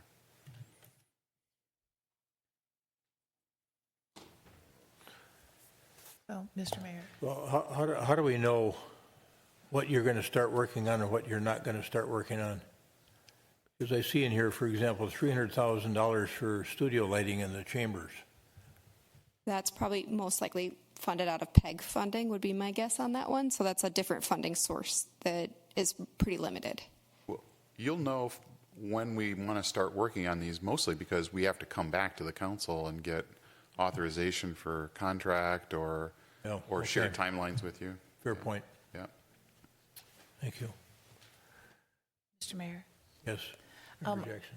One thing I would like to take off the CIP is the long-term planning for the Braemar Course Event Center. I don't like the arc of the debt service. What year is that under? That's under 2029 and 2030. It's added in, so it would be in the 2029 plan. And that was something that I had asked to be put in. And I think, given the amount of new things that are coming on board in these different debt discussion, again, we're going to have a lot of things coming old at the same time. And I think that's something I would like to defer. It needs to be done, but... make a recommendation there real quick. We are not going to actually start on any projects in 2029 or 2030 before you guys have an opportunity to start working on those projects. So I 100% expect that the projects that are in there from a debt service perspective and even from a construction fund perspective, they're all so hypothetical in those out years that I wouldn't get too caught up on 29, 20, 30. I would focus more on 25, which is really what we're going to be adopting is really 25s, and we're going to have an opportunity to talk about it for 26. I will also note maybe we could amend it to say we're removing Lewis Park from the 2025 list. We could still put it in 26, 2030, or any time in between there if you want to look at it that way. I think they're in there just as placeholders, so beyond 2025, that's part of the budget, but beyond that, it's just kind of a wish list with the best guesstimate on timing. So I think we're okay having it in there. Member Risser? I understand that the 500,000 is a placeholder coming from the Centennial Lakes TIF for the France Avenue crossing at Gallagher and 72nd. It's also listed from the HRA fund, 72nd and France TIF, so it's down there twice. And I really do have an issue with this being included in the CIP because we haven't had any kind of public input on this. And I know you all know how I feel about it, so I don't need to keep talking about it, but this is going to make it really hard for me to vote for this. Wait, where do you see that in there? What year? It's the first column. First column, 2025? Yeah, for HRA fund. Yeah. Well, they've got to, remember, they have to come back to us for approval. I get that. But the way this whole thing has progressed leaves me very unsettled.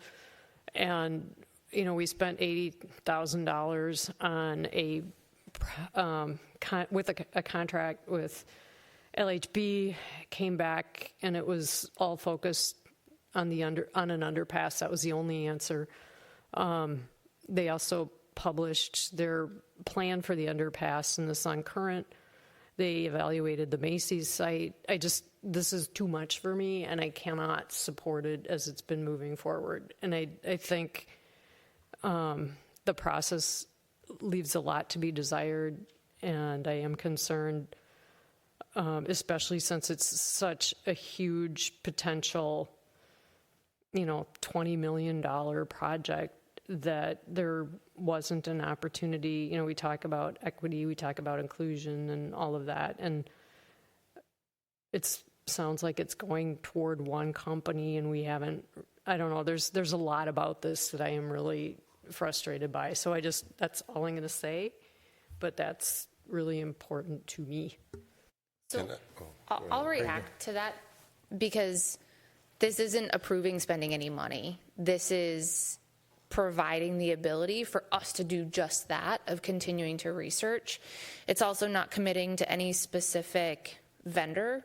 So I take issue with you saying that we're not being equitable in that, because this is earmarking because we've heard loud and clear that we want to continue to get community input and have the discussion.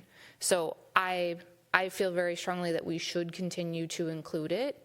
But again, we will bring anything forward and continue to have discussion about it before things progress and as things continue to progress. The issue I have with taking it off now is we could lose the opportunity to even do this if we, have construction going on both sides. So I do think it's really important to continue investing into it from a time perspective and looking into should we invest more from a financial perspective in 2025. Yeah, I just had a question to clarify with Member Risser. So if that project is included, you're saying you would not support the CIP? I probably said that wrong, but no, that's fine. I feel it has not been vetted in a transparent kind of way. I hear what Member Agnew is saying, and you do make very good points. I also have read the report and the language that says that for engineering there may be an RFP. There was no assurance that there would be an RFP for design. and I have heard, and I asked about design even at the February 2nd or the February meeting where we awarded the contract and was told with designers, we don't have to have RFPs. So that's all going through my head. I think I answered your question. Yeah. I think so. Okay. Is there a motion to adopt the 2025 through 2030 capital improvement plan? So moved. Second. Oh, and we're going to amend it to move Lewis Park to another year. Is that correct? Remove it from 2025, but Move fine. it from 2025. Yeah, with that one change. Okay. And that's acceptable to the seconder? You've got a motion second to adopt the amended capital improvement plan for the city of Edina for the years 2025 through 2030. Any further discussion? All those in favor of adoption of the motion as stated, say aye. Aye. Aye. Opposed? Nay. Carried. The 2025 through 2030 amended capital improvement plan for the city of Edina is adopted. Okay, now.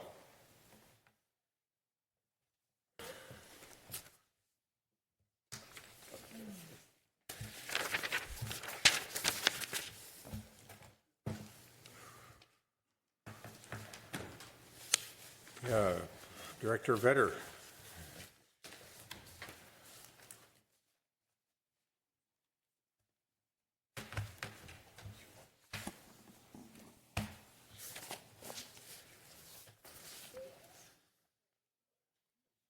Don't let Mr. Urim leave. We got questions for him on this. I do, at least I do, on this next matter. All right, we'll seatbelt him into his chair. Thank you, Mayor, members of the council. This evening we are presenting to you a potential agreement with the Edina Historical Society. Just as a reminder for the council or for those watching, the Edina Historical Society was actually established in 1969, and they are a 501c3 designated nonprofit. They were formed by the city of Edina and several residents to save the historic Cahill School building and provide history-themed programming. They do have a mission to collect, preserve, and tell Edina's story to the community and beyond. They do operate out of the Arneson Acres Park building, and they program two additional ones, the Cahill School and the Grange building. The relationship with the Edina Historical Society, for the fiscal year 2024, the city has provided them an operational stipend or funding in the amount of $20,000. The society is eligible for, and they have received in the past, legacy grants from the State of Minnesota Historical Society. They do provide the following service to the city. They archive records and materials that would be otherwise eliminated for us to be in compliance with the Minnesota Government Data Practices Act. And just to clarify, the Edina Historical Society is not a custodian at all of any of our records. They traditionally just keep those archived records that are valuable to the community that we no longer hold on to. They do catalog and preserve acquisitions into their own collection. They provide exhibits, they provide speakers to the public, and they also, a large part of their work is they provide images, research materials, and historic information to the community for a lot of research and things. Earlier this spring, we did go to 2 work sessions with the City Council on this matter. We presented you kind of 3 options that could be done for the Historical Society. And the one was just to provide the status quo, and that was to continue to operate as they currently do. The second, a more costlier and complex operation, would be for the city to absorb the Historical Society. And the third was to increase their financial support. That discussion took place on February 20th, so we did gather a vast amount of feedback from the City Council and went back to the Historical Society and talked to them about that. The board then completed and submitted a more detailed strategy and operational plan that included a refinement of their vision and mission, their overall strategy and operational plan, how they would evaluate and monitor that plan, what some of their situational analysis was for the society, and did a 3-year financial pro forma. That was submitted back to the City Council this fall. We had another work session on that. Largely gathering input from the council is what led to the drafting, or actually the amendment of their current agreement into the one presented to you this evening. And that was to continue to grant the $20,000 that's in the fiscal year 2024 allocation, and then increase that to an additional $80,000 for a total of $100,000 in 2025. Maintaining that allocation through 2027 to give them a 3-year window to implement their strategy and operational plan to become more self-sufficient. That maintains their 501c3 status as well. Some things that we worked with the Historical Society to add to kind of address some of your concerns was they are open to and will amend their bylaws to allow you as a city council to appoint 2 non-voting student members and 1 regular voting member / liaison as part of the annual commission application. As a commission liaison staff member myself, we do see the 2 student members often that you interview and appoint to our boards and commissions be kind of the roll up their sleeves and get to work type staff, and that's something of value to the Historical Society, as well as you had mentioned too about your interests as a city council on that Historical Society board was to appoint a voting member to that. That they would have to implement their September strategy and operational plan and provide to the city an annual report with their metrics each year. That they would consult with our city staff on integrating the values that we've identified of equity, engagement, sustainability, stewardship, and health into their decision-making process, and also include us as city staff into the interview team for their Historical Society Executive Director position. So we did put that in the agreement that you have this evening, and then we are requesting that you approve that Edina Historical Society agreement tonight. Questions for Director Vetter? Yes, Member Agnew. Thank you.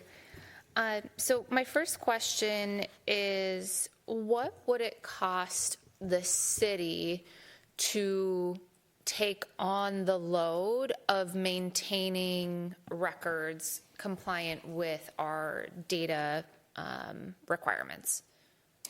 Thank you, Councilmember Agnew. It would be at least double. We do not have any adequate storage right now, so we'd have to take on not only the physical storage of those, we'd also have to work on inventorying what that collection is. And again, we would be put in a very awkward position because there are records that we've sent to the Historical Society that we no longer would have the ability to keep. So there would be a decision process that we would have to go through to find out which ones, from a retention standpoint, do we have to get rid of?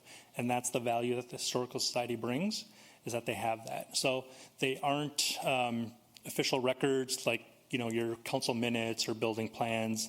They're more of the things that the community celebrates, like they have the blueprints from the original pool construction at Roslyn Park. Successor plans have allowed us to decommission those plans. They've kept them because they're original blueprints. They have this community value and feel. That's kind of an example of that, what we bring to them. We would be no longer able to keep that because of the Data Practices Act. Okay. So I think I understood that there is a lot more value above and beyond. When you first started speaking, you said it would be about double. Can you clarify what you meant by that? Actually, I got ahead of myself, Councilmember Agnew. I thought you were going to ask me the cost of us to absorb the Historical Society. Oh, okay. But then your actual question was just about the records. Yeah. Do you have an estimate then for that? I would not have the ability to estimate that. Okay. Then my second question is the proposal that's in front of us right now solely locking us into 100,000 for 2025, or is it also locking in 26 and 27?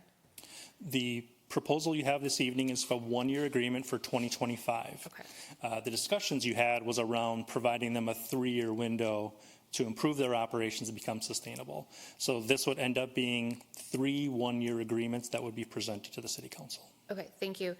I will be supportive of this, but the next time we talk about this, specifically for the 2026 ask, I want to know what it would cost the city to absorb the function of data and records retention compliance, especially coming off the heels of our budget conversation, right?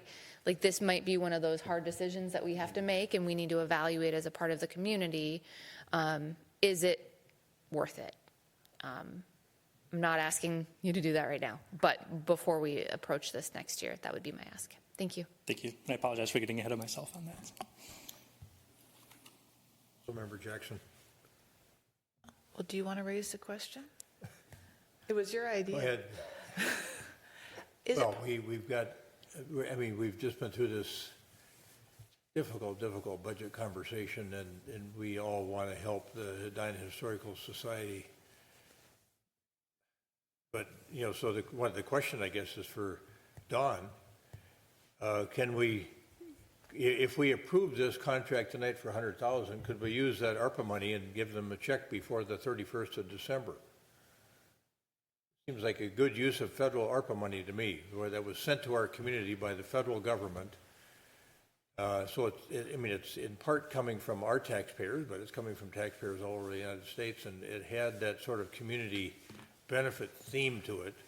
Could we use those ARPA funds to fund the first year of this contract? Excuse me, Mayor, members of the City Council. My understanding of the federal regulations is that this would not be an allowable use. You know, we could go back and review them again. You know, primarily what it was for was the provision of government services and those things that Scott had mentioned as part of your phase 1 spending plan for food assistance, rent assistance, community broadband expansion. I have not seen anything in the regulations that says this would be an eligible use. So let's just say that indirectly, based on what you said earlier, you think we might have $150,000 to $300,000 surplus as a result of absorbing this money into the general fund prior to the end of the year and using it for some approved expenses. Correct. We then use some of that surplus, which would be indirect ARPA funds, to fund the first year. Probably, yeah. Certainly, yep. That, as long as we don't, you know, there's a certain fungibility of revenues here, and we can make sure that it's coming out of another. Member Agnew, I didn't mean to cut you off. You may have had other things you wanted to ask. Okay. Others? Member Jackson? Big sigh and... Yeah, there's a lot of sighing going on over here. It's, you know, I would say my number one priority in the budget is asset preservation, and I just voted against that. I believe very strongly in preserving our history, but if I just voted against my number one priority, I don't know if I can support this.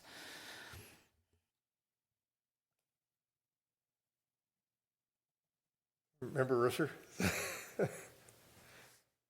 Too early for thoughts. You want to... I mean, my one thought was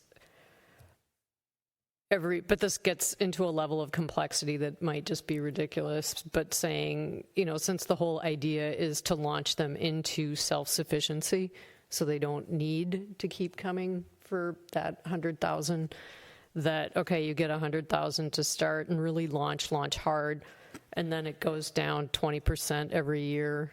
And you need to find those funds so that it's built into our funding that you got to be looking for money and be on your way to self-sufficiency. Member Pierce, your wisdom would be appreciated. It's not a question I have. Is the At 11:35. is the 80K, is the 80 grand, given the conversation we just had, is this included in the budget? No. Okay. Got it. Thank you. I can say it aloud. Mayor, members of the council, it is not included. Okay. Thank you. So this is, and it also wouldn't be part of the 1% general fund reduction either. Yeah. Okay, thank you.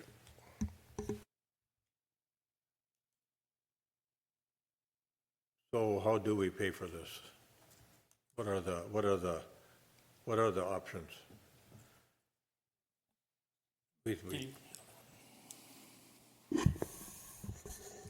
I don't think the ARPA idea is a terrible idea once we get to the point where we have an audited fund balance amount, to be able to have that conversation. In the meantime, it would be an expenditure and it would hit our probably fund balance or whatever might be the surplus, so it prevents us from having that 80,000 in potential surplus next year. So you can spend that money. We'll figure out where to. And I think ARPA is not a terrible solution for 2025. I agree. And also to clarify, it's a 2025 expense, so it's not a fiscal year 2024 increased expense. Say that again, please. So when you talk about finalizing the year, finding what the end of year fiscal 2024 budget is, if there is a surplus, you also talked earlier about ARPA being placed into the potential surplus. This agreement would be a fiscal year 2025 expense. So you have the ability to wait, unlike a general ARPA fund, for the end of this year, and you could reconcile financials to see what that surplus is. What's the critical timing on this? The critical timing is we wanted to give the Historical Society an answer. I always say, is it a quick no or a long yes? As well as this is a 2025 expense, so we did not want to bring it prior to you having a 2025 budget discussion. Well, when will you know about, if we held this until January 7th, would you know by then if we have some excess funds? That sort of. On the ARPA side, we probably On the ARPA side? Or we'll have a more precise sense of what that money's going to be. Scale of it. Correct. How does that work with your timing, Director Vetter? And we could maybe bring Mr. Coteen up too. I know he's moved up to the front row now, and he may have some thoughts that he wants to share with us. Being paid in the first quarter, so. Yeah, we did talk with the Historical Society that traditionally even our prior agreements are paid in the first quarter. So it would be the first quarter of 2025. Mr. Coteen? Would you come up, please? If we wait a little bit to make a decision on this right after in the first quarter of the year, would that work okay? I think so. Okay. I've been working with it for 50 years, so I helped organize the Historical Society in 1969. I was involved in organizing it, and I've been on the board ever since. Although in the last 10 years, I'm not a voting member, but I'm still on the board. But no, I think it's good. At least, I've been talking about this for the last 10 years. You have been.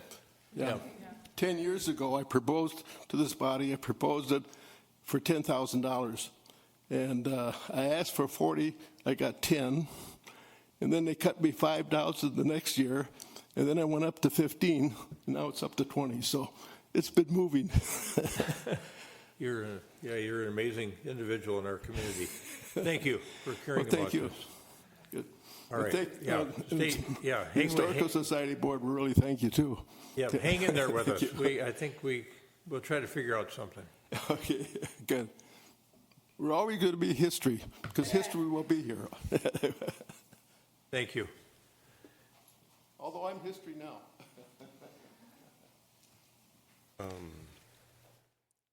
So just a question.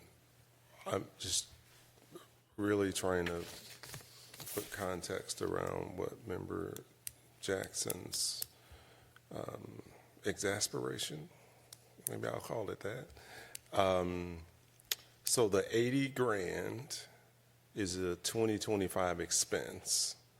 And so in the context of what we talked about for budget is we will have a process to focus on 2025 levy. So this 80 grand for 2025 is subject to that work? Well, not if you give us a specific allocation like we're talking about here. Okay. And then it would be, I think the conversation is around what's a potential source of funds that would be consistent with what we've been talking about tonight. Okay. Okay. Or not interfere with what we're talking about tonight. Yeah, because I hear the asset preservation. Is that what asset preservation? And I don't necessarily think of it as. I do think of it as a deference, but we will address that issue at a later date, and it may cost more. And so I was just trying to understand here, if we're going to ask you, Manager Neal, to do work throughout the year to hit a lower number for 2026, would this be on the table or not? And I'm hearing you say we'd be earmarking it now, so kind of saying, well, this is quote unquote safe. Yeah, for 2025, I'm getting the feeling that you want to earmark it for them. For going forward in 2026, I think we're going to be looking at a number of changes to our kind of historic budget methodologies and choices, so it could be on the table then. Okay, thank you. Okay. All right. I think we're at manager comments. No, we're not going to approve the agreement. We're going to kind of punt until the first quarter. Then we're going to look at, Don's going to let us know in the first part of January what we've got to work with potentially from an indirect ARPA standpoint. Correct. Yeah, or any other budget surplus that we want to think about how to use it. Okay. Manager's comments for tonight, Your Honor, is we didn't get to quite get to the end of our discussion around the legislative platform earlier this evening. However, when Ari and Zoe and I went into the break room to kind of work through it, I think we're not as far away from this being completed as I thought we were when we were in the room. So what we would like to do is to produce a red line version of the document and put in, we've got a number of changes that you've all kind of consented to. There really aren't very many that you haven't consented to yet that I think you probably will. So we'd like to prepare a red line version and get it out to you and kind of get it approved unofficially. That's just as meaningful to our legislators as if we take a formal action on the document. So we can still do that, but I think we'll do that over the next week or so and collect your input. If there's more input, then great, we'll slow it down, but I think we're pretty close to being done. Actually, remember Jackson and I were talking about after the work session thinking, it wouldn't be the worst of all cases if we work through our final legislative agenda with our legislators. Yeah. And because they may tell us, well, don't waste your time on this one, or really put your horsepower behind this idea. But anyway, I think the method you're following here, give us a red line to work from.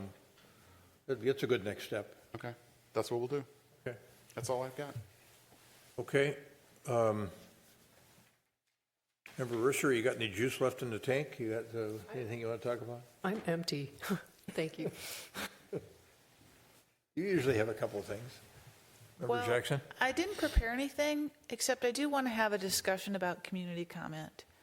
We've seen community comment turned into a political arena, a political forum. It's not a political forum. It's a chance for the public to come tell us what their lived experience is in the city and what we can do to improve that. Tell the council. Tell the council, not the public, and to broadcast it. So I think it's a very important part of our work, but I don't think it needs to be broadcast. And I'd like to see in 2025 that we have that off camera and before the city council meeting starts, because it's addressing the council, it's not addressing the public. And if people want to be broadcast, they can go on cable TV. We have a wonderful service in a studio they can use and put a program together. But I don't see that we have to produce that on their behalf. So I'd like to see that come forward in January.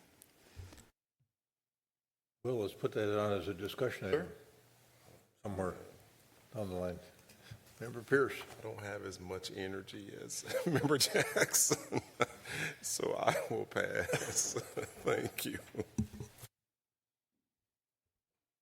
No one else is dressed quite as festively tonight, so I just want to wish everyone happy holidays, and I know I'll see you again on Thursday, which is kind of like tomorrow. So maybe I'll save the truly well wishes on the year until then. Look forward to seeing your attire on Thursday morning. It's interesting. I had written down that same notion. Okay. That is, what's the purpose of public comment? You know, and have that conversation. And who is it for? Is it the benefit of the council or the benefit of the public? Let's have that conversation. I know, in Eden Prairie, for example, where you were doing it for years, it's done at 6:30. Right. And it's off camera. Yep. So there's a work session just like here, a work session that goes from 5:30 to 6:30. The council would come upstairs, get into the chambers. They would do they would do community comments, and at 7 o'clock that was done, and the meeting started. And that was off. So that was off camera, and the cameras came on when the meeting started at 7. Okay. All right. That's all I had. Oh, don't you have to say something about that? Oh, yeah. Yeah. Thank you. I had it all out here too. So, yeah, thanks, Member Jackson. Member Risser, Member Pierce interviewed several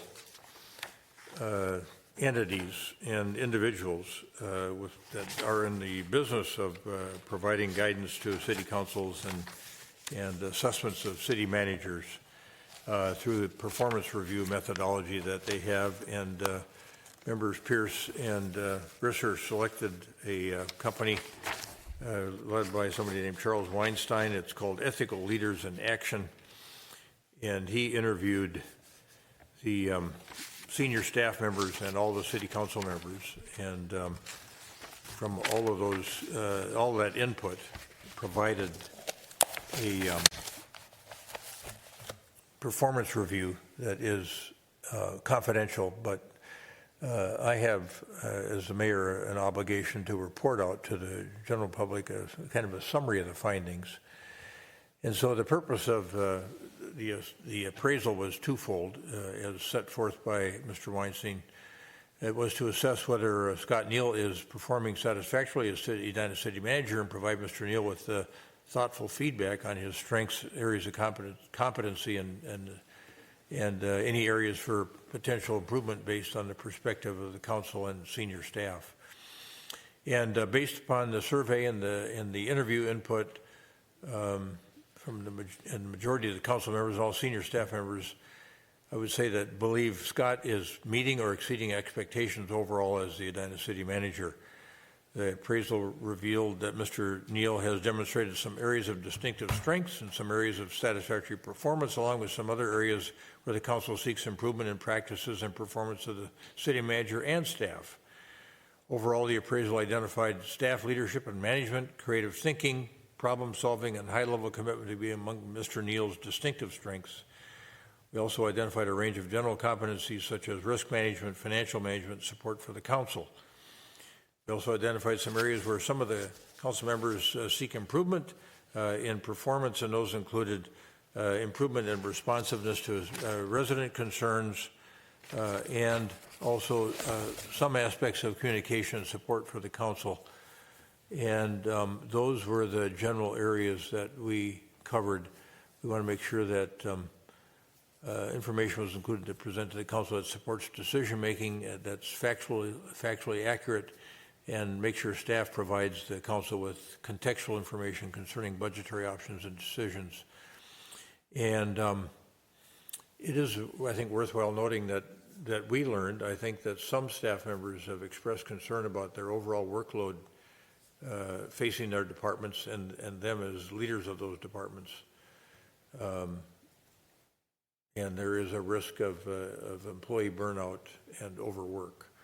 And so we note that as well in that assessment. So I think that is sufficient for Minnesota statutory purposes to provide that summary of the conversation we had with him last evening and with Mr. Weinstein as well.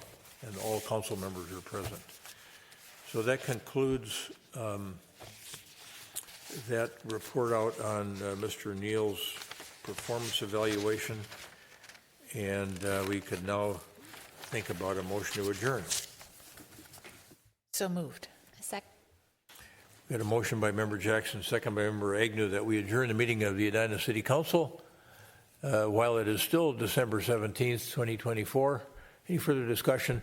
All those in favor of adjournment of the City Council meeting this Tuesday, December 17, 2024, say aye. Aye. Aye. Opposed? Carried. We stand adjourned.